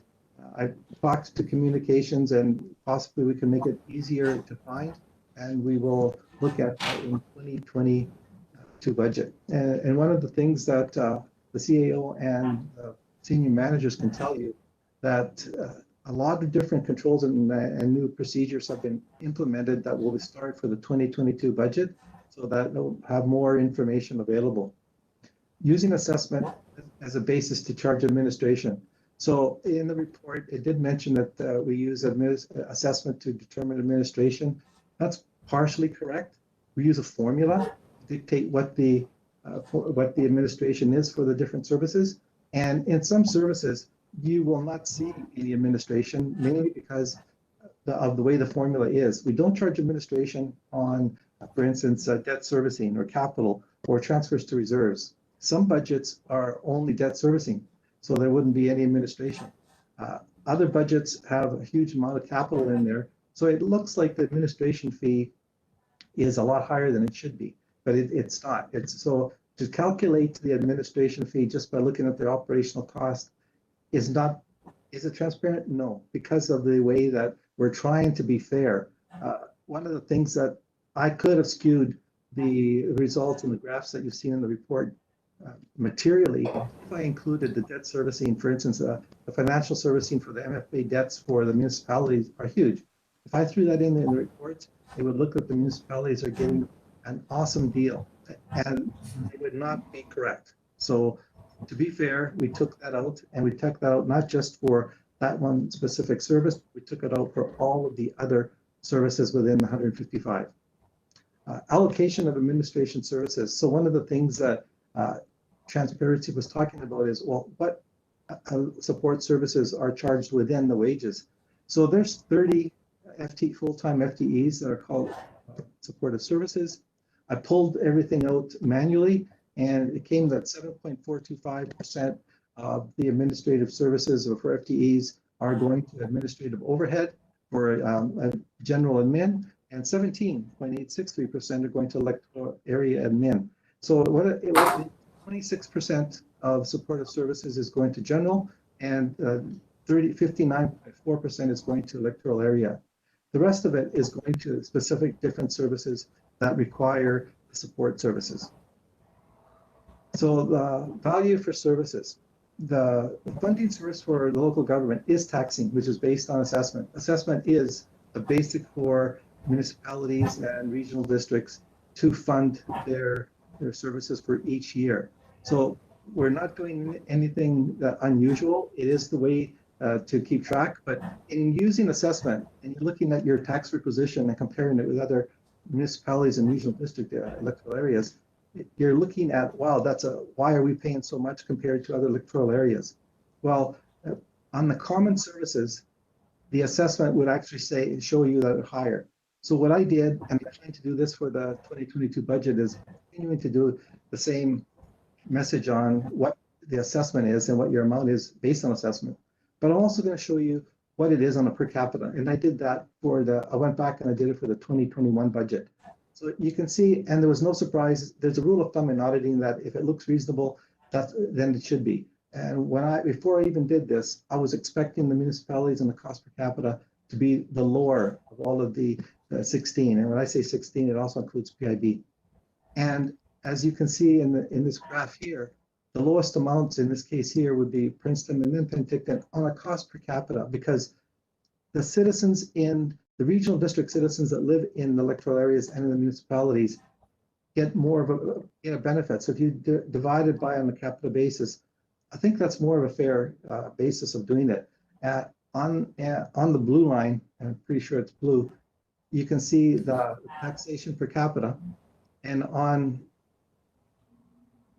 red or orange line, this line here, you can see what the administration, I tried to show how fair it is, and that this was not made to happen on purpose. Whatever the numbers were, I'm going to show them. We're not going to hide anything. We are transparent. We're trying to be fair. And just one other thing is, in the process of being fair, it's actually more work if we just charge it on a basis where we use a percentage basis, for instance, use an 18% that like a municipality may use and charge that across the board. That's not fair. And you'd get something like the FAR, administration fee would be in the middle $150,000 range if we use just a percentage. So we're not looking at saving time. It's what the time is, what it is, and we're trying to be as fair as possible. This table, that took probably the longest section. There was a lot of hours spent in doing this report. What I did is I separated the support services, which is embedded in the regular wages, separated it by different types. So support those that are funded directly from taxes, those that are funded from overhead, over the parcel taxes, etc., capital, and I allocated it by area so that it's as transparent as possible. Again, can this be done in the budget? As you can see, I did do it. The hours that it took to do this was very excessive, and it would be the exact same dollars. The dollars would not change if we do it two separate lines on the wages, or if we combine it the way it is now. If software could have done it separately, I'm sure that when we bought the software, that's what they would have done it separately. So with that, I have the report, and I apologize for the length of the report. I'm not used to having 14-page report. To clarify and respond took that many pages, and I'm here to answer your questions if there are any. Okay, great. Thank you very much, Mr. Zaffino. I'm going to start with Director Robinson. Go ahead, please. Thank you, through the chair. I guess we need to be a little bit clear that it's not the services provided that the city of Penticton has a problem with. We're quite happy with that.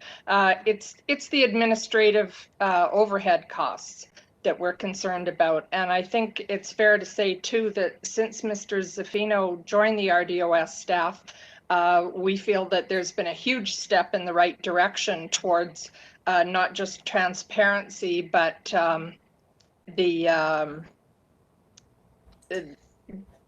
just a more fair allocation of costs. The city, I believe, just thinks that we can further improve upon that, and we had asked for the review, and in our estimation, that review had not been done. So I appreciate all the work that's been put into it and that it's not easy, but any time we can take a step in the right direction to make sure that those costs are getting allocated correctly and fairly, that's all we're looking for.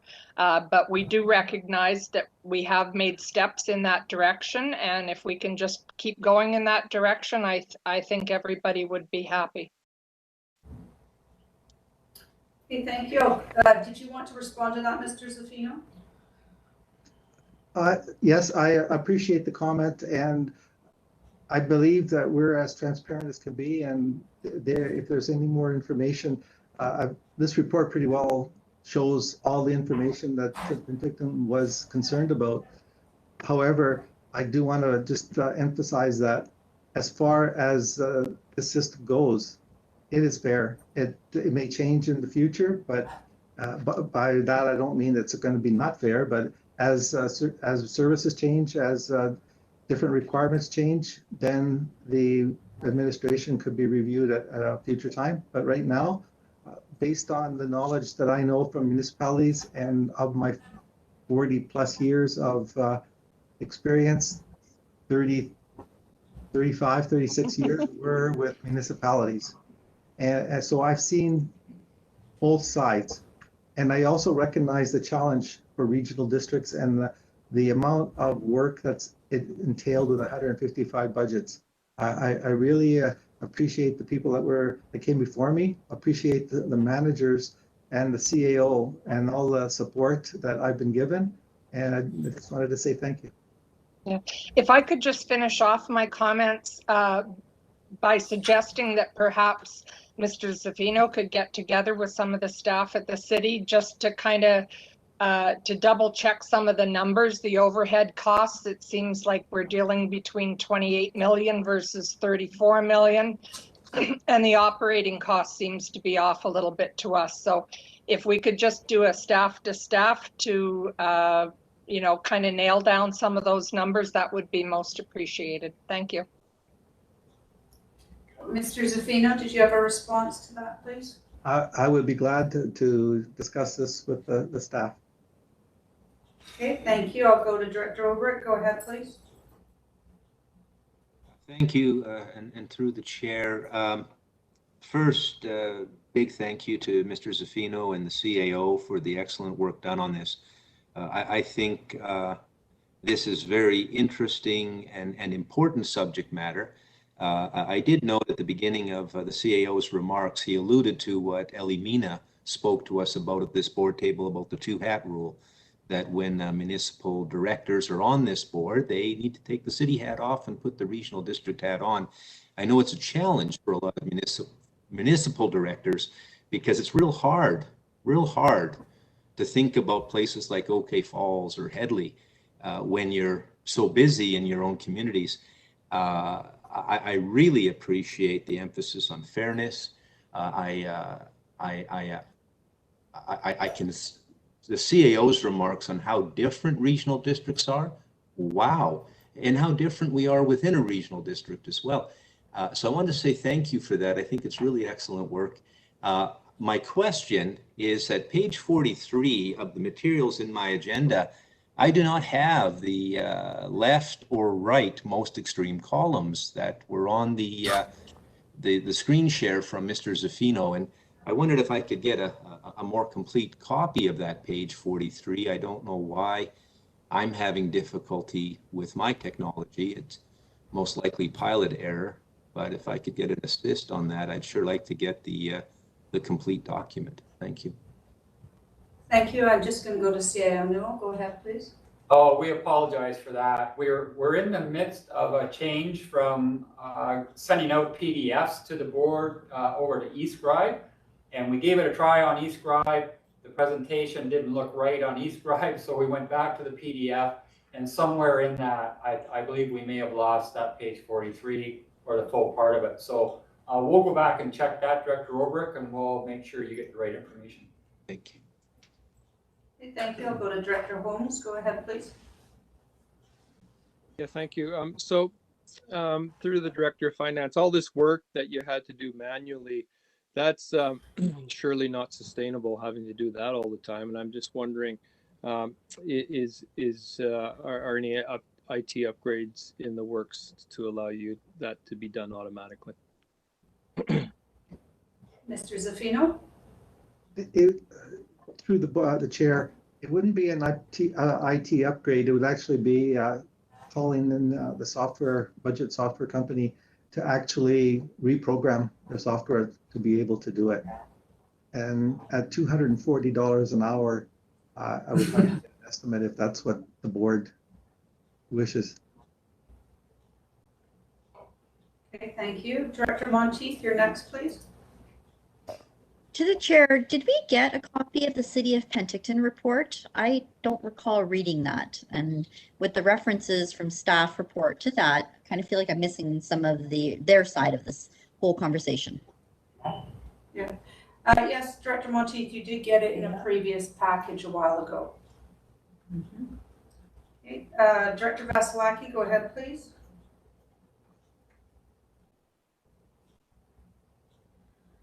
Thank you very much. Sorry, I wasn't, I didn't hear the first portion of this conversation. I had two important meetings to attend to, and I had to leave my space here. But, you know, and I keep hearing things over and over again, the same, nothing ever changes.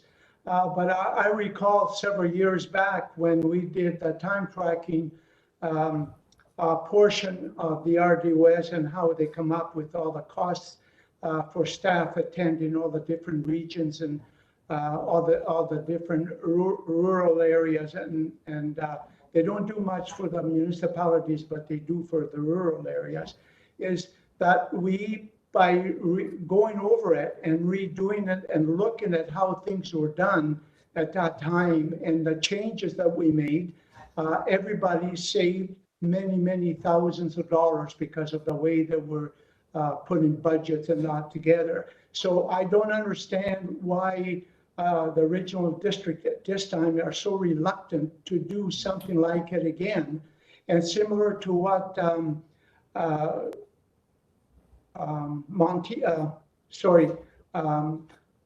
Director Monteith brought forward several meetings ago. I should have spoken at that time as well, that if we do some work look at how we can change what's happening at the present time, and even if we have to hire another person to work on it, how much more money we can save. We can save a heck of a lot more money than what we have to pay another employee to come and do all that work. So it goes beyond me why the regional district is not willing to get into it and really look at things over and come up with solutions that everybody can live with, not just the board, but the municipalities and everybody else concerned. So I'll stop there. Thank you very much. Mr. Zaffino, did you have a response? I can respond to that. Does the CEO have a response first, or should I just do it? CEO? Well, I believe we have done that, Director Vasilaki. I know with the time tracker procedure that we implemented back in 2009, we went through an extensive review, and that was at time, that was based on a request from the city of Penticton at the time, and we went through it and we found, yeah, it wasn't a matter of finding savings, it was a matter of allocation. And I believe that this is what this issue is about as well, is how we allocate those overhead costs. With the time tracker, what we found out was that there was that duplication of costs to general government, where a lot of the services that we were charging to general government were more specific to the rural areas, and we made that change then. And there were hundreds of thousands of dollars that went from general government into electoral area administration and into some of our services. So and I'm not sure about this, but I think one of the requests from the city was to start including those overhead costs for wages within the overhead cost allocation, which would, I'll tell you right now, would not be beneficial to the urban municipalities. It's much better if we identify from a wage point of view exactly where people are attributing their time and then charging it to one of those 155 services. If we were to include it in the overhead costs, that would be a regression as far as the municipalities were concerned. So we have looked at it over the years. We continue to do so. And based on the City of Penticton report this time, there was another extensive review of how we allocate those overhead costs. We weren't doing an audit as to whether those costs were required or not. We were just determining how we were going to allocate them on these services. So if there was something else that the City of Penticton wanted us to look at, like whether we actually need the number of employees or the number of expenses with regards to our support services, that would be a different review than what we just did as to how we allocate the costs that we have. But as far as the initial request as to how we allocate the costs, like Mr. Zaffino said, we did an extensive review in 2019 and made changes for the 2020 budget. And then when he came in September, he did another extensive review of how we allocate costs, that we made changes to the 2021 budget. And now he's done another extensive review to more or less take into account the information the City of Penticton provided, and then determine if it was a fair methodology or not. And in our mind, it is a fair methodology.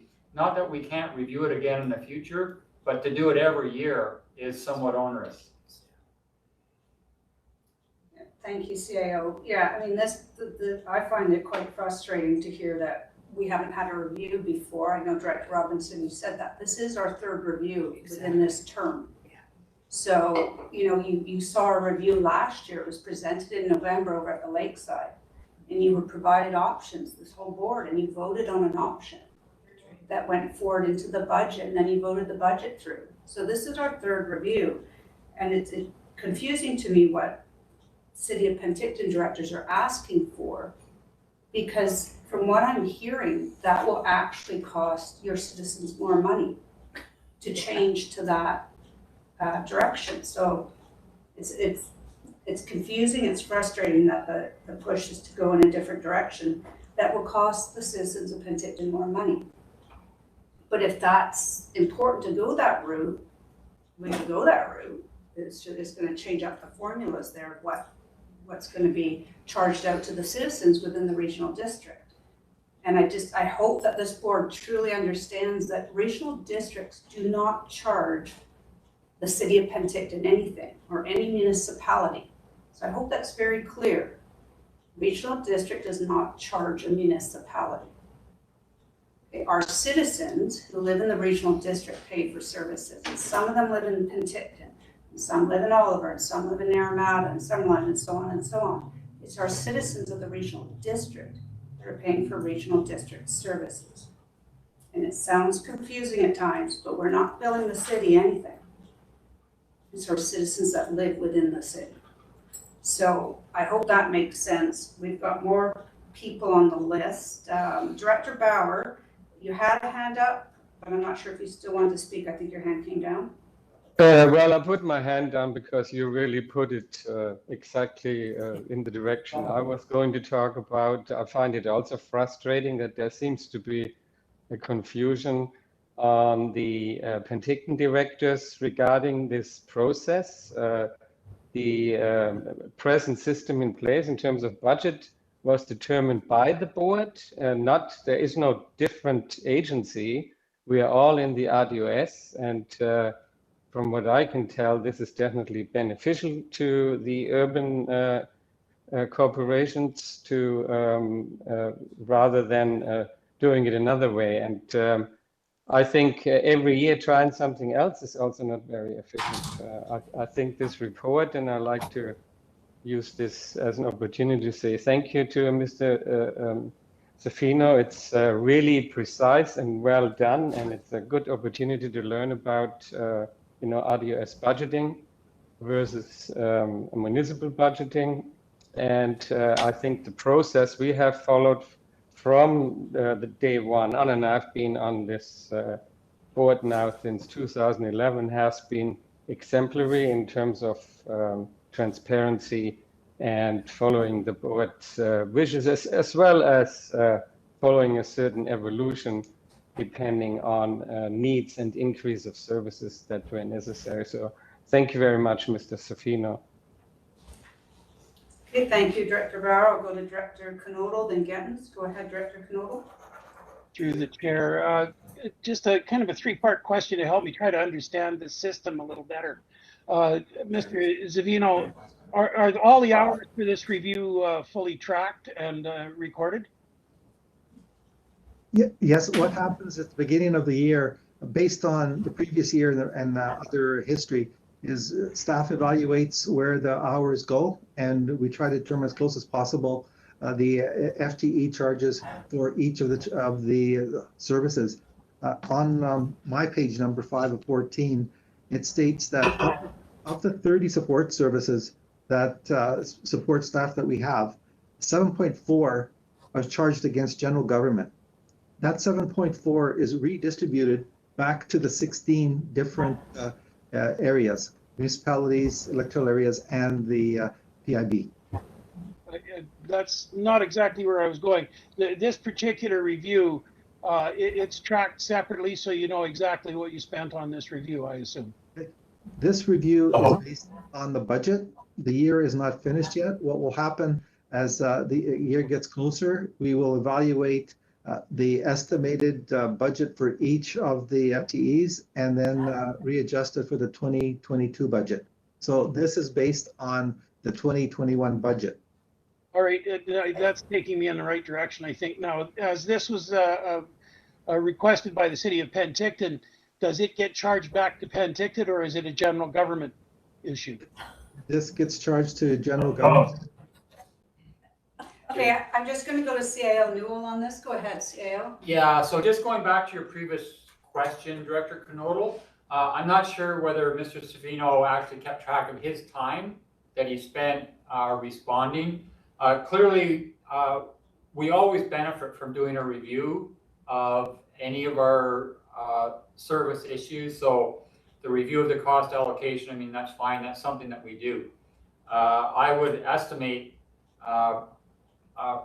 Savino probably spent the majority of his time doing this from evenings and weekends because he has a lot to do.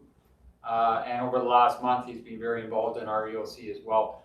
But I don't think we actually kept a track of our response time on the City of Penticton request. Fair enough.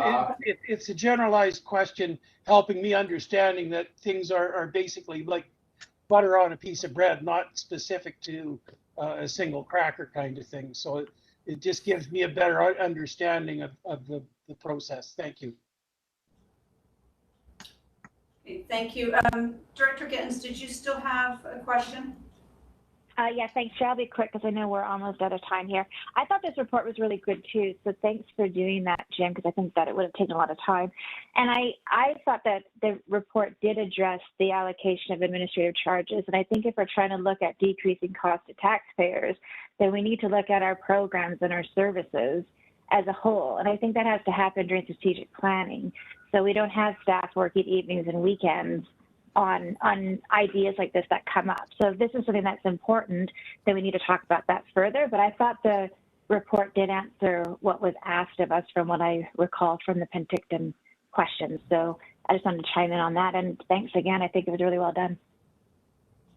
Great. Thank you very much, Director Gittens. Are there other questions or comments? I too would like to thank Mr. Zaffino for his excellent work. I think it's quite clear. It's a report that sometimes might take a couple reads to really absorb. He did an excellent job, and I know he put in a lot of time at home at night and on the weekends just to get this to us so we could absorb this information before we move into budgets very soon this fall. I see Director Bob Coyne has a hand up. Please go ahead, Director Coyne. I think Director Bauer said 99% of what I wanted to say, but you know, we seem to be getting back into this us against them thing here, and we're all members of the same board, and to single out the RDOS, that really kind of irritated me because we all collectively are the RDOS. And I find it very frustrating that one director would single out issues like this, that it's kind of getting back to this us against them thing. And I find it very frustrating, very disheartening that we're not all, seems to me we're not all trying to play the same game here. We have to make a budget that works for the entire regional district and everybody pays their fair share. And that's the only way it can work. And I'd like to thank Jim for all his work that he's done. It's been obviously a very taxing process that he's gone through. And I think he's done a really great job. So thank you very much. Thank you, Director Coyne. I have Director Sentis here in the boardroom. Go ahead, please. Thank you, Madam Chair. I would just like to underscore a couple of comments from colleagues here at the RDOS. And the first one would be to the director from Summerland.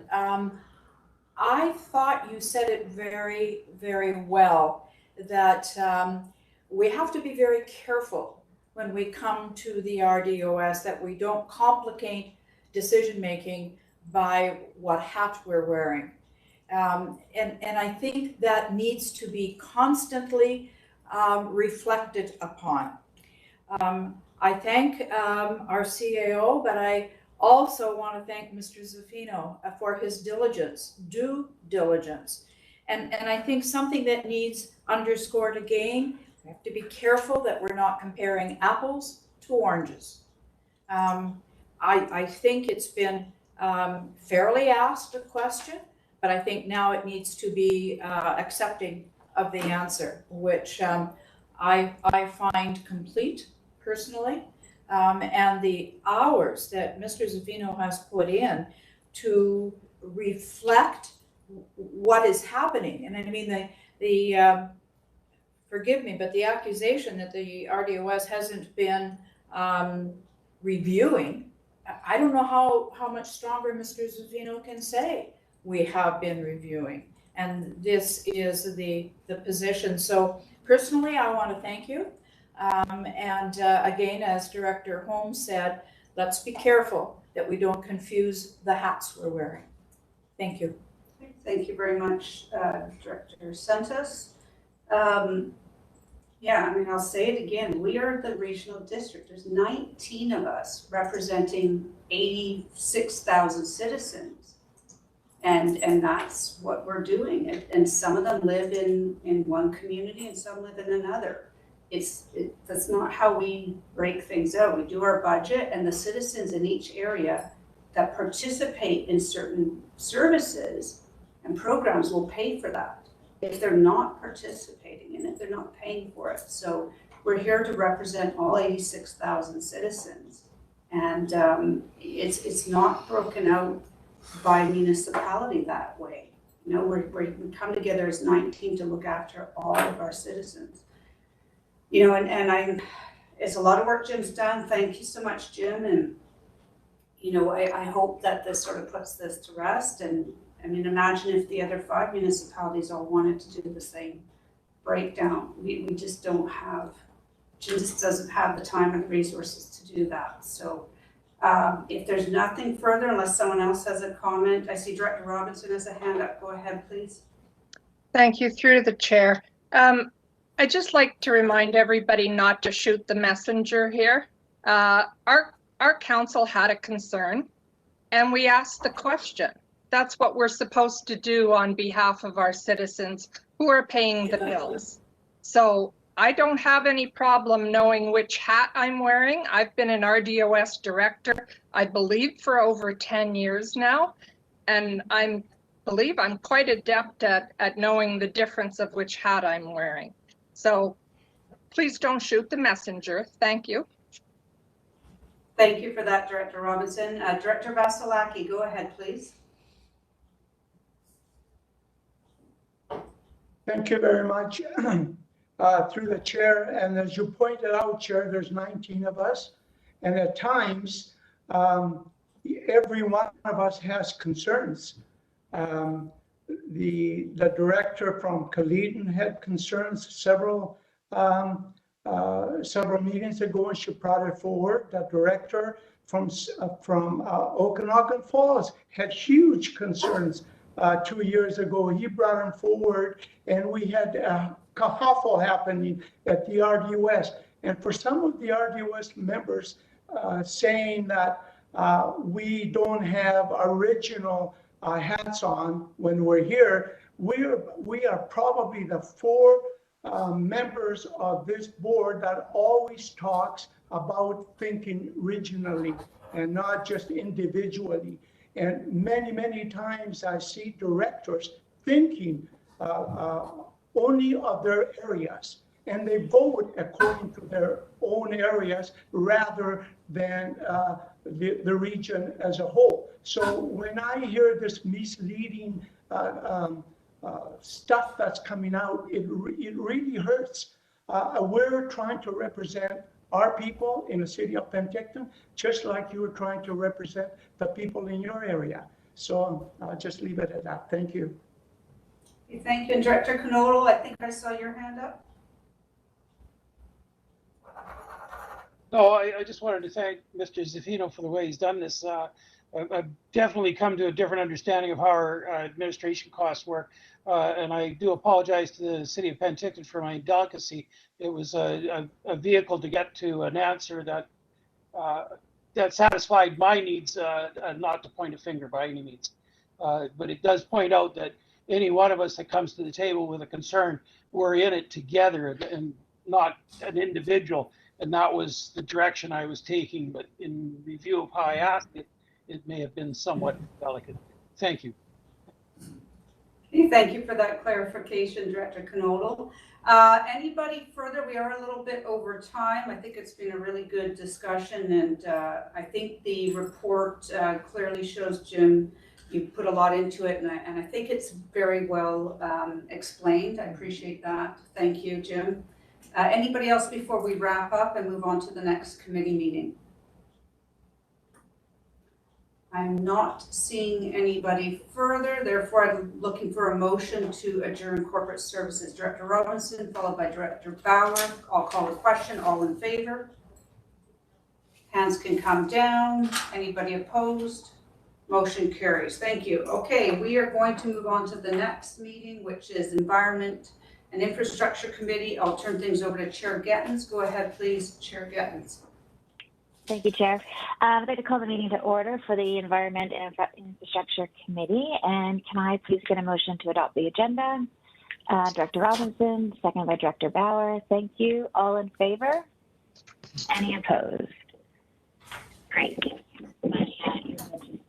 So I'm going to pass this over to CAO. We've got a delegation. I think we've got a delegation from the Ministry of Transportation Infrastructure. CAO.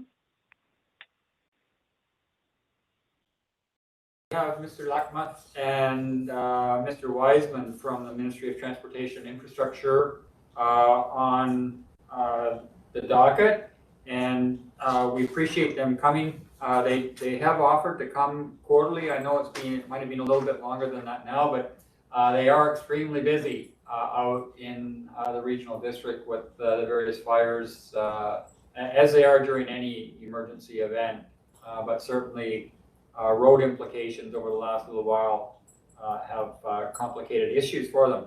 But we did receive a number of questions from various members of the board, and I hope that we provided them on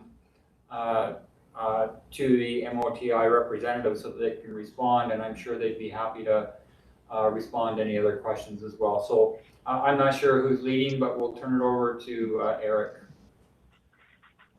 Yeah, thank you very much. Sorry, Sorry, just before we carry on, CAO, did we hear back from either MLAs if they were attending today? I don't know. My understanding is MLA Russell said he would try to join us, and I don't believe we heard from MLA Ashton. I don't see any of them on the participant list, Director Gettens, so I'm assuming not. Okay, thank you very much. Welcome, Mr. Lackmuth. Thank you very much. Yeah, appreciate the opportunity to be here. I think the last time we were able to visit was back at the end of May there, so it's been a few months, and certainly a very challenging and interesting time here with what we've been kind of facing on the roadways with the wildfires here. So really appreciate the opportunity to be here. I'm for anybody that doesn't know, I'm the district manager for Ministry of Transportation for the Okanagan-Shuswap district, and Jeff Wiseman here is the operations manager for the service area that encompasses RDOS. Yeah, we're happy to dig right into the questions if that's how you prefer we proceed. Yeah, that would be great. Thank you. Great. I'll start things off.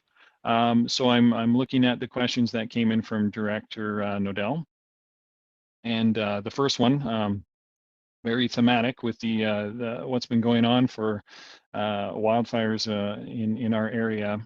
And this one here, I think it kind of deserves its own meeting to really dig into it. A lot of good information in there.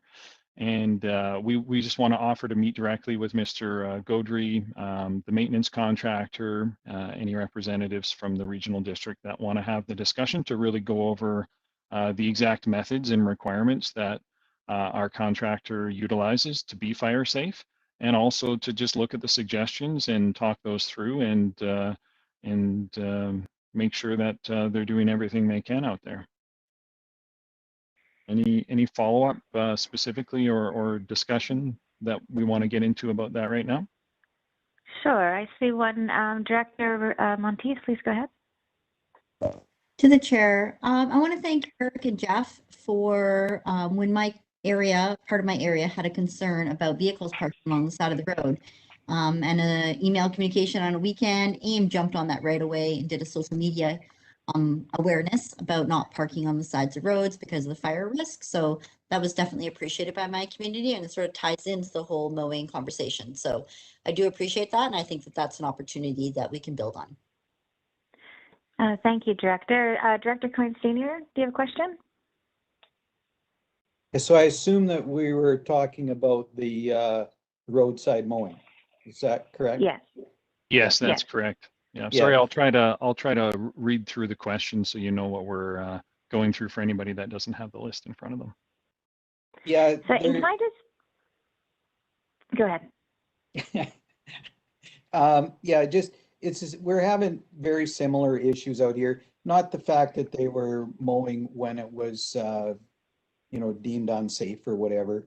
It's just this, I'm not throwing this on AIM's table or anything like that, because this was an ongoing issue from before.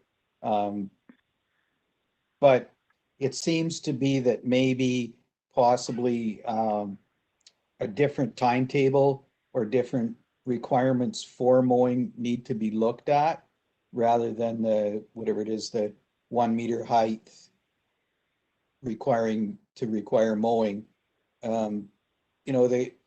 It becomes a real safety issue on our secondary roads out here. And if it was done a little bit earlier in the year, before things go to seed and whatnot, I believe it'd be a big help. Anyways, if we're going to have another meeting on this or discussion on this at a further point, I'd like to be part of that. Thank you. Thank you, Director Coyne. Mr. Lockmouth, do you have a reply or a comment? And I want to second that. I think there's a lot of us that would like to be part of that meeting about the mowing. Yeah, sorry, just switching my audio. Is that working for you? Yes, that's working. Okay, sorry about that. What was the question? I just wanted to follow up with Director Coyne because he wants to be part of the mowing meeting as well, as do I from Area F, and it sounds like Director Monteith would be interested in that conversation as well. So I think we should either have the discussion perhaps now or some other time soon to follow up on this. Yeah, that would be great. So if we could just coordinate with ourselves, then we can make sure the maintenance contractor is there, because I think they have a pretty big role to play in the discussion and providing details from their perspective as well. Okay. Then we can get everybody involved and meet together. Thank you. Director Roberts, go ahead. Thank you to the chair. I believe this partially addresses is part of one of the questions I had that I sent out as well. And it's important discussion around policy as well as we look forward, dealing with wildfires more often, and how we've seen a change, let's say in 20, 30 years, where the roadside allowances, whether or not it's spraying, mowing, etc., not just mowing, but providing a safer road allowance, because I believe in the south here, of course, excluding lightning, a lot of the fires that start, we have a lot of small fires that start in the road allowance as it's become more overgrown and dry. And at the same time, though changes in policies over the year might make the budget of MOTI, healthier, the same idea as a taxpayer, we end up paying that much more to fight the fires. So I'm looking to have, a little bit more discussion in regards to policy, procedure, and fire mitigation by the contractor, and as it relates to MOTI's needs, but also in regards to the issues that we have around wildfires, because I don't think we can separate them as we have in the past. I think it's important, and I remember back in November not November, but in 2019 anyways, when the previous person in your role stated, which of course would be in policy, that fires aren't your concern. But, you know, I think it's something that we can't disengage from. And I think it's a real important discussion that's way beyond just when and if we use a mower. It's in regards to what things that we have at hand, whether or not it's mowing, spraying, et cetera, and then our road allowances for mitigating roadside fires. Thank you. Thanks, Director Roberts. So, Mr. Lockham, sorry, does it make sense then just to go on to the next questions that aren't about mowing?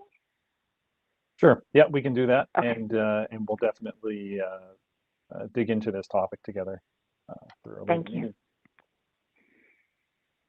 Next up, there was a question about transit stops in the Gallagher Lake area. So I wanted to talk a little bit, and maybe this is something that could warrant a separate meeting as well, but we don't have dedicated transit funding ourselves, and I'm trying to understand the best method for accessing funding for transit improvements, and understanding what options are available to either the regional district, BC Transit, or ourselves at the ministry here for applying for that funding. So I don't know if there's some folks that have some expertise that have dug into that already in the group. And if not, then I think doing a bit of work on our end to find out what we know is available through our ministry for options for getting transit funding, and then perhaps having a follow-up discussion with the regional district would be warranted on this item. And there was also one other transit item that was in the questions. CAO or Ms. Malden, do you have anything to add to the funding question? What was the actual question on that? I'm sorry, I don't have the list of questions in front of me. So this was just no for problem. a requested transit stop in the Gallagher Lake area. And there was also one other transit question further down that was for, yeah, I think it both might actually be for a Gallagher Lake community where they came up for Director Nadell. So that would have to come out of our transit budget for that specific service, and we could easily do that. We'd have to work in conjunction with MOTI because usually the transit stops involve a road allowance of some sort, but the funding would actually come out of the specific transit service. Okay, no, that's good to know. Okay, so I think it sounds like it's just a matter of perhaps, if I understand the question and the information correctly, that that we need to get together and perhaps involve our traffic folks on the specific request for the transit in this area, see how that interfaces, and see about moving that forward as a project, if that's an option. Okay, great. Thank you, Director Knodel. I just want to know whether we should be involving Adrian McMullen from BC Transit. She gave me the report on the planning, so it'd probably be important to have her at this meeting too. It's a well-merited part. Thank you. Thank you, Director. It sounds like we're having a meeting to establish more meetings, so maybe we can go on to the next question and see if we can get some answers while we have you here. You bet. This one I'll hand over to Jeff. It's regarding bicycle control signage on Black Sage Road, Sumac Drive, Willowbrook Road, and Green Lake Road, and about new riders on road not realizing that these roads have high agricultural traffic and behaving poorly. Great, thank you. Mr. Wiseman? Yeah, actually, we've done some signage work on that road to make it more safe for pedestrians and cyclists. We're somewhat limited by what types of signs we can put up there. They require our regional traffic engineers' approval. So we've made some improvements, and I'm just wondering if this request has been subsequent to since we've installed these signs, or is there still seem to be a need for additional signage beyond what's there now? If I may. For Director Knodel, yeah. You may, Director Knodel. Yeah, there's still a need for signage, and it's not just bicycles. Quite often we have people touring the area, and now that travel is opening up again, more and more traffic on these roads, and quite often they're not aware that there's tractors, hay wagons, livestock, you name it. Everything's out on these roads, and most of these roads are quite narrow, so we're coming very close to a number of times to very tragic circumstances. So the more warning we have for these people to understand that there's other things going on here would be of great value. Thank you. Okay, I think what I can do then is I can follow up with you directly and get specific areas of your highest concern, and we'll see what we can do for signage in those specific areas. Great. Okay. Thank you very much. Mr. Luckmouth, another question? Yep, sorry about that. This one is related to more warning signage needed, still needed on Seacrest Road Hill due to high pedestrian load during the summer and extremely narrow, winding, steep road, and just concerns over safety there. So this is another one that I'll hand over for Jeff. Great. Thank you, Mr. Wiseman. Yeah, and again, this is where we have installed some signage recently. And I'm just wondering if there's a need, you see a need for more signage? Okay. Yes, Is sir. this back to you, Director Knodel? Yes, sir. I had a chat with Sergeant Wigglesworth, and we're still, we're going to need something a little more prominent. It doesn't seem to be catching, and we've been fortunate so far. Traffic will pick up on this road too. Thank you. Great. Thank you, Director. Mr. Luckmouth? Okay, that sounds like that can be part of the same follow-up discussion where we look at specific areas and try to dig into what the needs are still out there. Perfect. Okay. Moving along to the next question that I have here from Director Coyne. This one is related to maintenance activities. So not just mowing and not fire specific, but also just contractual obligations like sweeping of the gravel from the previous winter and regular kind of maintenance activities there and concerns. So I don't know if Director Coyne has any further specifics on that one, and this is a Jeff question. Thank you. Great. Director Coyne? Yeah, thanks. So sweeping wasn't completed in all areas around Princeton. When residents called AIM to ask when sweeping would be done, this is late spring, early summer, they said, well, your road's not on our sweeping list anymore. You have to call and ask for it to be done. Didn't think that would be quite proper. So, and I heard that more than once. So that's why I brought that up. Thanks. Mr. Luckmouth, do you have a comment? Yeah, that sounds like a fairly inappropriate response. I agree.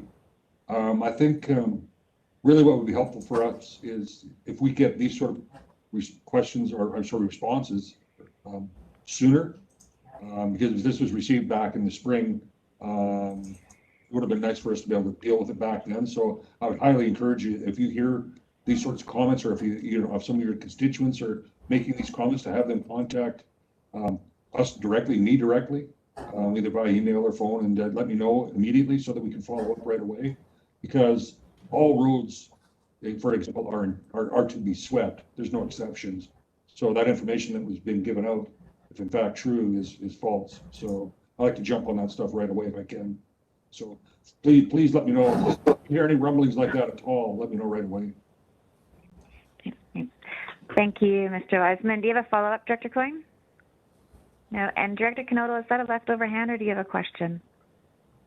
Great, thank you. Back over to you, Mr. Luckmouth. Thank you.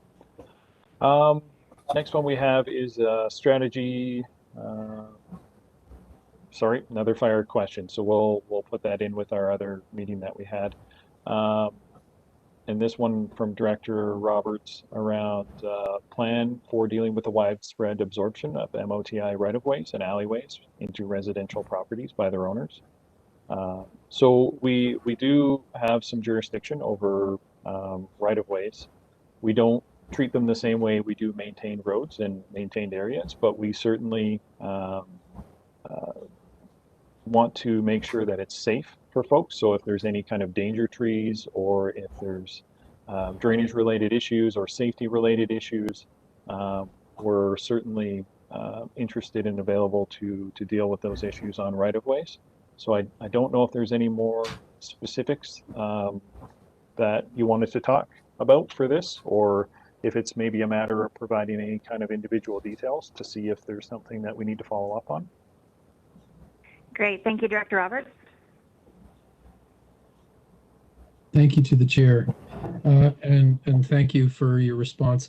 Yeah, the issue is being more like in, say, communities like Headley and Olalla, which, you know, if we look at the maps and access to different properties, they're filled with alleys and other MOTI property, but they are now encapsulated in fencing, buildings being built on them, and then stuff that's now becoming, you know, like grandfather claused in, where properties have a garage in the middle of a alley, and then the neighbor is starting to build into the alley as well, et cetera, et cetera.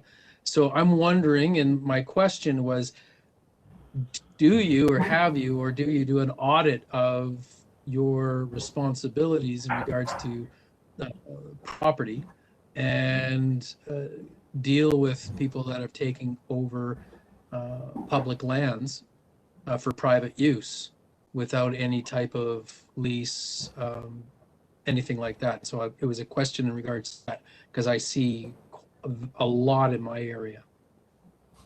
Yeah. To answer that specifically, we don't audit the unmaintained and unconstructed right-of-ways that are through there, but certainly on a case-by-case basis, we do deal with concerns that are on there. So if there was a structure, for instance, constructed on a right-of-way that was intended for folks to be using as an access, that would be something that we would follow up on, because if it's interfering with the intended use of that right-of-way, that would be something that we have the jurisdiction and ability to deal with.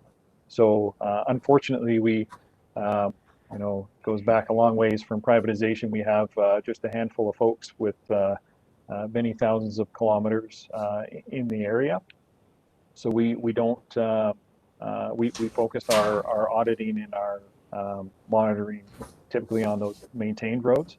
But if there are concerns for these unmaintained portions, if they're brought to our attention at the local office through Jeff Wiseman there, we will follow up on those concerns, and we're happy to share our kind of line of reasoning or thinking for whatever event we end up either taking action or not taking action on those cases. Great. Thank you. Director Roberts, do you have a follow-up? Yes, thank you to the chair. Just a quick follow-up. So at this moment, I've been directing people that have had concerns, especially since we've had a lot of people move into the area, to call the local person, Kylie Odell or whatever, and I was assuming that was the process. Is there in regards to a follow-up when somebody puts in something, is there a process in place where they could follow up where their concern is? And what would you consider a timely matter? Thank you. Yeah, good question. Going directly to Kylie as the road area manager for the area is perfectly appropriate, and would get that concern registered in with our group. As far as a follow-up, what we would typically expect within a day or two that they would get a response, just to at least acknowledge the concern and to let them know what the next course of action would be, whether it involves a site visit that's going to be scheduled, or if they need further information. That should happen quite quickly within a day or two of receiving the request, depending on that person's availability. And then regarding the overall resolution of the issue. It depends on the complexity of what's going on there. I wouldn't want to say specifically how long it should take, but I would say if you're just not hearing back on what the plan is and what the course of action is when you're working with the individual in the area, in this case Kylie, that I encourage you to reach out to Jeff Wiseman or to share his information with those folks that are waiting to hear, and he can follow up and make sure that it's being actioned appropriately. Thank you. I might just add to that, Director Roberts. I think I'm pretty familiar with one of the most recent concerns in the Headley town site area there, where there's a garage constructed within the laneway. I guess it just harkens me back to earlier this morning. I actually had to phone somebody and tell them to remove their kid's playset off of our right-of-way in Okanagan Falls because their neighbors complaining about a child's playset located within our right-of-way. It wasn't blocking the road. It's a super wide right-of-way. They didn't like, there was a neighborhood dispute going on there. Point being is we often get involved. We don't go looking for this stuff. We get involved when it's pointed out to us because, as Eric mentioned, with all the many kilometers of laneway we have alone that we don't maintain, we don't patrol it to see if anyone's encroaching on it. Often these encroachments start out as a garden or something like that, or a garbage can, or some fencing, and sometimes they progress to something as substantial as what we have in Headley now, where someone's actually built a garage. I don't know when, I don't know how long it's been there. It's been there a long time. But then what happens is a neighbor moves in next door, takes exception to it, and then it becomes an issue for us. And in this particular case, Director Roberts, we're trying to find some sort of a, if it's possible, a compromise with the two neighbors to help resolve this, because we either have, my words, a wet noodle or a sledgehammer. We can go in there and try and get something done on a consensual basis, generally where both parties end up being not entirely happy, or we have the sledgehammer, which is we just come in there and take the heavy-handed government approach and just blast stuff out of there. And that's generally not an approach that we want to take, because that's really unpleasant, because to go in and take a machine and blow down this person's garage when for all these years it hasn't been causing any particular issues for anyone, it's certainly something we can do, but we try not to. We try to find a compromise where the neighbors can live together in harmony. And thank you, Mr. Wiseman. Do you have a follow-up, Director Roberts? To the chair. Yes, thanks. Just a short one. Yeah, and I'm quite aware of that particular one, and the homeowner that bought the first home with the already pre-existing shed, I believe does have documentation from MOTI, kind of a grandfather thing. I think in regards to the responses and follow-ups, I'm wondering whether or not does MOTI have, which is similar to Flinro, kind of like a number? Would you have like a, when somebody's looking at, and we've got a claim number in regards to an issue, so you can check up on something? Do you have that kind of in place with your complaint systems? No, because we don't have an official enforcement branch. We have that sort of a system for our commercial vehicle safety enforcement folks, but as far as day-to-day operations. Thanks. Thank you. Director Monteith.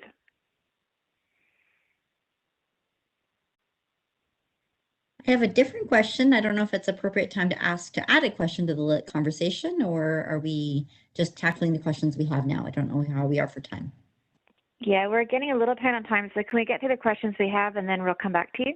Thank you. Go ahead, Mr. Lockmuth. Next one is also from Director Roberts. With the constant increase in traffic, is there a plan to direct new subdivisions that access highways to fund the left-hand turn lanes? So for that one, we anytime a new subdivision goes in, we will typically look at if there's any trigger points for the amount of traffic and the type of traffic that's coming out of there, whether it needs a traffic impact study, and that will determine if any improvements are required by the applicant to install those improvements prior to getting approval for a subdivision.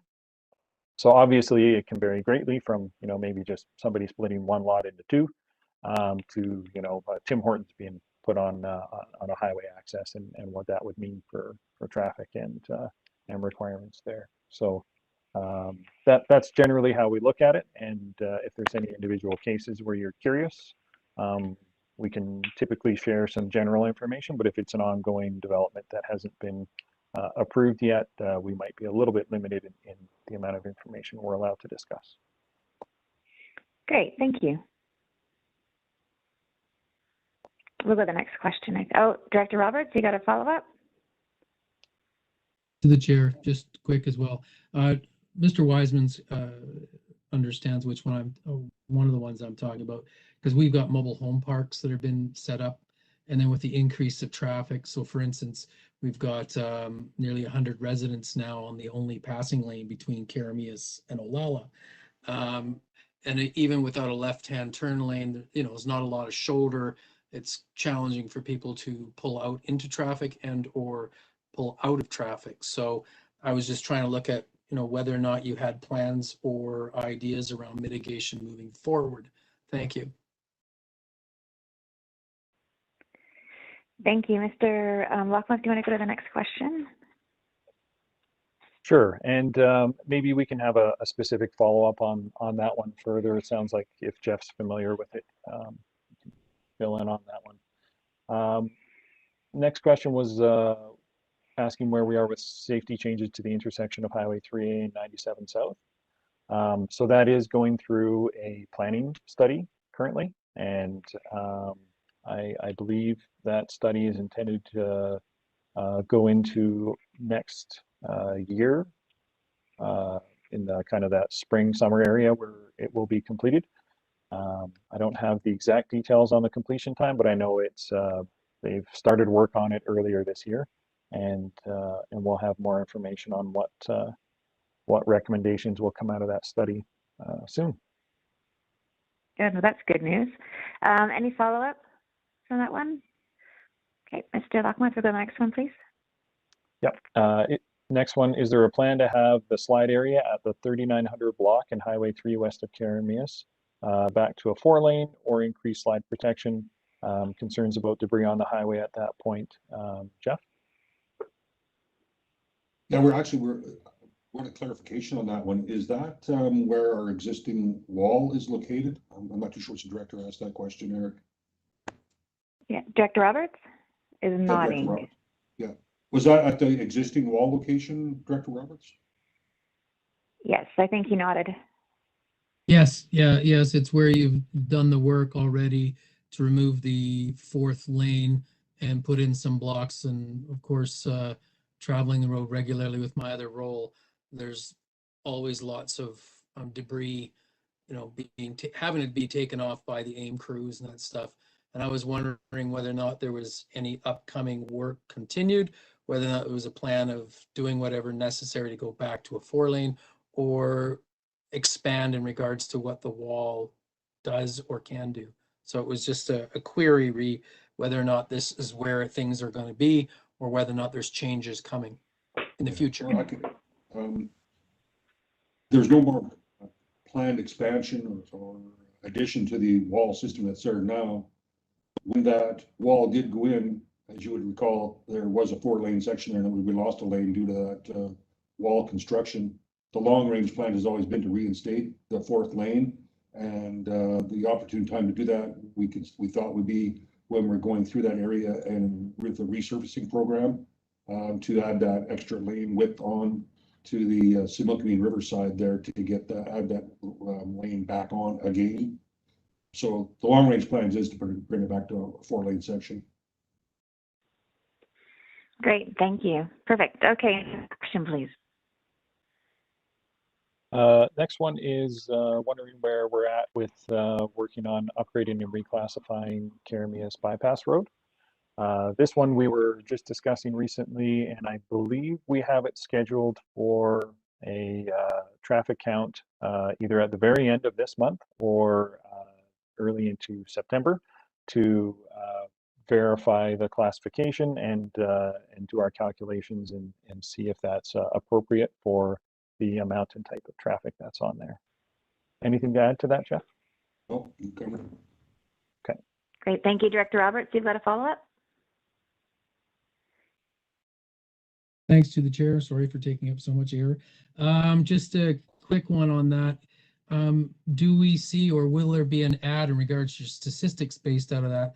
Because there is changes, really, fires and COVID, that may adjust one way or the other, especially if you go into autumn outside of our high tourist set time.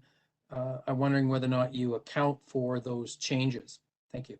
Yeah, the classifications are usually counted for average annual daily traffic for the summer season. So it wouldn't be necessarily a count on, you know, the busiest long weekend in the season.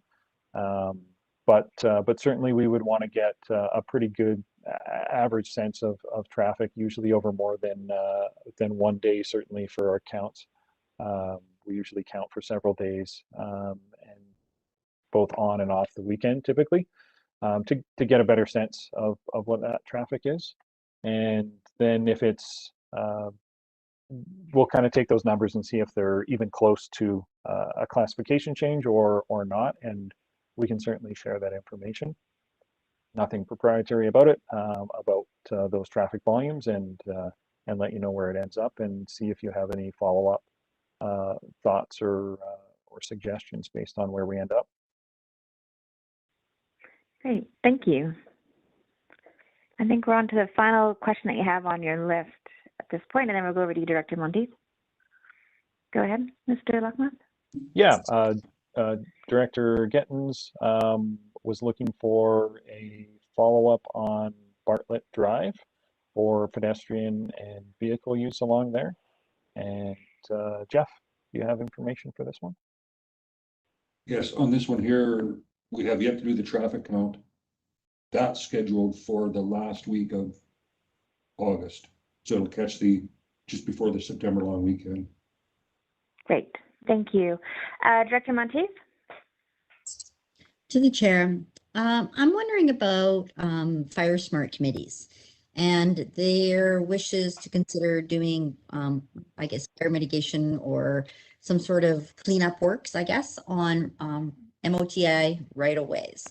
And I guess they're kind of hitting a bit of a stumbling block with teamwork around insurance and liability insurance. So how do we get over that? How do we work together when we have willing volunteers with manpower wanting to just clear up some, you know, leaves basically, or brush, right? Like how do we work together on being a team on that? Because it's something that we've got the volunteers and they're kind of hitting us just a challenge. So how do we work together? Thanks. Mr. Lockmuth? Yeah, my best suggestion would be through our Adopt a Highway program. I think if the team tried to approach, sometimes in government, it can be a little bit tricky if it's something we haven't done before. And if they were trying to approach and they weren't quite sure how to sort out those details, I could see where there might be a challenge. But with the Adopt a Highway program, it's a program that we've used for quite some time. It involves roadside work and coordination with contractors for pickup and removal of debris or items there. And it has requirements that are pretty clear for setting up insurance and those sorts of things. So I think that's probably our best way to move that forward. But I'll open up to Jeff if you have any other thoughts. Yeah, the biggest thing is insurance and worker safety. Even though they're volunteers, and the Adopt a Highway program already has those mechanisms in place. And I think, and please don't quote me on this, but I think that for small groups that don't have their own insurance capabilities, that the province will carry them under our insurance. But for other organizations, particularly in the Adopt a Highway program, they're able to self-insure. They're made to self-insure under that program. But I believe that's how it goes. But I can get you that information on the Adopt a Highway program and what the requirements are to register as a team there. Great. Director Monteith, you good? So do a follow-up, and I'll go to you, Director Coyne, and then we've got to move on to our next delegation. Go ahead, Director Monteith. Yeah, I'm just looking for the contact info for the Adopt a Highway program and how that would work. Are you talking to me? Oh, so the Adopt a Highway program, that one is run through our local district office. So Jeff would be the contact for that information. He can get it to you. Great, thank you. Director Coyne. Yeah, first I want to thank you guys for coming on Monday and setting up those flaggers. I know Kylie was there, and I want to extend that thank you to her for being on site and seeing what we were dealing with. I'd love it if at some point maybe the 4 or year 3 and our staff could get together and Director Coyne could get together so we could discuss this further and maybe get a traffic study done to figure out what we can do about that intersection so that doesn't have to happen every time this the diversion takes place again. So thank you again for coming out and taking on that for us. Thank you, Director. To the CAO, it sounds like we need to have another meeting with the maintenance contractor to talk about fire mitigation and mowing. How do we ensure that we move forward on that?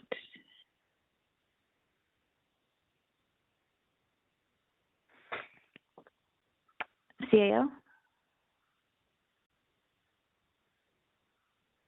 Sorry, the chair was slow on the mute button. Thank you. I had understood, Eric, that you may be organizing those subsequent meetings. Yeah, I think we've got the directors who requested it here, so we'll probably work through those, and we'll let those directors include anybody else in the regional district that's interested. And I think we can work through those and set up 2 follow-up meetings, one regarding the fire activity with the maintenance contractor, and a separate one just around transit that may not need to be a meeting, it might just be some email exchanges to see how we get that going forward. Great. Well, thank you both for coming. Always appreciate the time that you're spending with us, and thanks very much. I don't think there's any other final questions, so if we can move on to our next delegation, that would be great. So we have with us the South Okanagan Conservation Fund in terms of reference update, and I will refer this over to the CAO, please. Thanks, Madam Chair. I believe that we have Bryn White, but I'm not sure if Ms. Malden wanted to introduce the subject or if we're just going to Bryn. Hi, I can just give a quick intro if that's okay. Oh, sorry. Thank you. Go ahead. So Bryn is with us today to review proposed changes to the terms of reference. This is our 5th year, our 5th intake, and we've learned a lot in the last couple of years as to how to make this process smoother, more transparent, and easier for the board, for the applicants, and for ourselves as administrators. So I'm not sure whether there's a lot of questions on this or not. In the interest of time, I'm just going to flip it right over to Bryn here pretty quickly.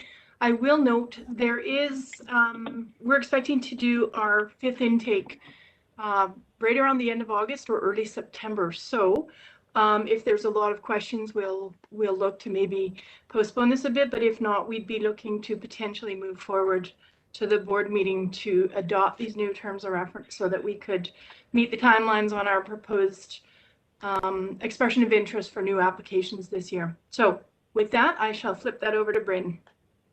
Thanks very much. Christy. Go ahead. Thanks, Chair Gettins. Thank you. Just in the interest of time, I see that we're quite behind, so I'll be brief. Christy asked me to, as the contracted administrator of the fund, to give you a little bit of context and background for some of the amendments. As she mentioned, these are scheduled. We planned to do some updates after about 4 years of intake so that we could kind of observe and learn. So we've done that, and we've also solicited some feedback from proponents as well to help us make some improvements to the program. So as you know, the South Okanagan Conservation Fund is guided by a terms of reference which addresses all of the aspects of fund details, including the purpose, the administration, governance, and all of the principles around the design, the supporting requirements, eligible and ineligible activities, and then terms for the technical advisory committee and conflict of interest guidelines. So it's quite comprehensive. There were a number of minor edits and adjustments to the terms of reference that are within the document in your package. It shows with track changes, so you can hopefully have had a chance to have a quick look there. I thought I'd just kind of highlight those really quickly, and then there are 3 more substantive items that I'll just kind of mention afterwards. So basically what we did was do some minor amendments to create some clarification and provide additional background and updated information where we required, where there might have been the terms of reference may have been silent, or it may have been confusing for proponents. So we've clarified some of those pieces. And just to kind of highlight some of those, we updated the fund themes, which integrated the 2020 citizen survey information that highlighted water quality as a priority. We included links and backgrounds to the regional growth strategy and the biodiversity conservation strategies, so people could more easily find those. We adjusted the timelines slightly, made those more clear for proponents, which is just more effective for them. We confirmed the creation of a funding reserve, which shows the holdover of funds from year to year. We clarified the dispersals for land securement projects so that it showed there was no holdback, so that was just clarifying for proponents. Included fund recognition requirements, which is in the contribution agreements with proponents, but we specified them clearly in this terms of reference as well. And then we provided some work plan and budget change approval items to clarify for folks if they needed to make any changes to their project or to budgeting. So we've outlined how those approvals can be done. And then just minor updates and some clarifications in the appendices. So ineligible projects, project activities. So we've taken a couple things out that were just non-issues or confusing to proponents, and also made sure that education-only projects were eligible. So that was something that proponents, we lost out on, for example, some projects that were very good projects that came forward, but and were education only, and so we're going to include those as eligible activities. There was also a clarification with respect to RDOS, the Personal Information Protection Act, just managing expectations from proponents who may want to access landowner information for landowner contacts. So we've just included that there. Appendix 2, some clarifications in the Technical Advisory Committee guidelines, and then the Conflict of Interest guidelines, just making some clear improvements there. So the 3 more substantive items, I'll cover them very quickly, and then we can get to some questions if you have them. First, we wanted to increase clarity around the 3-year project maximum and guidelines for return proponents who would be seeking funding after receiving a 3-year maximum fund for programs. So the 3-year maximum was really instituted to kind of help to be consistent with other RDOS funding policies or granting policies and those limits, and then also to kind of contribute to or strive to be equitable for distribution of these funds across different organizations and geographic areas. So this piece outlines how return and repeat proponents after multi-year projects are completed, how they'll be evaluated against additional criteria. And it defines a little bit more funding projects rather than programs, rather than long-standing programs. So that's kind of a new piece, and I think that's quite clear. That's on page 61 and 62 of your package. And then the second piece, we included a new definition section, which I think is very helpful to whether we were silent or things were confusing. So new definitions, including who was a fund administrator, eligibility under the CRA, qualified donee, included that for more clarity. And then also some definitions of project versus program. So again, speaking and supporting the other piece with respect to what to expect if you're a repeat applicant after multi-year. So those are the new definition pieces. And then finally, in section 5 of the terms of reference, we've introduced an in-camera process for application review, with the final decision being made as kind of a rise and report piece. So this is intended to reduce any public discussion of ranking of projects or organizations that could potentially bring to light any information which could be perceived as negative about an applicant or a project. and potentially could be expected to reasonably harm the reputation or competitive position of that applicant. So this is actually consistent with how the Okanagan Basin Water Board Water Quality Improvement Fund operates, and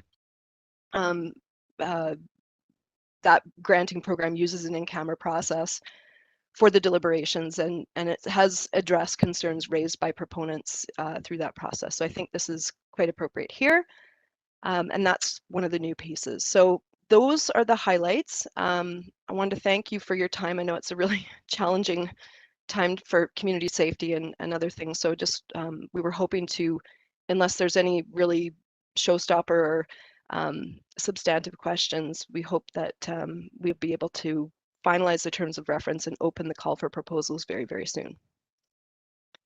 Thank you, Bryn. I'm looking to the board. Are there any questions from any of the directors?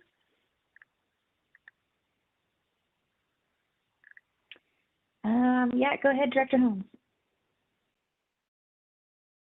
Yeah, thank you.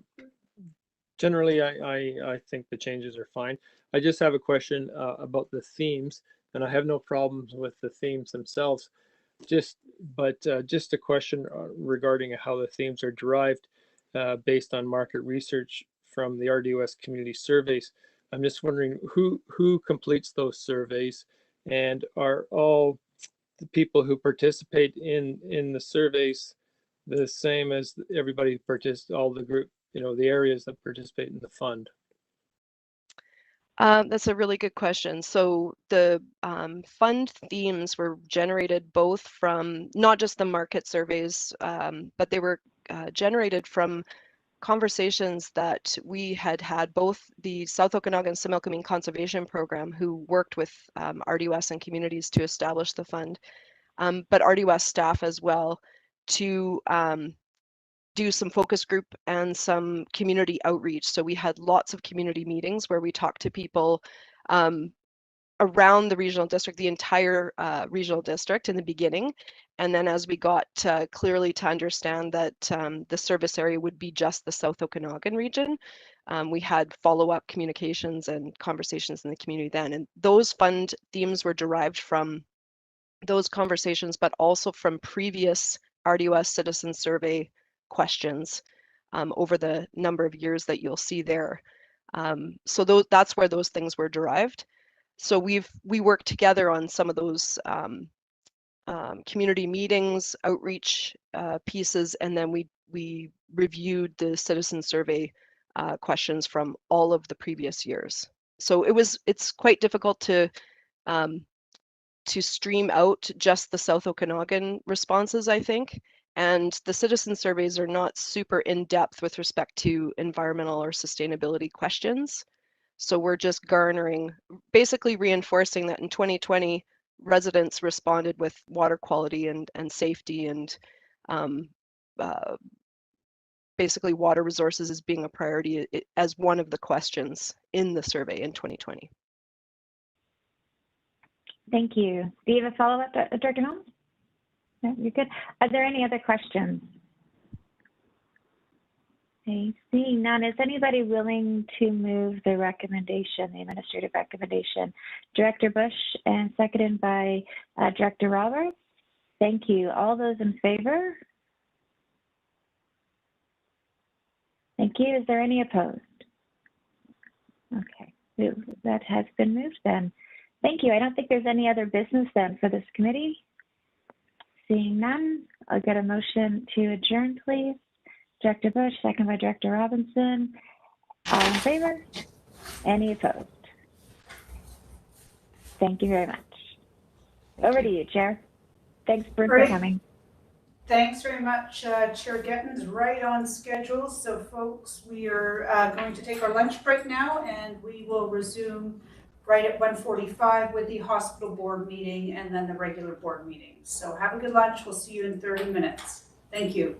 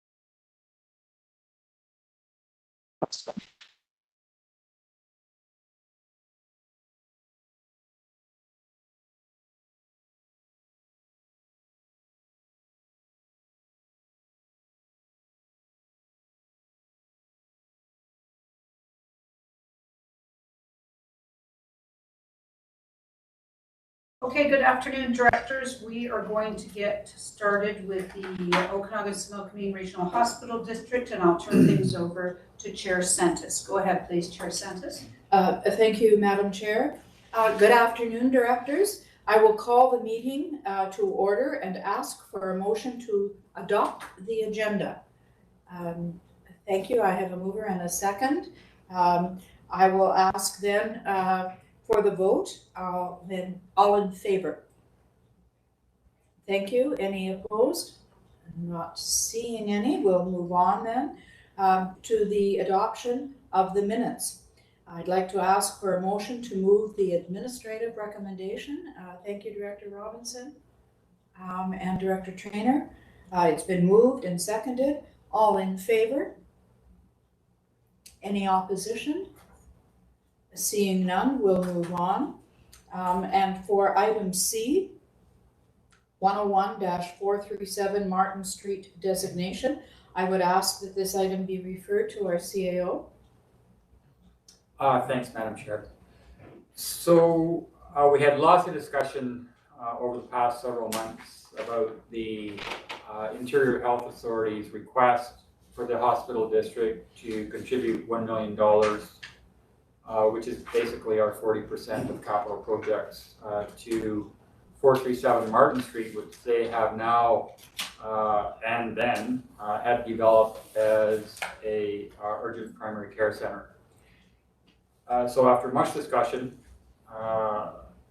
the board indicated that we should participate if the Minister of Health designated it under the Hospital Act, which is a requirement for hospital district boards to contribute capital funds.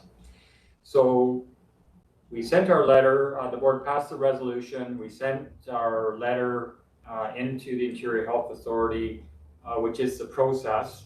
We sent it to IHA, they then sent it on to the Minister of Health for designation. So that did go in, and we got the note back from Health saying that they would prefer us to change the wording of the resolution to say designation of health facility rather than designation of hospital. So we have the new wording for the resolution in front of you. We don't consider it a reconsideration, Madam Chair. It's just really a housekeeping amendment to fit the wording that the ministry requires for designation. And then the other part of that was that we said if it was designated, then we would contribute our $1 million, and the ministry said yes, but it should have reference to the capital bylaw approval. And unlike the regional district board, the hospital district board of directors is always required to do funding submissions by bylaw, as we did with the urgent primary or the patient care tower for Kentic. We always do that by bylaw. So those wording changes have been included in the recommendation, Madam Chair, and that is now over to you for discussion. Thank you, CAO, for that clarification. This item has sort of been in a limbo, waiting for resolution, and so I appreciate the work that administration has been doing. And just as a reminder to the directors of the hospital board, Vice Chair McCorduff and I indeed were directed to have a meeting with Sylvia Weir because in her reply to us, their CEO, Susan Brown, indicated she didn't have time and she wished the conversation to be furthered with Sylvia Weir. So we did that. We were assured that there was a request going forward from Interior Health to the Ministry of Health for this designation change. And then they said to us, you know, actually, there's some level of interpretation allowed here. So they were uncertain that we really needed to go through the red tape, which was confusing to Vice Chair McCordiff and I. I mean, if you've got a process, you've got a process. All of a sudden, there seemed to be opportunity for interpretation. So I think that Mr. Newell has presented the information, and I would ask if there are any questions or any comments that you would like to make further to item C. Thank you, Director Bush.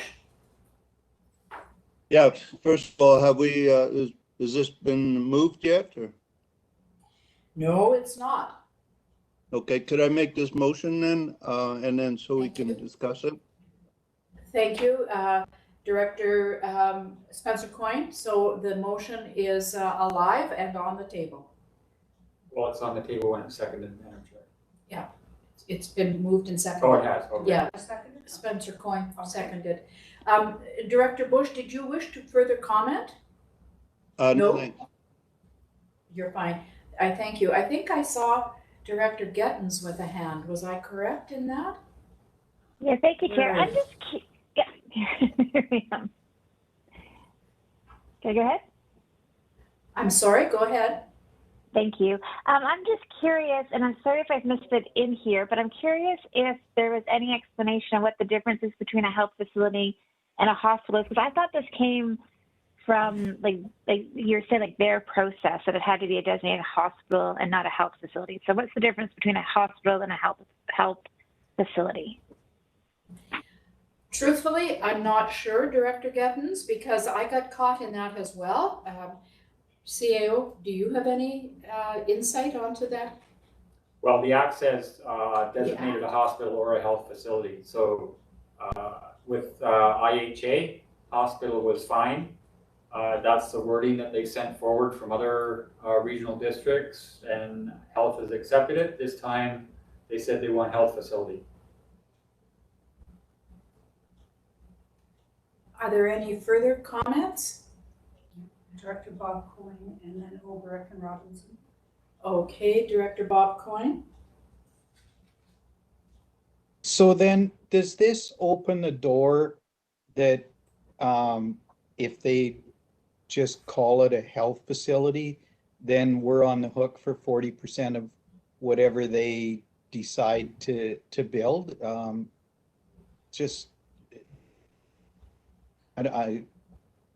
It just seems like another whole bunch of questions to be asked. It was pretty clear when it was just hospital. Yes, it was. And that's always been the advice given to our board of directors. CAO, do you have any response?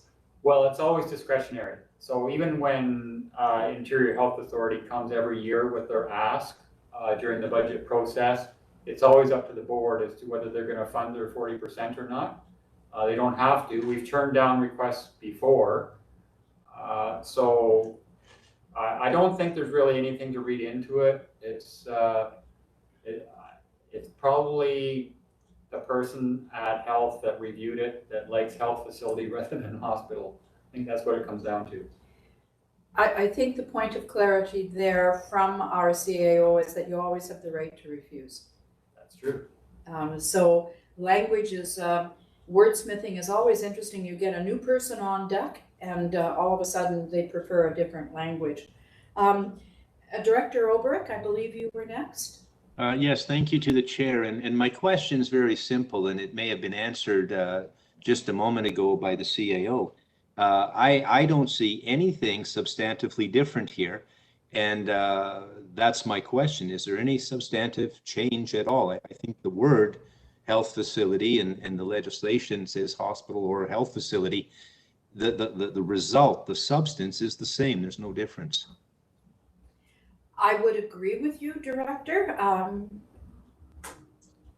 No, I don't think. I mean, when I was talking with Dan Goffner when he phoned to say this was coming, I said, you know, you're the toughest organization I've ever seen to get $1 million to. Really, it's it's, I mean, I don't see a difference myself, but if that's what they want, it would seem to have the same meaning to me. So I don't know. Thank you, Mr. Thank you. Sorry, I'm sorry. Go ahead. I was just saying thank you. Oh. Thank you. And I will reciprocate. Thank you. Director Robinson. Thank you through the chair. Just on principle alone, I'll be voting against this as I did the first time round. And I'm going to reiterate again that it's amazing to me that the rural directors are actually, that anyone's in favor of this. You know, we're going to be on the hook to pay for this.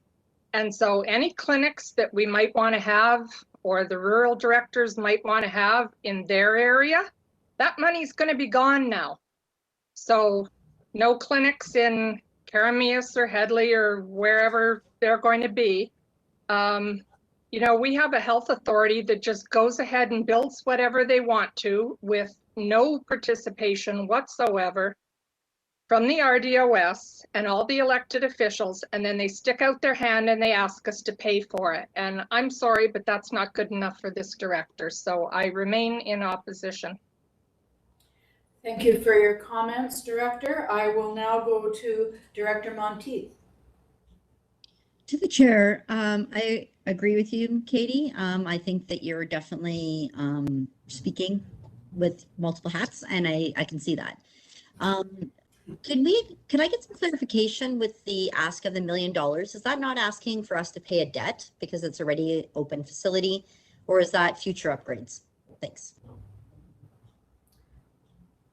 Mr. Newell? This is our contribution to the capital cost of developing Martin Street.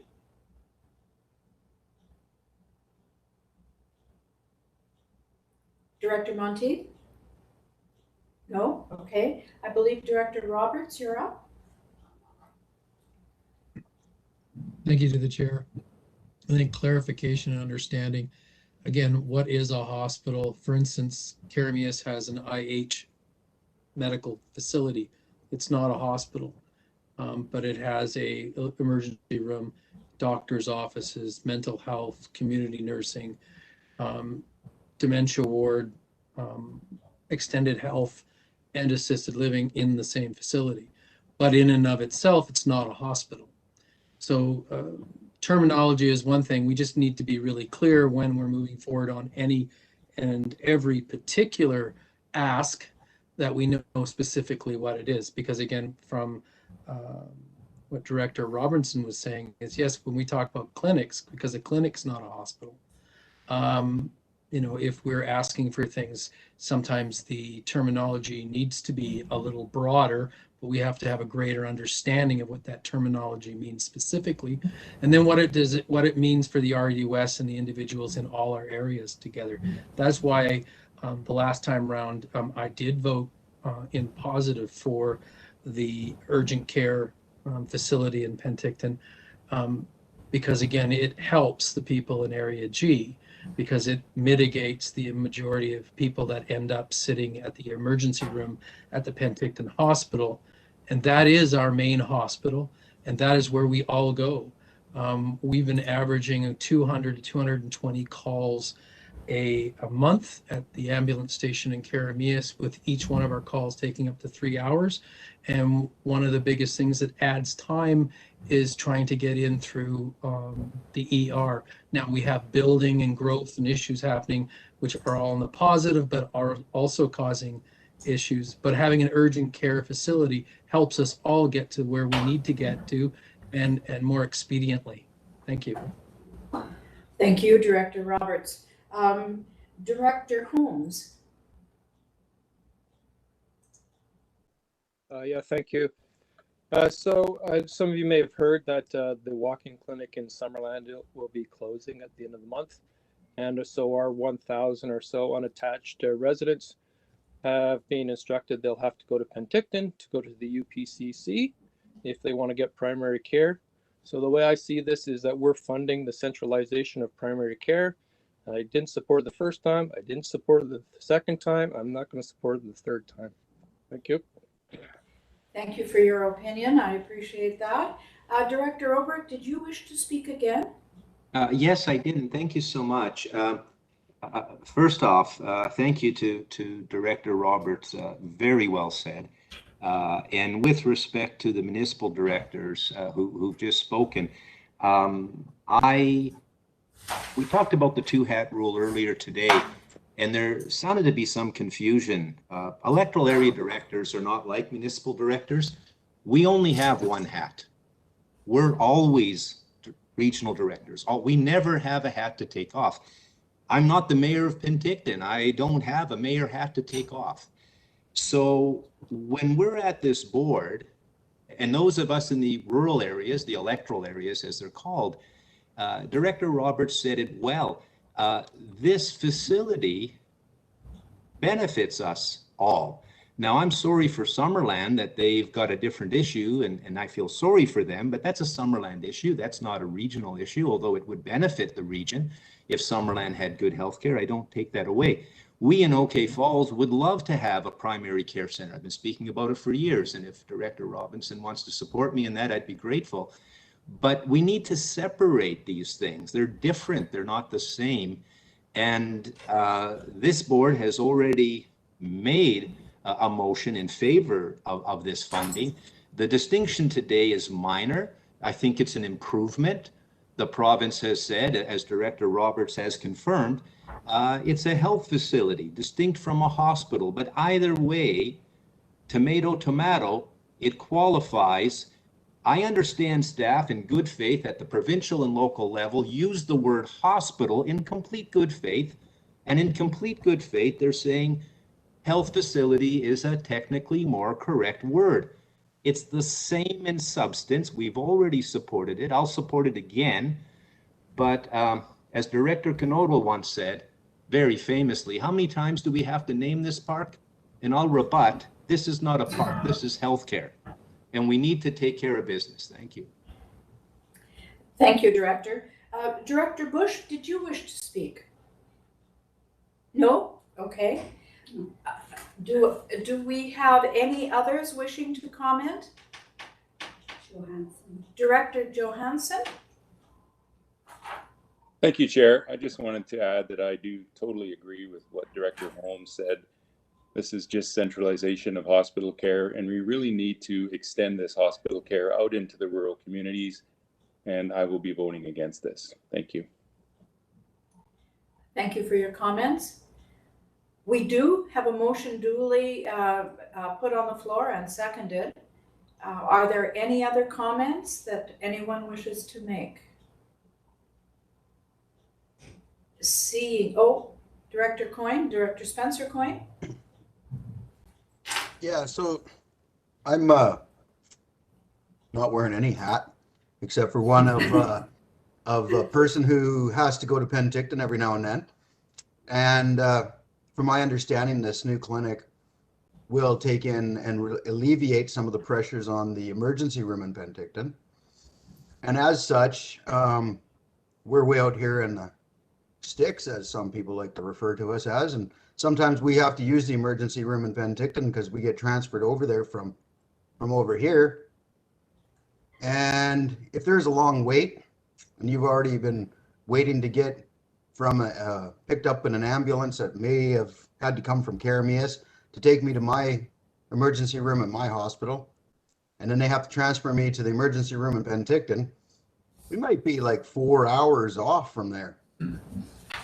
And if it alleviates some of that backlog at the Penticton Hospital, and it means that the residents over here in Area H or the town of Princeton or those traveling through our community, then I'm going to support that. So I'm going to vote yes on this because it's not just a matter of centralization. I understand where Director Holmes is coming from, and I totally support him on the motion on the idea of getting medicine back into rural areas. But when it comes to emergency medicine, we've been there where we had no emergency room for a while, and we know what it's like to have to wait for an ambulance. And sometimes that ambulance comes from Karamias, and sometimes it comes from farther away. So I'm going to support this. Thank you. Thank you, Director. I appreciate all of the comments. I think they have been thoughtful and well put forward, but I'm not seeing any others. So with that then in mind, I will call the motion to question. All those in favor?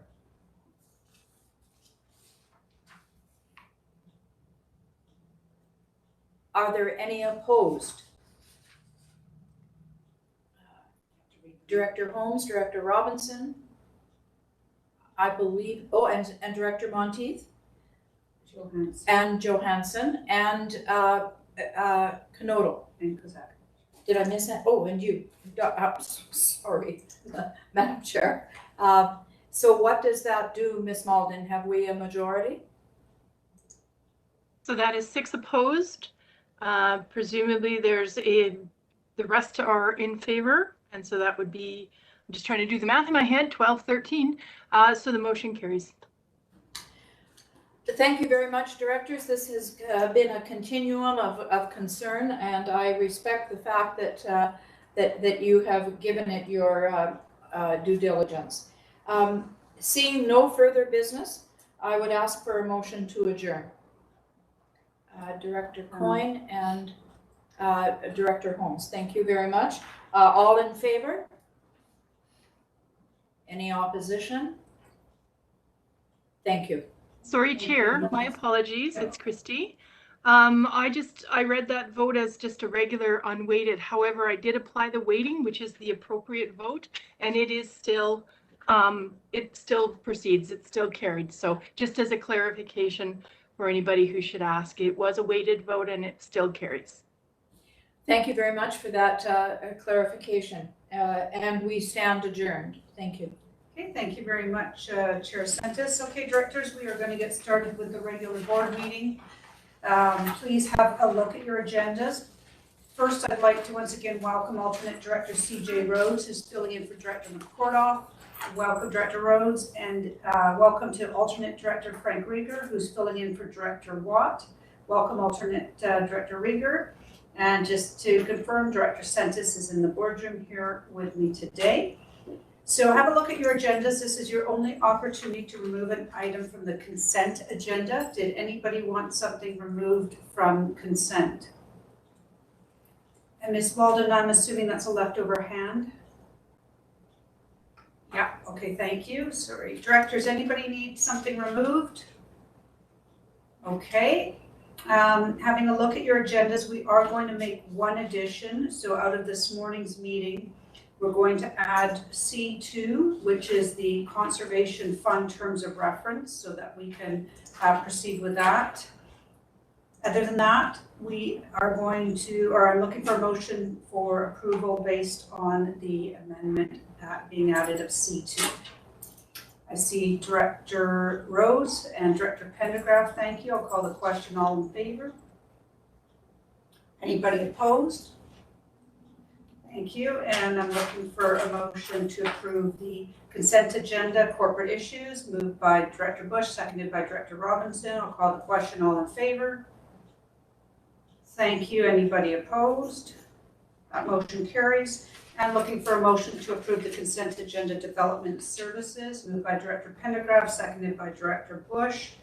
Call the question. All in favor? Hands can come down. Anybody opposed? That motion carries. And just for anybody that might be on the line, if you had an item on the consent agenda, development services, those items were all approved.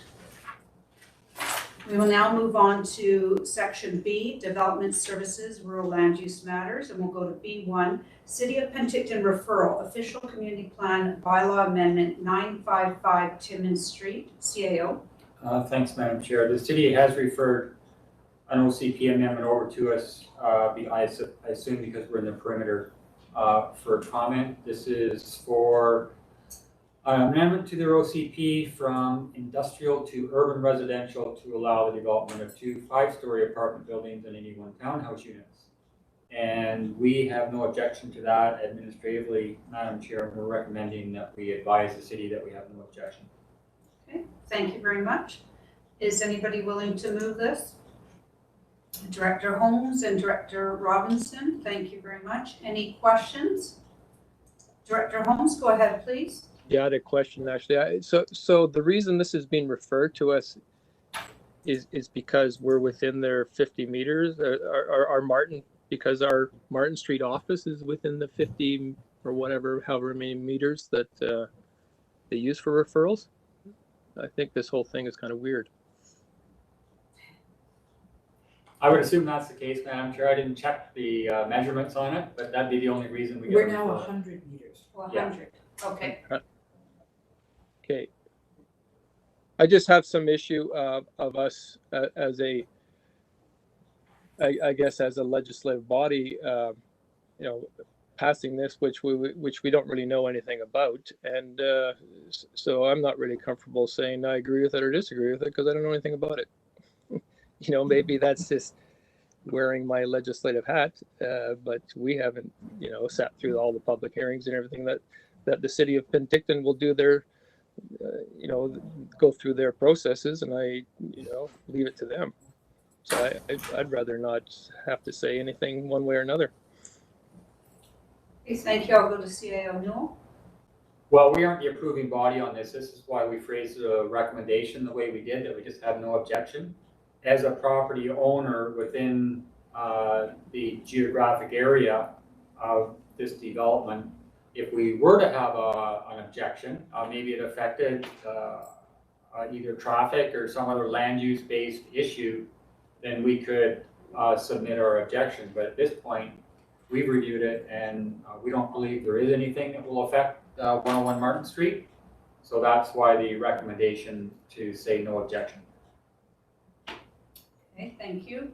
Any other questions or concerns? Okay, I'm not seeing any. We have a motion on the floor and it is a corporate vote. I'll call the question. All in favor? Thank you. Hands can come down. Anybody opposed? Okay, that motion carries. We'll go to B2, City of Penticton Referral Official Community Plan Bylaw Amendment 877 Westminster Avenue West, CAO. Yeah, so this is to go from tourist commercial to urban residential. It's for 304 residential units. And same thing, Madam Chair, we don't believe this will affect 101 Martin Street. So we're recommending that the board indicates no objection. Okay, thank you. Anybody willing to move this? Director Bush is moving it, seconded by Director Roberts. Any questions or comments? Okay, this is a corporate vote. Again, I'll call the question. All in favor? Thank you. Hands can come down. Anybody opposed? That motion carries. We'll go to B3, letter of concurrence, Telus, Smethurst Road, and Cottonwood Lane in Area E, CAO. So this is for a telecommunications tower. The board's actually seen this before, I think a couple of times. And Telus now has indicated that they're willing to meet the conditions and they found the appropriate location for the tower. So we are recommending that we send a letter of concurrence with two conditions. One, that it not be lighted, and other than if safety lights are required. And secondly, that it be aesthetically blended with the surrounding area. Thank you. Is anybody willing to move this? Director Bush and Director Pendergraft, thank you. Are there any questions or concerns? This is in my electoral area. I can just comment that in the past 8-9 years, there's been several attempts. This is really a fourth proposed location, and just very pleased that TELUS and their agents took into consideration all the feedback over the years on location and impact to the citizens, and that they did propose a location this time that was so much better than before. And also, this is a tower that's going to be shared by other providers. So instead of individual towers going up, it is planned to have 3 providers on this one tower. So I'm quite pleased with the direction that they've gone in. Any questions? This is a corporate vote. I'll call the question then. All in favor? Thank you. Hands can come down. Anybody opposed? Okay, that motion carries. We'll go to B4, Agricultural Land Commission Referral Subdivision, 8310 2nd Avenue in Electoral Area A, CAO. So this is an ALC application, Madam Chair, and in this case, it's for a 2-lot subdivision. We don't believe it meets the requirements of the Electoral Area A OCP and zoning bylaw, and we're recommending that it not be allowed to proceed. Okay, thank you. I'll go to Director Pendergraft on this. Thank you. Through the chair, I would like to move the alternative recommendation on this and speak to it, if I second her. Okay, just going to that. So I've got this correct. So the alternative, Director Pendergraft, is that the board authorize the application to subdivide the parcel located at 8310 2nd Avenue to proceed to the Agricultural Land Commission. Correct? Okay, and the seconder is Director Roberts on that. Thank you. Okay, go ahead, Director Pendergraft. Thank you. The application was before us previously as an exclusion, and we accepted or authorized it to go to the Land Commission. And this time also, the Area A APC supported that it goes to the Land Commission again. So I think we need to see it through and let them make this decision. Okay, thank you very much. Are there any questions or concerns? Okay, I'm not seeing any. So the alternative motion has been moved that this proceed to the Agricultural Land Commission. I'll call the question. All in favor? Thank you. Hands can come down. And was anybody opposed? That motion carries. We'll go to B5, Development Variance Permit Application 1135 Jonathan Drive in Area F, CAO. Yeah, this is to vary the zoning restrictions, Madam Chair, for a garage. And what they're specifically asking for is a front parcel line setback from 9 meters to 3.37. And increasing the maximum height from 4.5 meters to 7.26. And we are recommending that this be denied. Okay, thank you very much. I'll go to Director Gettens. Thank you. I'll move the administrative recommendation to deny the variance. Okay, is there a seconder? Director Roberts is seconding that. Okay, thank you. So we have a motion on the floor to deny the application. Director Sentis, go ahead, please. Thank you, Chair. I recognize that this is a rural vote, but I was just somewhat curious. There was a letter included in our package that challenged that the existing garage that are on the property already accommodate the disabled van. And I just thought that was interesting. How does the RDOS deal with that when the request has a letter come forward from a neighbor that challenges the validity of it? That would be a question for Mr. Garish. Is Mr. Garish on the line here? Yes, there he is. Go ahead, Mr. Garish. Thank you. Sorry, it's been a week since I read the representation, so I'm just quickly reviewing it again here. But I mean, really, the purpose of the feedback, without getting into the specifics of this particular one, is really at a staff level something we consider as a political consideration for the board. So.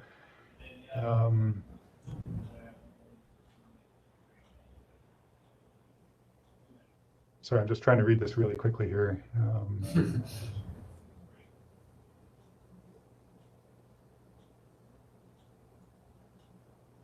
If I may, Mr. Garish, certainly the letter from the neighbor supports the recommendation by staff. I just was curious as to how you deal with that conflict when the proponent is saying one thing, but then a neighbor is challenging the truth of that.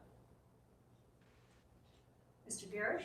Well, from staff's perspective, we're more concerned primarily with streetscape, urban design considerations when a variance request comes in. And is what's being requested sympathetic or similar to existing development? Is there potential for negative impacts? And, generally from an urban design perspective, encouraging or allowing garages to jut out far into a front setback in front of a house is considered poor design, particularly when there's no precedent or existing type of garage is already on the street. So it's difficult for us to ascertain whether the existing garage can accommodate the van, because we don't know what the van is, and honestly, we don't know what that garage looks like internally, other than what we can see externally from the street. So this letter came in after our assessment was already completed. So it's not something that we put a lot of weight on. We see that as more of an issue for the board. Okay. Thank you. Okay, thank you. I do see that Director Gittins has a hand up there. This is a negative recommendation, so there is an opportunity to hear from the property owner, the applicant, if they are on the line. Do we know, Danny, if they're on the line? Yeah. I don't have an applicant name other than West Bench Small Holdings. So, just having a look at the attendee list, I don't see that name. Mr. Garish, do you have a name of who we would be asking to hear from? I believe Fiona's on the line. I don't have it handy in front of me, but I'm hopeful that she might be able to direct us to the proper person to bring in.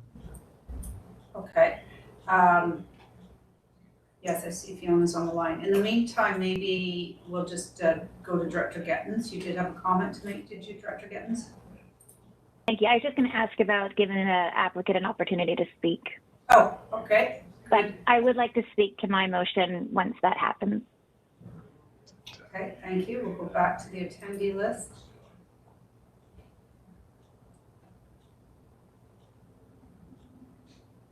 I think I have it. You have it, Danny? Is the individual on the line?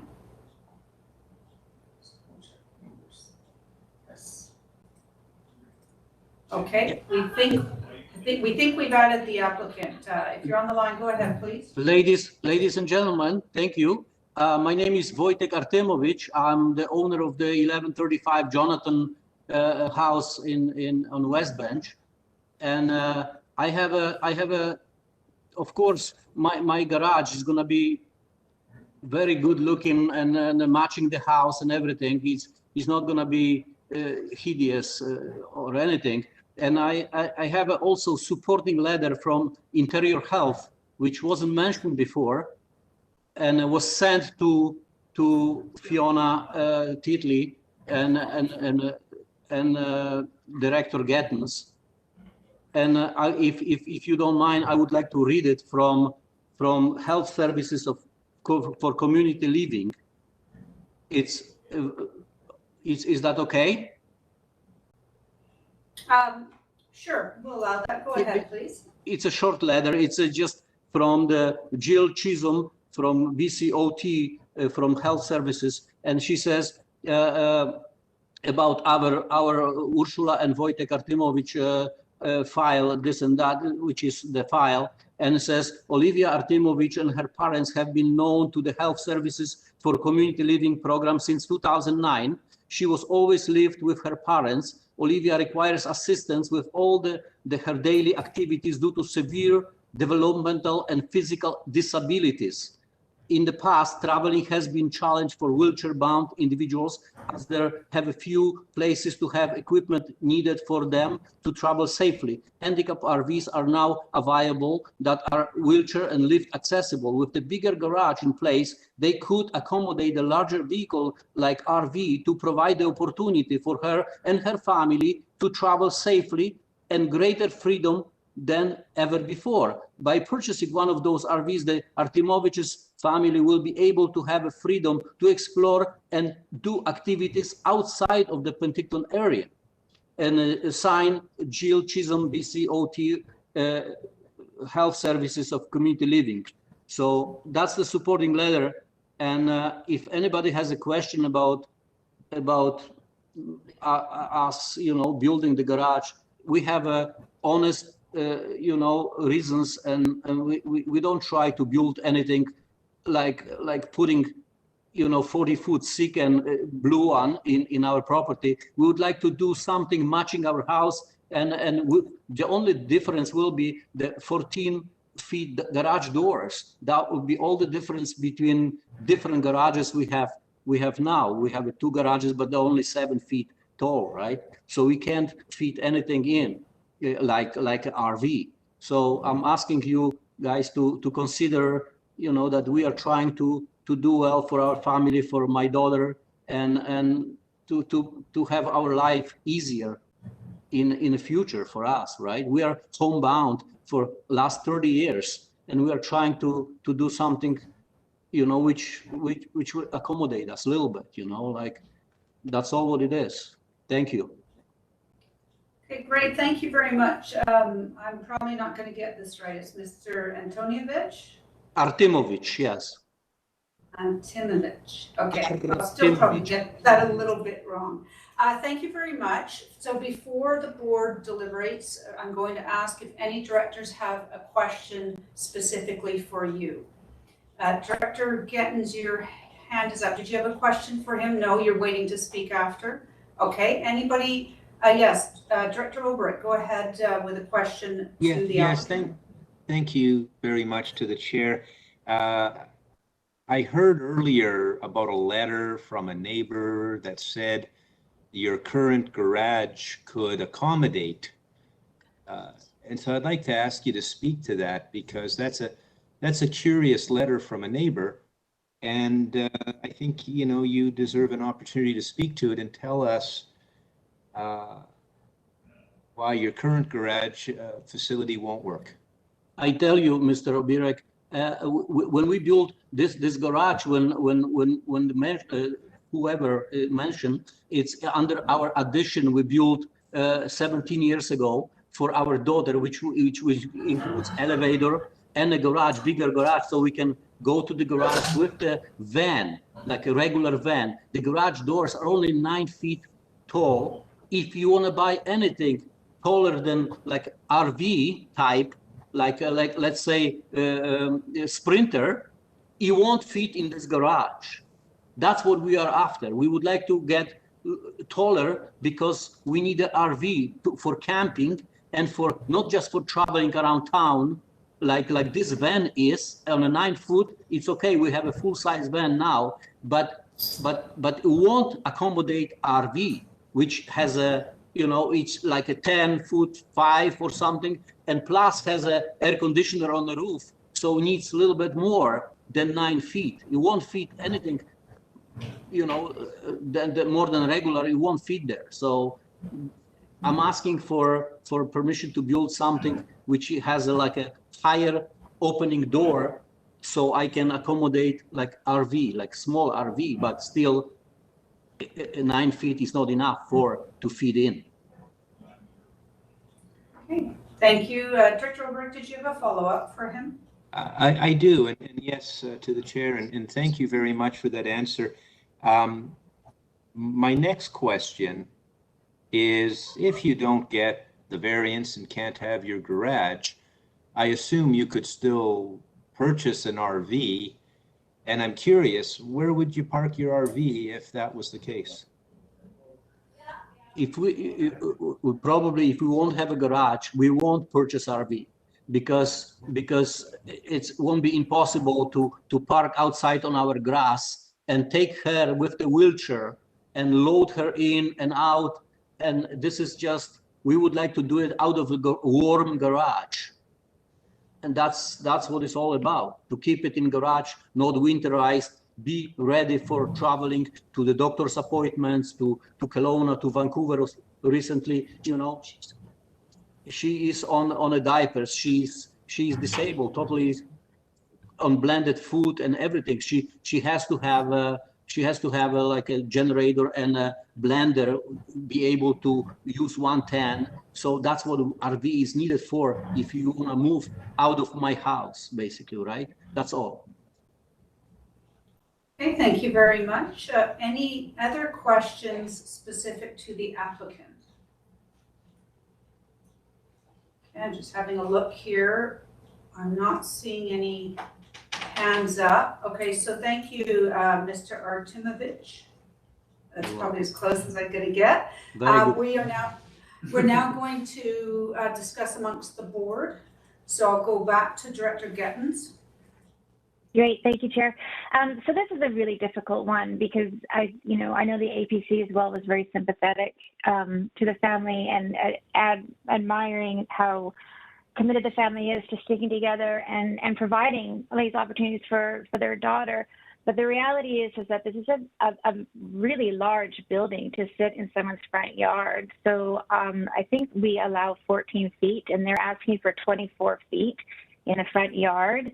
The setback is, going back 2/3 from 9 meters to 3 meters.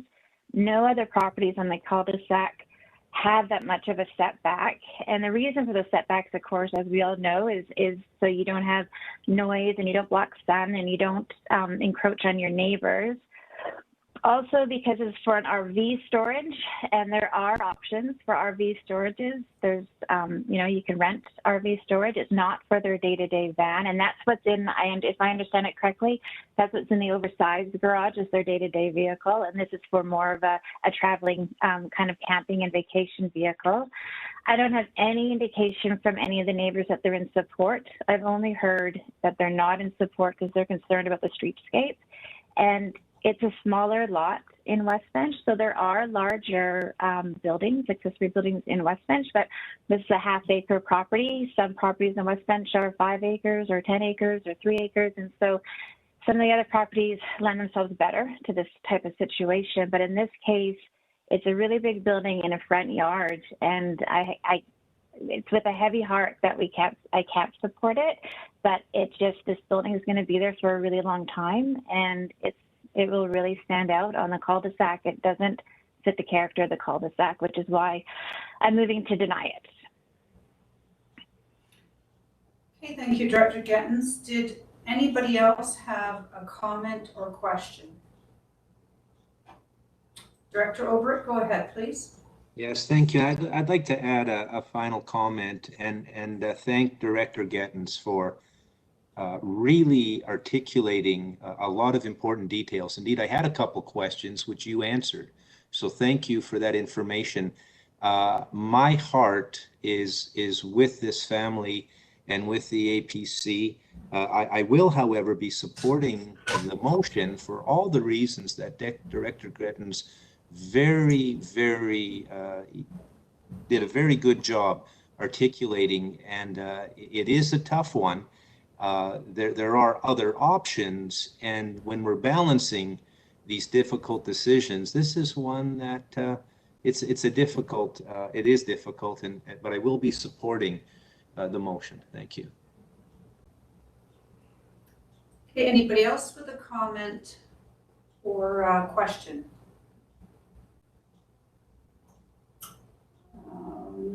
Director Knodel, go ahead, please. I'm just wondering, in the spirit of these days, when any public area, we bend to assure that there's total accessibility, is a compassionate allowance here that detrimental to the neighborhood? Thank you, Director Knodel. Director Bob Coyne, go ahead, please.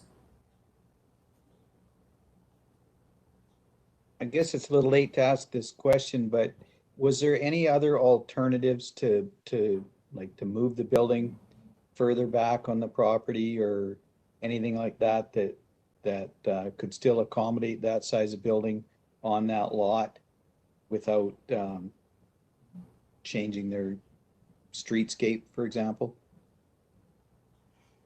Mr. Garish?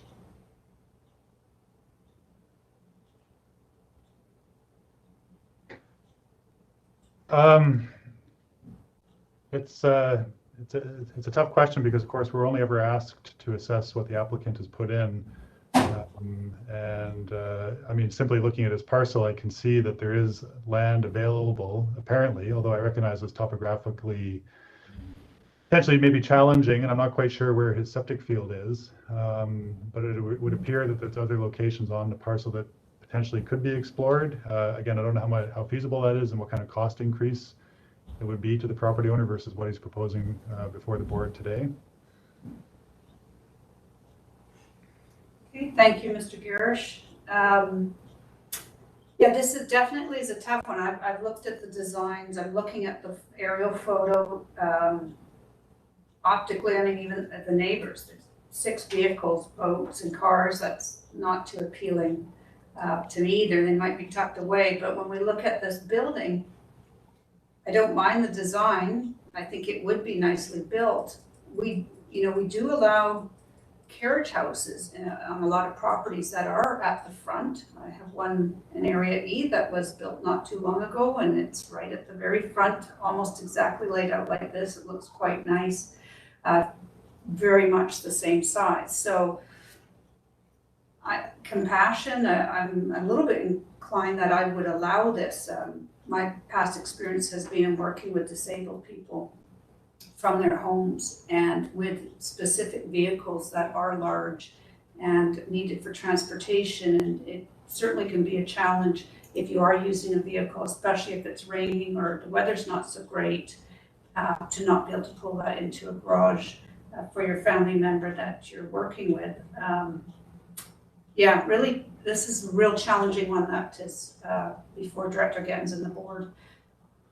Any further questions? I think Director Gettens has another comment to make. Go ahead, please. Yeah, to the chair, I just wanted to clarify that carriage houses aren't permitted in Greater West Bench either. So we don't have anything really like this or that could be developed on neighboring properties either, just for clarity. Okay, thank you. And yeah, and so this is one follow-up, and it is a challenging one. It really is. And I think, when we look about buildings and how long buildings last and what their impact is on the build and on the neighbors, we do have to take that into consideration as well. And and as hard as it is, there is a van that they can use. They've got an oversized garage for the van, and there's many people that can't store their recreational vehicles on their properties. They have to bring it to use, when they want to go and get it off of wherever they're renting it. So I just feel like there's options available. But once the building's up, there isn't any options available for the neighbors who have taken the time to write in and to express their concerns. And I haven't heard from anybody who's in support. Okay, thank you very much. Anybody else with a question or comment? Okay, this is a rural vote only. I'll call the question. All in favor? Okay, hands can come down. Anybody opposed? Director Bob Coyne, Director Knodel, Director Roberts, Director Kozakovich. Anybody else? Okay, motion carries. Thank you very much. We'll go on to item number 6. Proposed amendment to the subdivision servicing bylaw number 2000-2002 on-site sewage disposal system requirements, CAO. Yeah, we had a bunch of these subdivision bylaw amendments at committee a while ago, Madam Chair. This specific one is identifying that we need more detail in the subdivision servicing bylaw with regard to on-site sewer. So what we're proposing in this one is that where the parcel is not required to have a community sewage system, meaning sort of an individual parcel, that first of all, they have to have a system, and this specific amendment will get rid of a separate bylaw requiring or identifying that holding tanks aren't allowed. So this would be that they have to have a system other than a holding tank, and then it has to be located on their specific parcel. It can't be on somebody else's parcel. So really, it's just a clarification, we believe, of what's already in the bylaw, but this would then be more specific with regards to what we're looking for. So we're recommending that that be brought forward for 3 readings and adoption, Madam Chair. Okay, thank you. Is anyone willing to move the administrative recommendation? Director Gettens and Director Knodel, thank you very much. Any questions on this? Director Bob Coyne, go ahead, please. You're on mute still.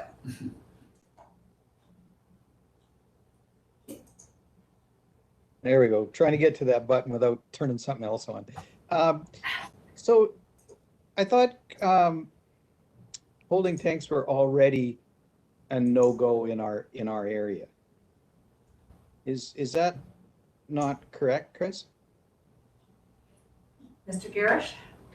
That is correct. The bylaw that we're proposing for repeal only applies to Area A, and my understanding was it was introduced prior to the Northwest Sewer when some of the smaller lots along the lake had failing septics and needed an alternative way to deal with their effluent.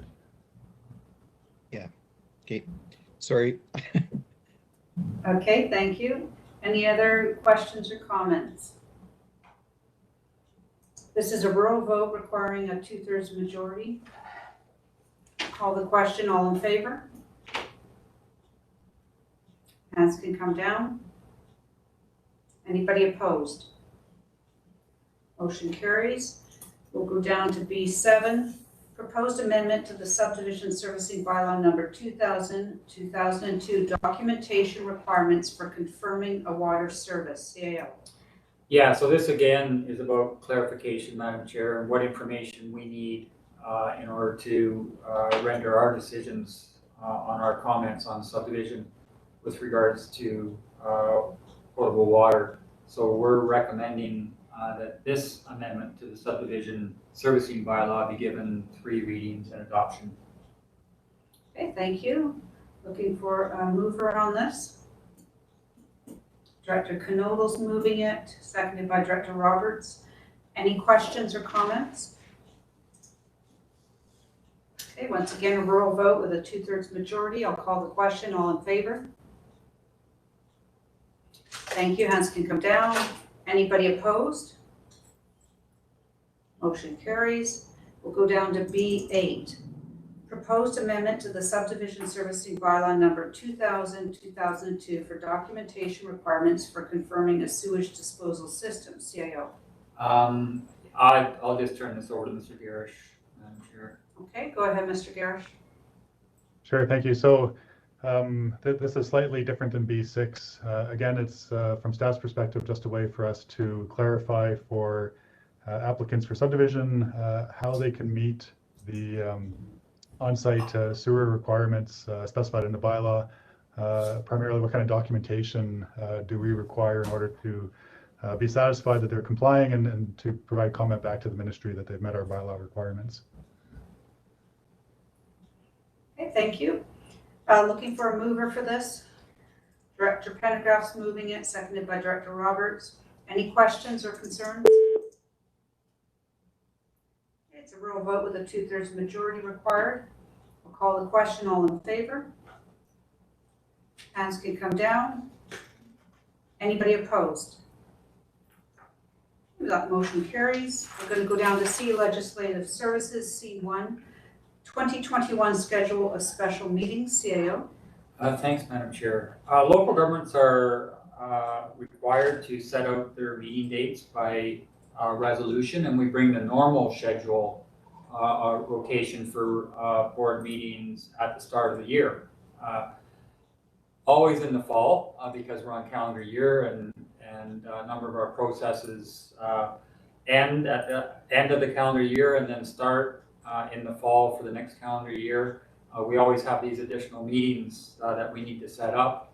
And in this case, we want to make sure that, first of all, the board's aware of them, and then secondly, that you put your placeholders into your calendars so that we can get full attendance. So we have this fall schedule of special meetings that we've presented, Madam Chair, and we'd just like the board to ratify those. Okay, thank you. Director Roberts, are you moving this? Yes, okay, thank you. Is there a seconder? Director Robinson, thank you. Any questions or, yes, Director Monteith, go ahead. I believe there was an email about November the 17th. Sorry, say that again, please. I thought there was an email about November the 17th. And if I look at my Outlook, it's even oh, that's library. Never mind. Okay, thank you, Director Holmes, go ahead, please. Yeah, I'm just wondering what thought has been given for the legislative workshop and what we'd be covering in that. CAO? We haven't confirmed an agenda on that yet. We're looking at some of the issues that came up on our risk register that we thought may be good discussion topics for the board. Always, shouldn't say always. This year, our legislative workshop is going to be the same day as the inaugural meeting. So we'll do sort of our business discussion during the day and then have the inaugural meeting at the end of the day. So the intention is to put some discussion topics on the floor for the board to discuss, to see if we can resolve some of the issues or at least mitigate some of the threats that we see coming towards you. But we don't have that confirmed yet, Director Holmes. We'll bring that forward. If you have a suggestion, we'd be happy to receive suggestions. Okay, thank you. So I think if there are suggestions, those should be sent in to Ms. Malden. If you could email in any suggestions you have for these workshops, that would be great. Okay, anybody else? Director Monteith, you have another question? No, that's leftover hand. Anybody else? Director Bob Coyne, go ahead, please.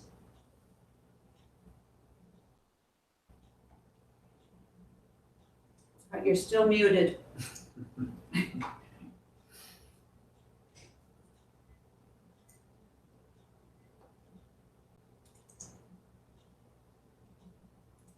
The evening meeting with for strategic planning.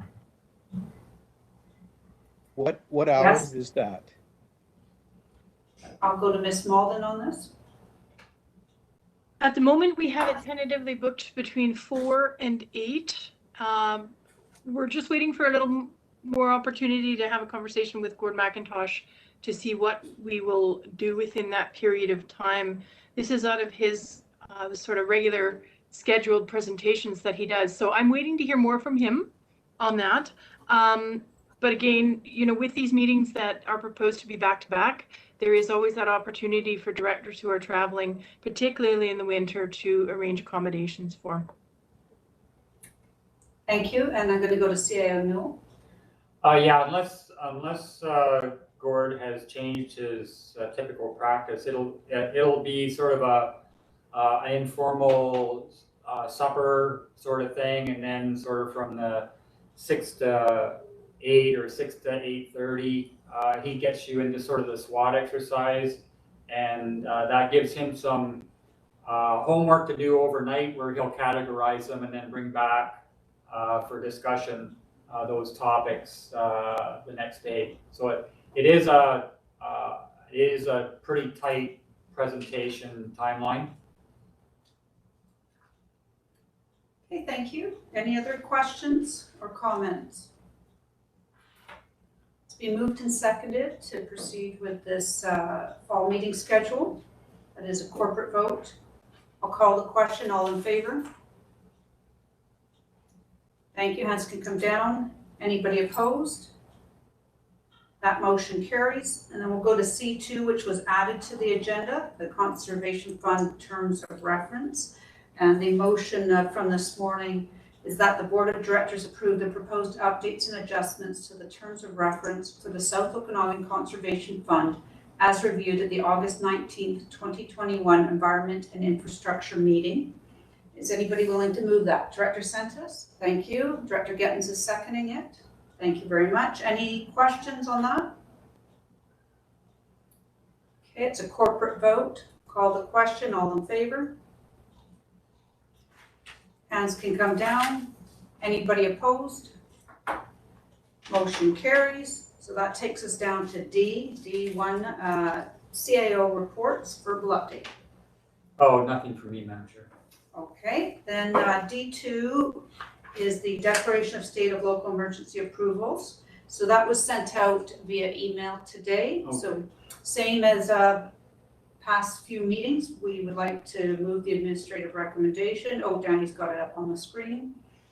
That the declaration of state of local emergency for Area D that expired August 15th be extended for a further 7 days to the 22nd. And then for Area H, that the declaration be extended from August 18th to August 25th. And that all declarations be submitted to the Minister of State for Emergency Preparedness for approval. Okay, looking for a mover for that. Director Spencer Coyne, it looks like you're moving it. Is there a seconder? Director Bob Coyne, thank you very much. Any questions on those? Okay, I'll call a question then. All in favor? Hands can come down. Anybody opposed? Okay, that motion carries. We'll go down to E, other business, E1 Chair's Report. Just a couple things to mention. So August 6th, we heard from MLA Rolly Russell. So he wanted to come have a peek at our Emergency Operations Center, see how we operate, meet the team. So it was really nice to have him come visit our EOC. And that's when I spoke to him about future meetings and outside of MOTI meetings, but just coming to the board along with MLA Ashton in the future so that we can speak to them on a variety of issues and concerns, and he's totally game to do that. He's looking forward to seeing us this fall, so that was great. And just recently, August 17th, CO Newell, myself, Director Knodel, we had a conference call with Sergeant Rigglesworth. He was just here earlier today and mentioned that regarding some issues with Moose Bay Campground, and if during board members' updates, Director Knodel would like to give us a further update, that would be excellent. That's everything from me, and go on to board representations. So Director McCourthoff is not here for the first one, rural practice, sustainable rural practice communities. I'm not sure if Director Rhodes has anything that was to be passed on to us from Director McCourthoff. She did not leave me with any information at all. Okay. Okay, thank you. We'll hear from her in the future on that. We have nothing through MFA or MIA. Their next meetings will be during UBCM. And then Okanagan Basin Water Board. Anything, Director Holmes or Knodel Pendergraph on that? Director McCourthoff left me to speak to that. There is no meeting this month. If you wanted to remind everyone that the Okanagan Basin Water Board annual general meeting is on September 10th. Okay, thank you. Director Gettins, Okanagan Film Commission. Thank you, Chair. I don't have an update at this time. Okay. I can mention with the recent film, I guess, being shot here last week, my son was an extra for one day, and he got to play a bored teenager in the background. So he didn't need to practice for that. He could do that role quite easily. Yeah, I think he got to just sit on his phone in the background. So that was a great experience. We'll move on to Sterile Insect Release Board. Director Bush, anything?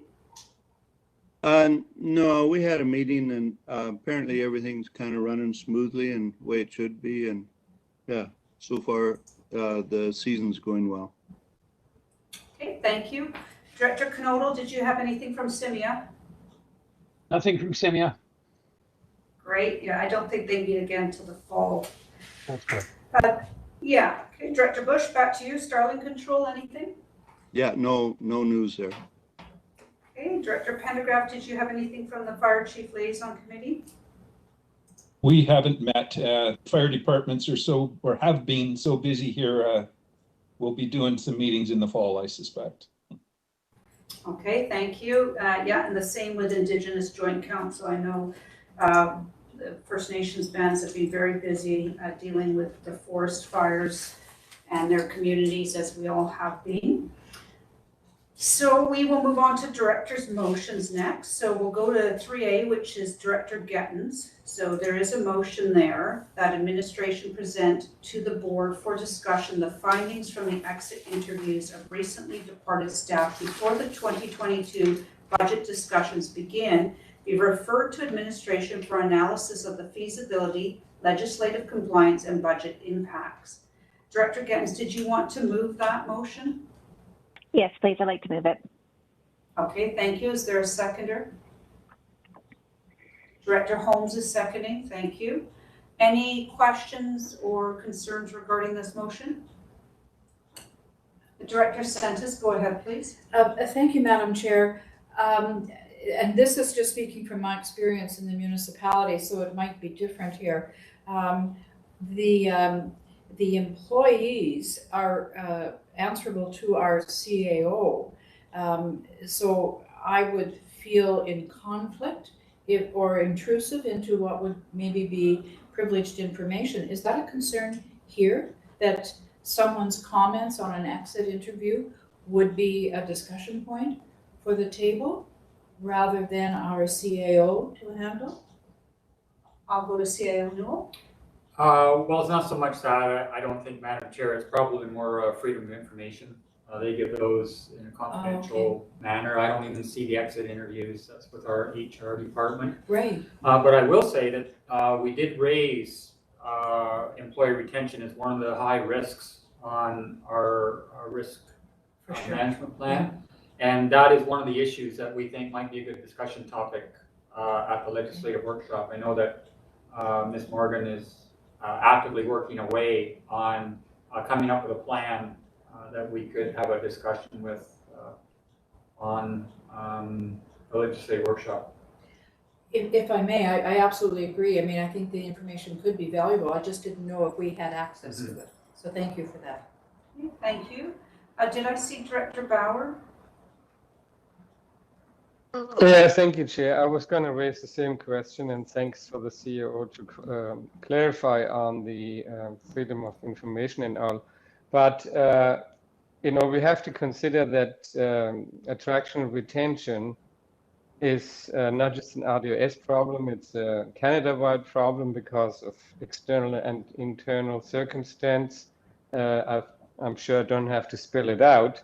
So I'm not sure that we have to go there. I kind of feel uncomfortable crossing that line too. I think that, you know, there's enough information out there without having to go to the exit interviews of our staff to make a determination, you know, whether it's higher salaries or create incentives for housing. And I mean, this is an old topic, an old subject that has been milled over and discussed to, you know, to the end of the world and twice around the globe. So I don't think we need to do that step, and I wouldn't be in favor of that. Thank you.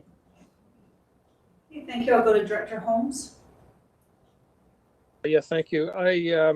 So I don't know how it works in other municipalities, but I know in our municipality we quite often go into camera, and our CAO updates us on staffing matters such as these. It doesn't necessarily be specific to any one staff member or any specific exit interview, but we do discuss these things. And it always struck me as a little odd that we never, as a board, discuss any of that sort of thing here at the RDOS.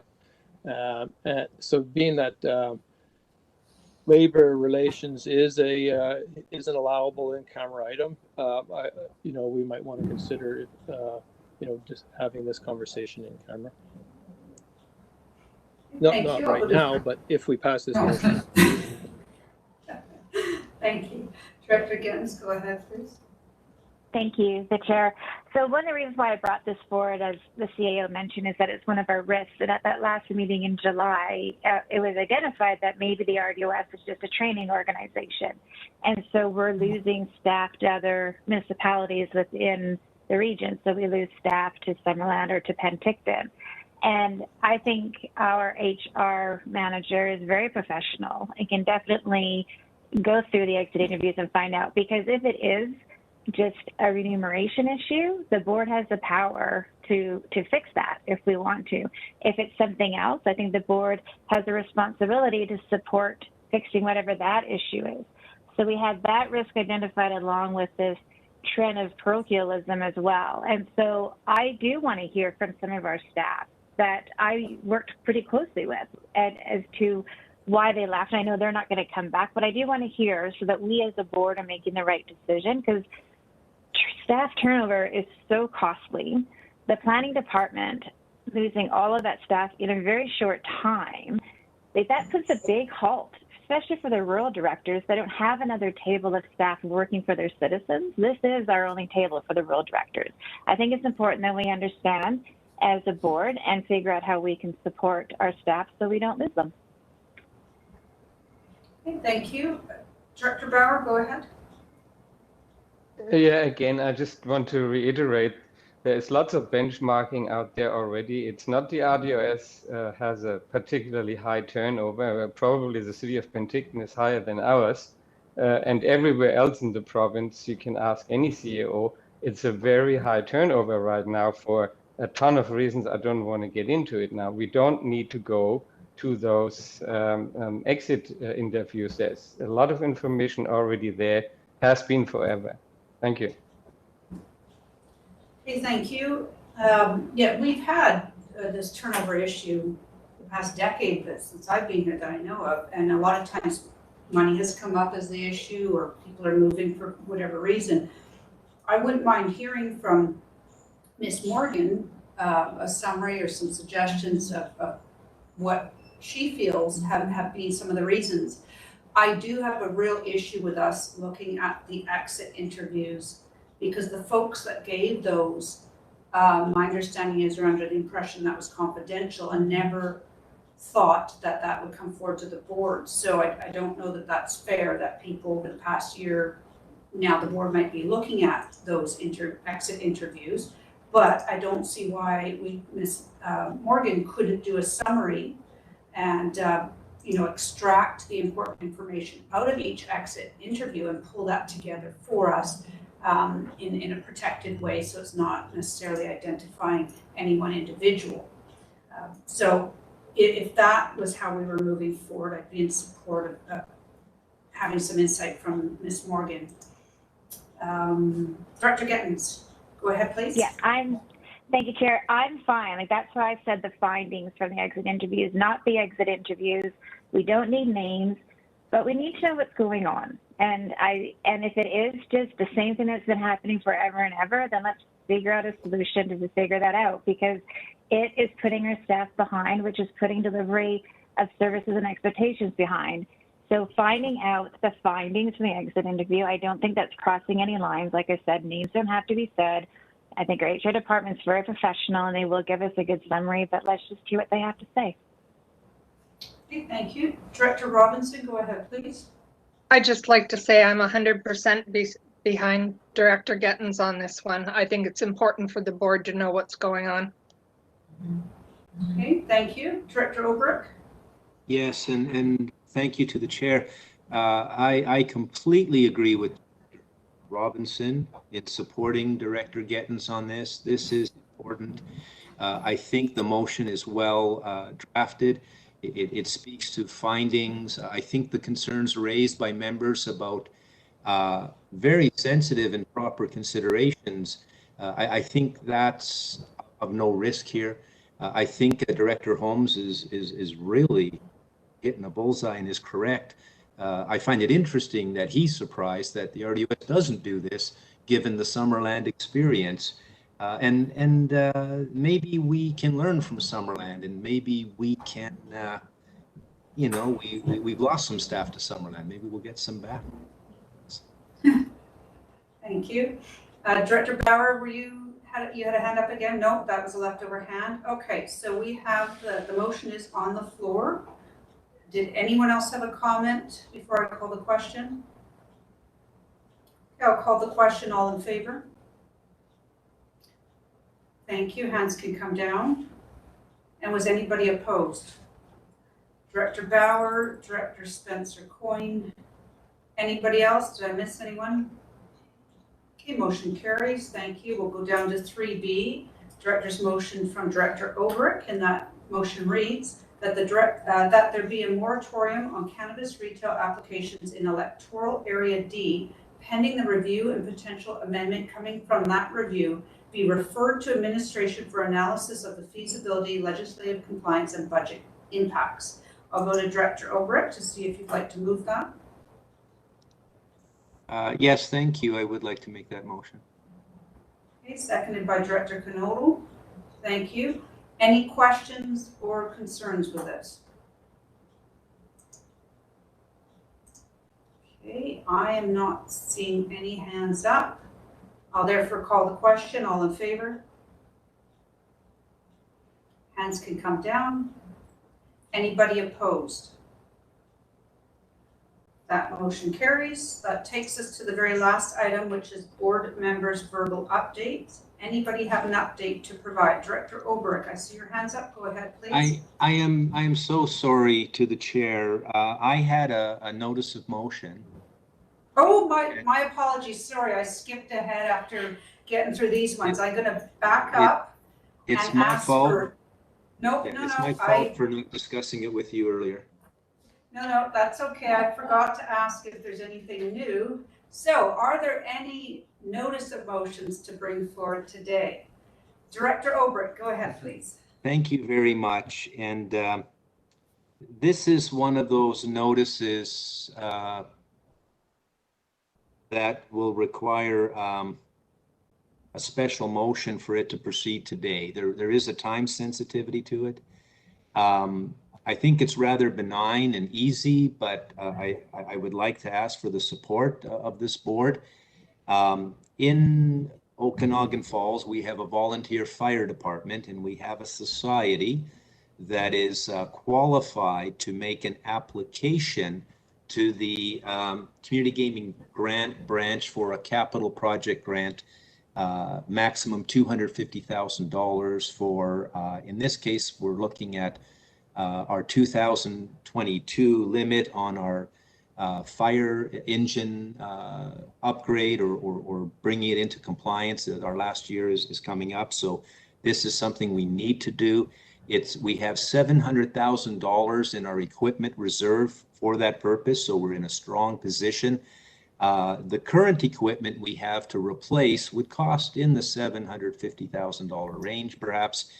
The equipment we need to purchase or acquire has to be to a higher standard. I'm sure everybody at this board remembers February 2019 when we assented to the new town center bylaw, where we changed densification and height permitted levels. So our current equipment doesn't fit for a 5 or 6 story building, although we could have such projects coming. So looking to the future, 20 years from now, 10 years from now, this is something I discussed with both the current and the prior chief in terms of our strategic planning for our equipment, for our fire hall.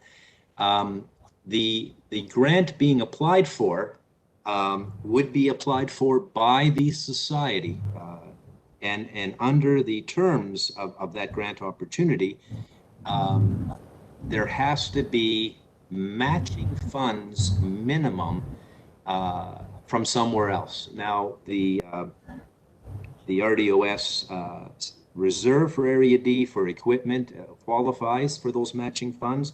So, for example, on a $950,000 piece of equipment, the application would be for a $250,000 grant with a $700,000 matching or sharing component. I have been successful on this kind of application grant before. I'm familiar with the scoring process. We have an excellent staff. Of course, in OK Falls, we have Gail Scott, who has a very strong background in grant applications. Our deadline is the end of August, and that's the reason for the urgency. My motion is for a letter from the RDOS. I imagine perhaps the chair would sign it, confirming that the RDOS has the capacity to provide, confirmation for that matching or contributing amount. And the amount of the contribution, we would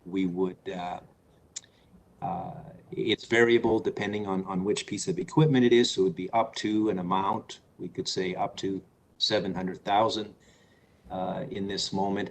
The reason is when the application's received, one of the things that we'll get scored on and they'll be looking for is the confirmation that the money is certain, meaning in the bank, or ascertainable, meaning, you know, could be provided. And in this case, of course, the money is in the reserve, it's in the bank. But regardless of that detail, that's the essence of the motion. So I know it's lengthy and I don't know if that made sense, but any help I can get to tighten it up, that's the reason. And this idea just arose yesterday.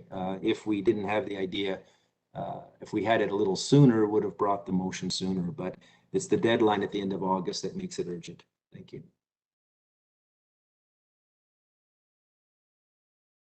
Okay, thank you, Director Ulrich. So can you just tell us what your notice of motion is? Is it to request that the RDOS board provide a letter of support to which organization?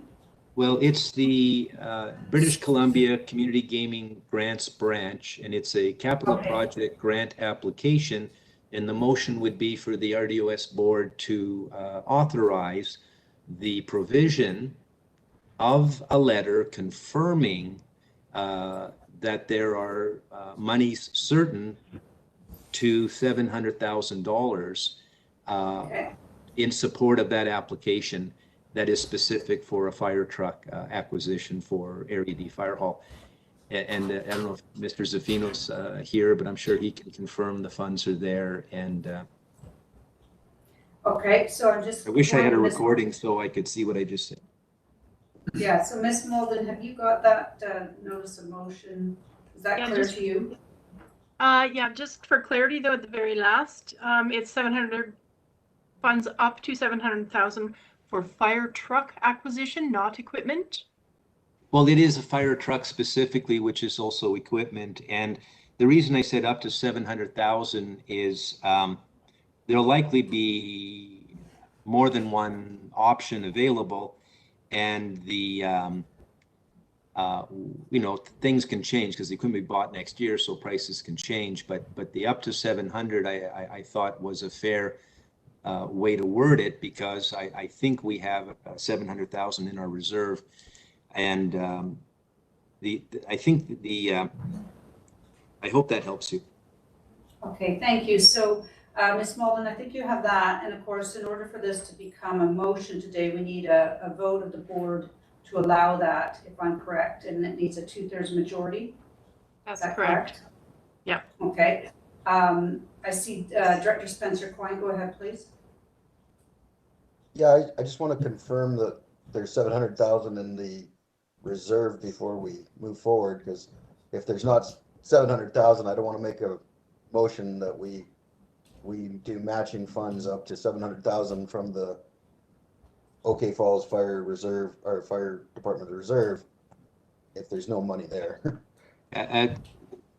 Thank you very much. And I don't know if Mr. Zaffino's available, but I agree, first off. And secondly, if there's not enough money there, then we are preparing a borrowing bylaw to come forward, because we do have to get the equipment. We'd like to do it without borrowing. Okay, thank you. I'm not sure if Mr. Zaffino's still on the line or if he will look into that, but I'll go to Director Gettens.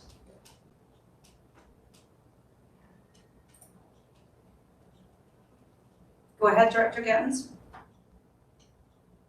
Sorry, Chair. I actually just have a notice of motion too, so I will take my hand down until this one's done. Oh, okay, great. Thank you. Okay, so so we have a notice of motion. CIO, do we need to hear from Mr. Zaffino or? Well, if we don't have the 700,000, we won't be submitting a letter. Okay, so we're gonna have to we'll just go with that we're pretty sure Director Ulrich is correct in what is available for funds, and if that's incorrect, then it'll get reported back out to the board. Okay, so right now we put this down as a notice of motion. Director Ulrich would like to elevate that to a motion right now because it's time sensitive. So therefore, I'm looking for a motion that I need to have a vote by the board that you agree that we will move this to a motion at this time. Director Gettens is moving that. Thank you, Director Knodel seconding it. And this does require a 2/3 majority. So I'll call the question there. All in favor? Thank you. Hands can come down. Anybody opposed? Okay, that carries. And then I'll go back to Director Ulrich. Would you like to make your motion to move this? Okay, he's moving his motion. Yes, please. Is there a seconder? Thank you, Director Pendergraft. So we have that motion on the floor. Any further discussion on this? Director Gettens, or are you just? Thanks. Yeah, can you go just read ahead. the motion one more time, please? I'll go to Ms. Malden. So what I've got here is that a letter be provided to the BC Community Gaming Branch confirming the funds up to $700,000 for the acquisition of a fire truck. Okay, thank you. Anybody else with a question? Well, if we could add to the motion a little clarification that, this is specific to the application for a grant from the Community Gaming Grants Branch, capital project grant specifically, because that's what they need. We're going to spend money and get a truck in no matter what, but if we add that clarification, it's for that purpose, and so then they know that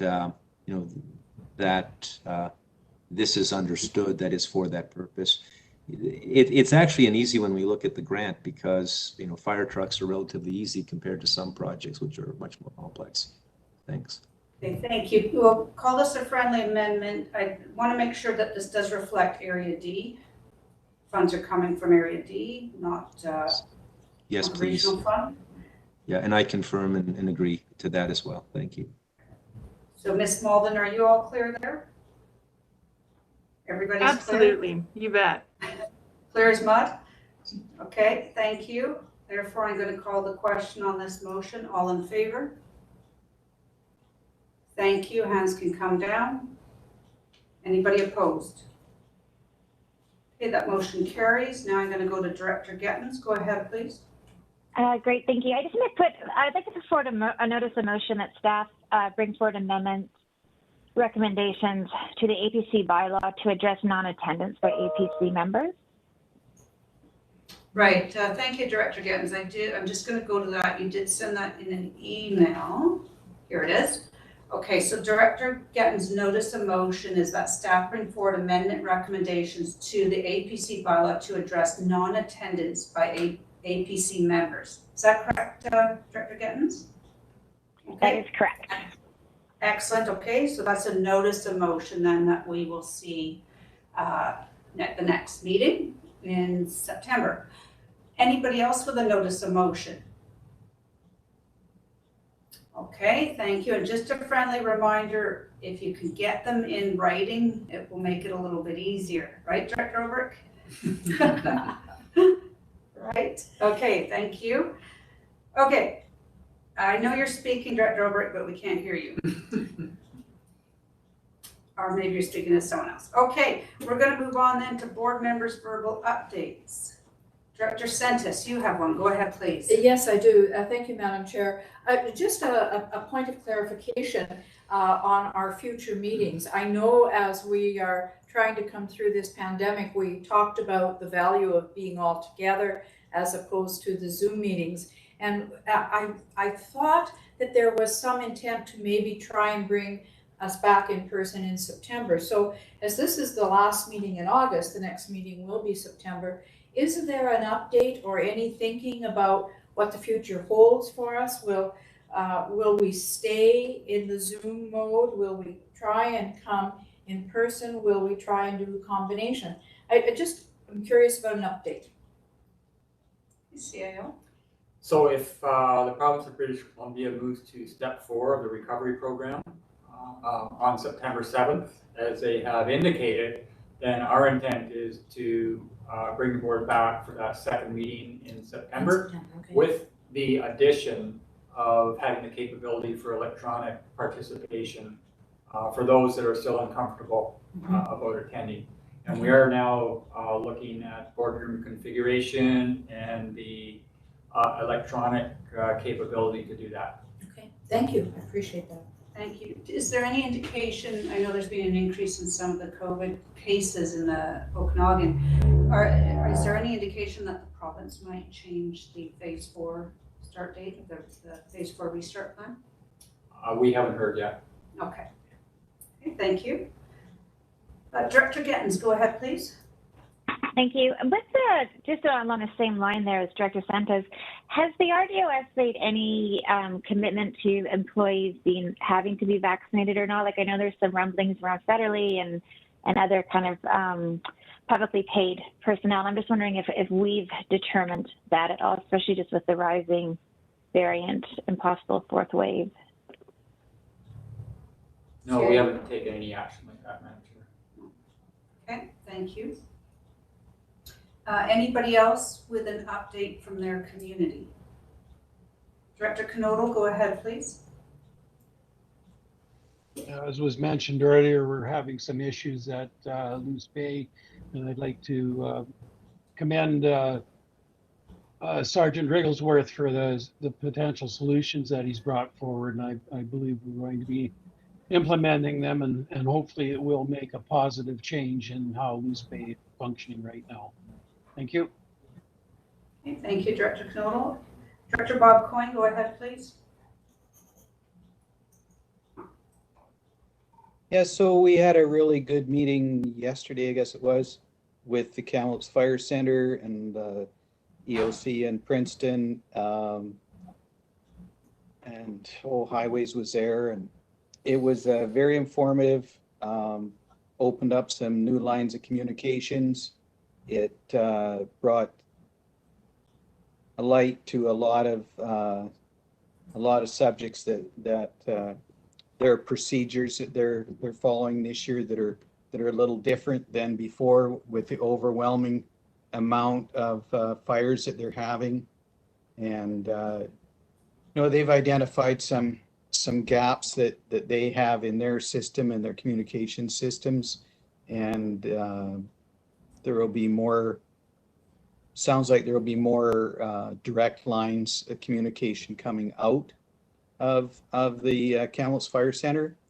So that was very reassuring, especially to the folks at Eastgate and the whole community as a whole. So it was a very, very good open meeting.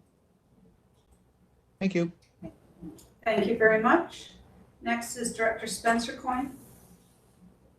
Yeah, just building off of what the other Director Coyne just said. It's been an interesting week, I guess, over here with everything that's been going on. I'm sure you all saw me on TV. It took, unfortunately, it took that to get the Ministry of Transportation to actually return our phone calls after about 24 hours of trying to get some sort of safety measures in place. It was hectic, to say the least. We had people driving over sidewalks and everything, and it was nuts.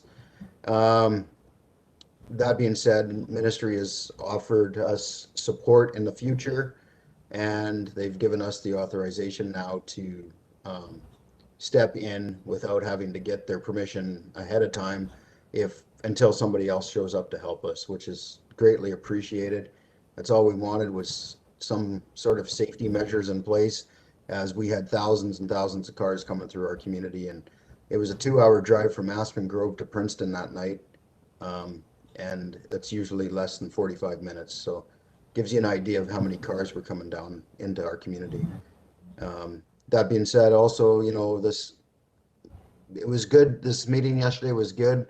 BC Wildfire is committed to giving us a little bit more and information on what's going on in our area, because it's been a little frustrating, as some of you may know, that there's not a lot of information coming out, but they're committed to fixing that, and that's all we want. So that's all. Thank you. Okay, thank you very much. Anybody else with an update? Okay, I'm not seeing any hands up. Okay, if there's nothing further, folks, I'd like to have a motion to adjourn. Director Robinson and Director Holmes, call the question then, all in favor? Anybody opposed to adjournment? Nope. Oh, Director Over? Nope. Okay, thank you.